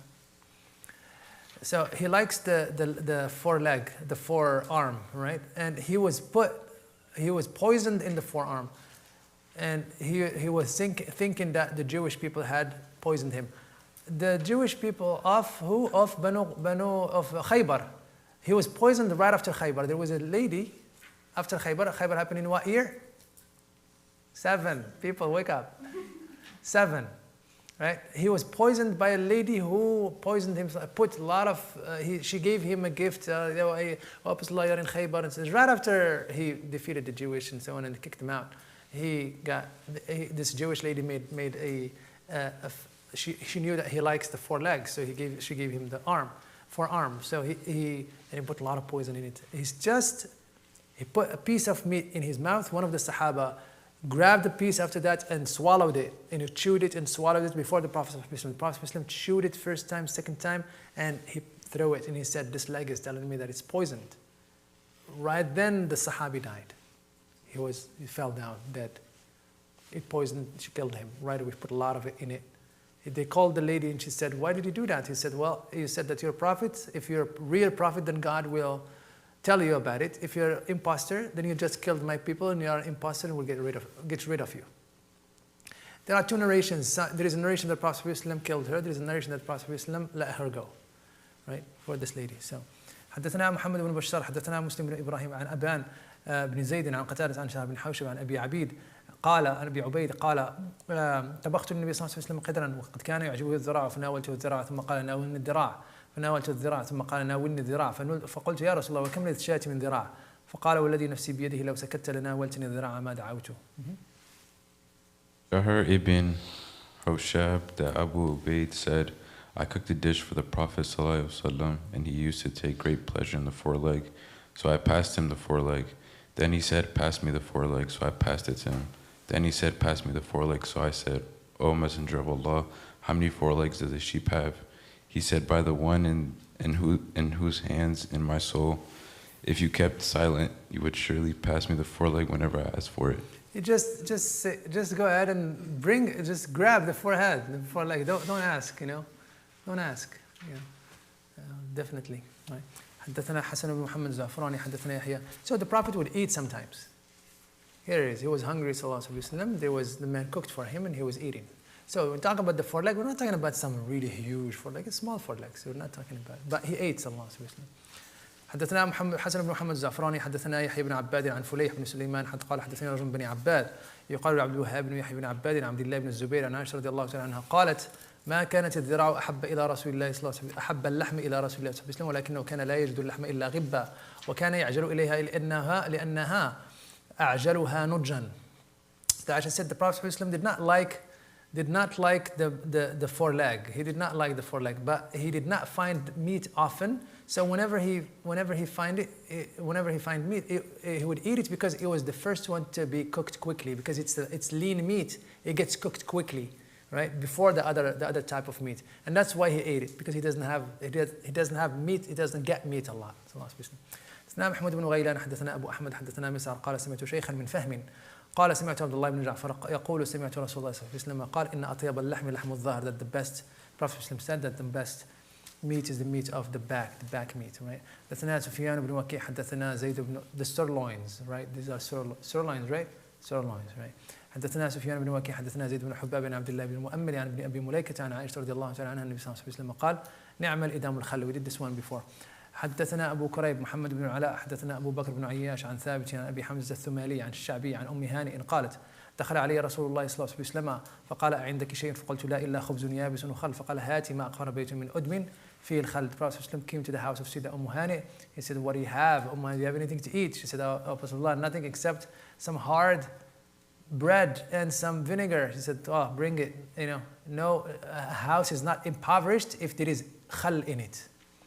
حدثنا محمد بن المثنى حدثنا محمد بن جعفر حدثنا شعبة عن عمرو بن مرة عن مرة الهمداني عن أبي موسى الأشعري رضي الله تعالى عنه عن النبي صلى الله عليه وسلم قال فضل عائشة على النساء كفضل الثريد على سائر الطعام. Prophet said that the merits of Aisha, or the rank of Aisha over food is over ladies is just like that of the merit or the rank or the of tharid. Tharid is when you mix bread with gravy and meat, right? Over all the food. Now, I know that the feminist is like, well, he compared his wife to the food, and go on and on about that. I understand language of Arabic, the comparison. He's trying to make a comparison in here. There's nothing demeaning about Sayyidah Aisha. He elevated her in many ways. She herself understood the Prophet. She never took offense. She loved it. This is hadith that she narrates, and was no, but feminism make a problem where there is no problem, right? And there is a time where I have to tell you to say a few things about this thing in here, because a lot of things there is probably 10% of truth about feminism, and the rest is, right? But you have to understand that when we build those relationships, the vantage point of Islam is wilaya. The relationship between men and women is based on the concept of wilaya. Wilaya means that we are like this. Wilaya, that we support each other, that we care for each other, we love each other, that our demise of one is the demise of other. Feminism and liberalism put us to clash against each other, put us to fight. For you to realize yourself, you have to kill me. For you to have to realize yourself, you have to destroy. No. You understand what I mean? We have to change the vantage point of seeking our right when it comes to Islam. Is there any injustice? Is there injustices for women in the Muslim communities? Absolutely. The vantage point of treating them should be the concept of wilaya, the Quranic concept, not the fighting of feminism, not the vantage point of feminism. That was selective, that was white, that was. You can go on and on and on about that. Right? So I just wanted this hadith in here. It was a gateway for me to just say a few words about that. If we got a chance to talk about this even more, because this is the subject of today. You're all going to go to college. You're going to go to those liberal art, to those electives. If you're doing whatever you're doing, you're going to do. You're going to be faced with classes like gender and part and so on and so forth. And you're going to have this on your face, and it's appealing, and it's empowering. Right? In literature, you're going to find this. So it's empowering, and it really makes you feel like, I'm going to have to fight against patriarchy, and I have to do this and the patriarchy and the Muslim, and so on and so on and so forth, right? But you have to be very careful. What are you losing? I'm not saying don't fight, I'm saying fight, but from the standpoint of Islam, to make us whole, rather than to clash us forever. It never produces anything good. That clash and it never give women their rights, to be honest with you. Their fullest right. Right? They're still fighting for a president in America. You understand? So let us change the vantage point from which we see things. Right? Feminism is not. Well, again, I'm discredited. Right? I'm discredited. Right? You know why? I'm discredited, right? I'm a man. Right? حدثنا حسين بن محمد حدثنا قتيبة بن سعيد حدثنا عبد العزيز بن محمد عن سهيل بن أبي صالح عن أبيه عن أبي هريرة رضي الله تعالى عنه أنه رأى رسول الله صلى الله عليه وسلم يتوضأ من أكل ثور أقية ثم رآه أكل من كتف شاة ثم صلى ولم يتوضأ. Next, please.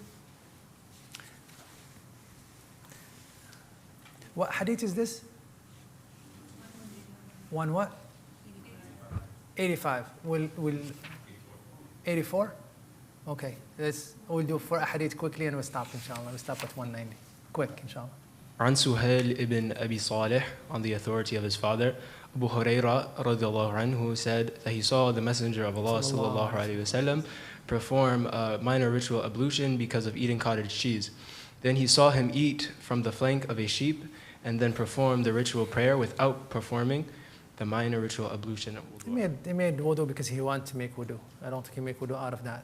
حدثنا ابن أبي عمر حدثنا سفيان بن عيينة عن وائل بن داود عن ابنه وهو بكر بن وائل الزهري عن أنس بن مالك قال أولم رسول الله صلى الله عليه وسلم عن صفية بتمر وسويق. The Prophet ﷺ made a walima when he married Safiya with dates and, how do you translate suwiq? crushed barley, right?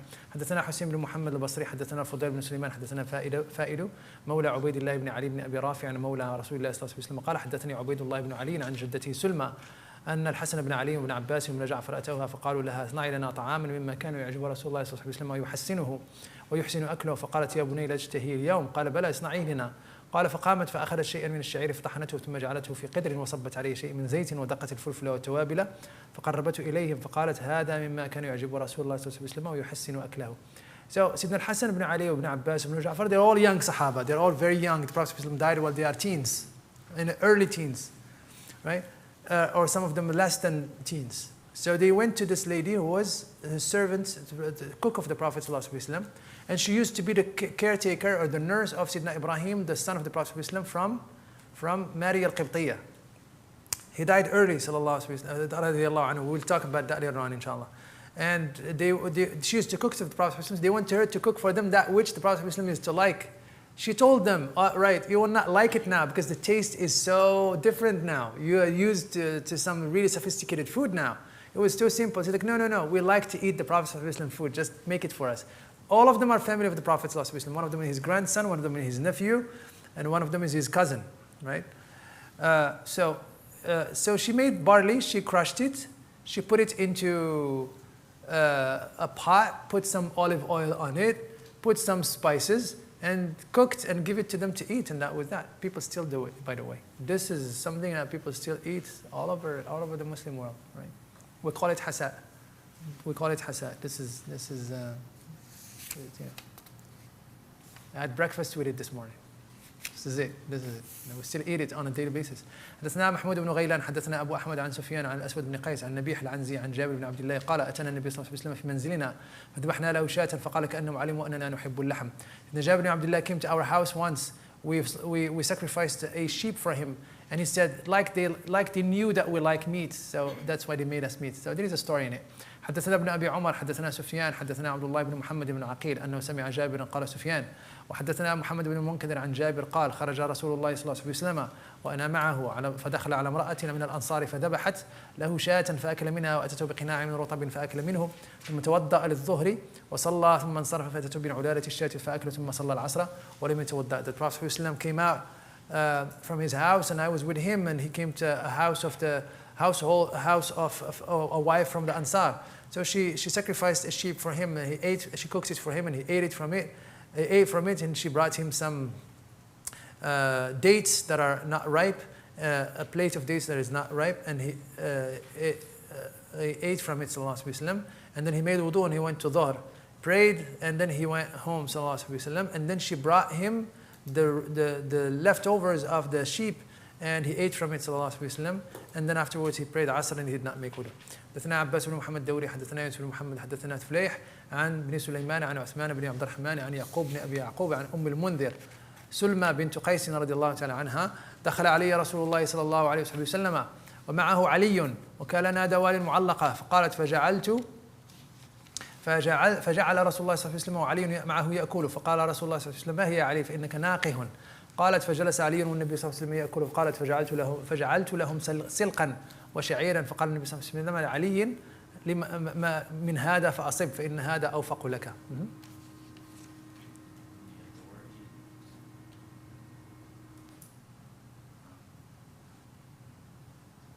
On the authority of Yaqub ibn Abi Yaqub, al-Mundhir said, Allah's Messenger, peace and blessing be upon him, came to see me with Ali. We had some suspended cluster of grapes, so Allah's messengers, Allah's peace and blessing be upon him, started to eat, and Ali was eating with him. Allah's messenger, sallallahu alaihi wasallam, therefore said to Ali, take it easy, O Ali, for you are a convalescent.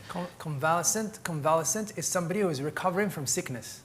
ناقه معنى أنك كان مريض ولا زال يتعافى في أول معافاته لا زال بعد يتعافى. ناقه من النقاهة. Convalescent is somebody who is recovering from sickness at the beginning of his recovering, not yet fully recovered, but he's in his path of recovering, or she's in her path of recovering, right? Then So Ali sat down while the Prophet ﷺ ate, and I offered them some shard and barley. The Prophet ﷺ said to Ali, eat some of this, for this is more appropriate for you. حدثنا محمود بن غيلان حدثنا بشر بن السري. This is brought from the Prophet ﷺ cured a lot of diseases by food, just eating and fasting. Right? So in the medicine, the prophetic medicine is just food and diet, basically.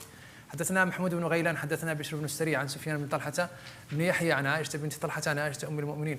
You know, all of you should watch this movie, this BBC documentary. It's called Eat, Fast and Live Longer. Eat, fast and live longer. Watch it, really. You will realize that at the end they say just fast 2 days a week and you'll be fine. Really, after all of that, fast 2 days a week. These are doctors and people, researchers, and so the impact of fasting and how much you can do without, you can offset so much of what the health system is just by taking care of diet and fasting and being moderate and so on. You can cure so many diseases that are and watch it and you'll see what people go through. Just fasting, that's it, just fasting. Amazing impact, right?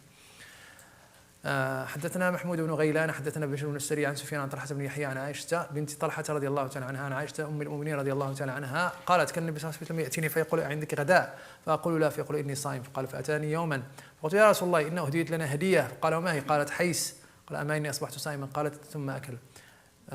Go ahead. On the authority of Aisha bint Talha, that Sayyidina Aisha, the mother of the believers, may Allah be well pleased with her, said, the Prophet sallallahu alaihi wasallam used to come to me and say, do you have something for lunch? I would say no. So he would say, I am fasting. When he came Can you do that? Of course you can do that. The Prophet just do it, just you heard. If you want to make your niyyah for the non-obligatory fasting, الصيام تطوع ليس شرطا أن تنوي له قبل السحور. ممكن أن تنوي له في وسط النهار قبل الظهر. إذا نويت له قبل الظهر you're fine.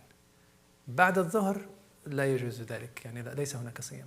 So the non-obligatory fasting, if you intend to fast non-obligatory fasting, it's not necessary that you do the niyyah at night. That's obligatory fasting, you have to.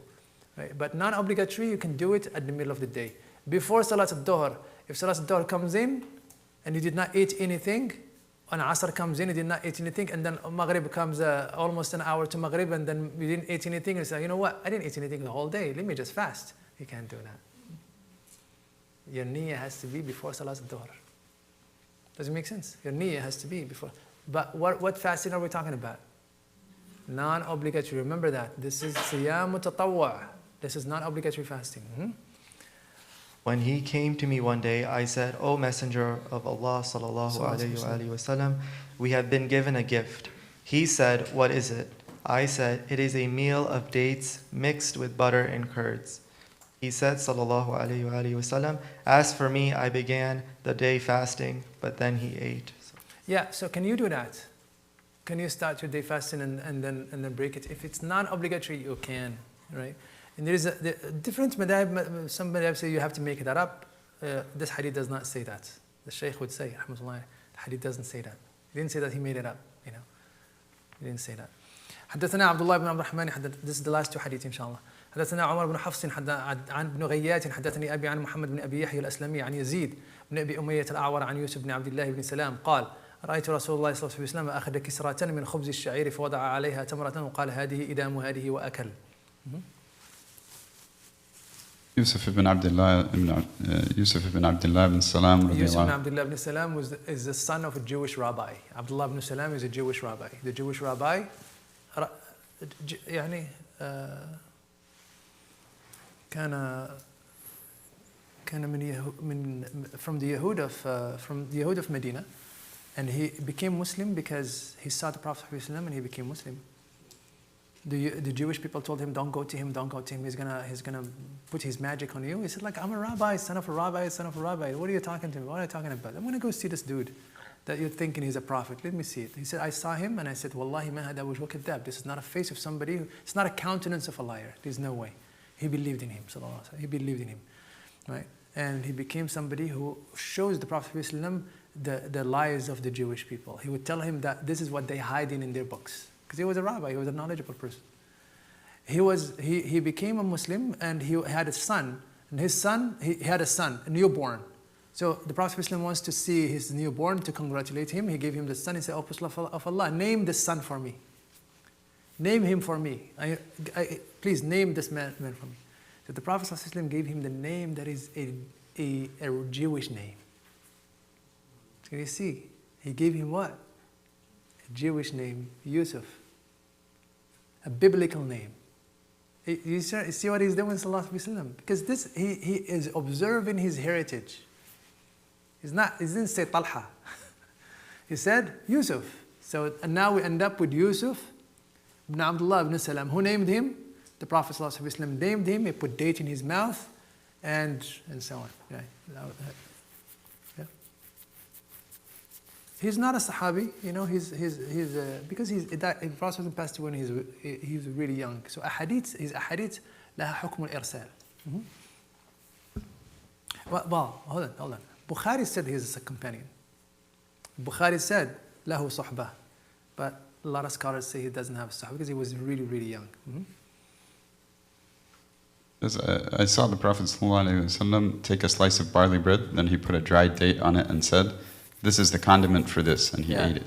This one will make this one go, this one pass, right? حدثنا عبد الله بن عبد الرحمن حدثنا سعيد بن سليمان عن عباد بن العوان عن حميد عن أنس أن رسول الله صلى الله عليه وسلم كان يعجبه الثفل قال عبد الله يعني ما بقي من الطعام. That the Sayyidina Anas said that the Prophet ﷺ used to like leftovers, right? He used to like leftovers. So how many silly people, whatever is left is directly to the garbage? The habits of the jahiliyyah, the habits of the people who don't appreciate the ni'mah of Allah subhanahu wa ta'ala. You know, we eat the leftovers until the leftovers are done, and then we go and we buy, or we and so on. We get to the habit of not adding to the misery of the world. Landmines are full, so plastic is all over the place. We're hurting the place because we're consuming, not paying attention to anything. Because the big companies are pushing us, and we're just responding. Resources are being dwindled, and so on. So look, global warming and so on. So what do you think all of that coming from? It's us. It's our consumers. Our consumerism and habits are extremely bad, right? Imagine if we diminish all of us 10% of what we consume, we will all be fine. Nothing will happen to us. Try it. 10%. Imagine half of the world. America diminished 10% of what it consumes, the world would be much better. I can guarantee you. So there is a lot that we can offer to the world by being prophetic. Look. See how much we can offer to the world. We'll stop in here, inshallah. اللهم صل على سيدنا محمد عبدك ونبيك ورسولك النبي الأمي وعلى آله وصحبه وسلم على خيرك ودراسك مديد كلماتك سبحان ربك رب العزة عما يصفون سلام على المرسلين والحمد لله رب العالمين جزاكم الله كل خير. What time is it? What hadith was that?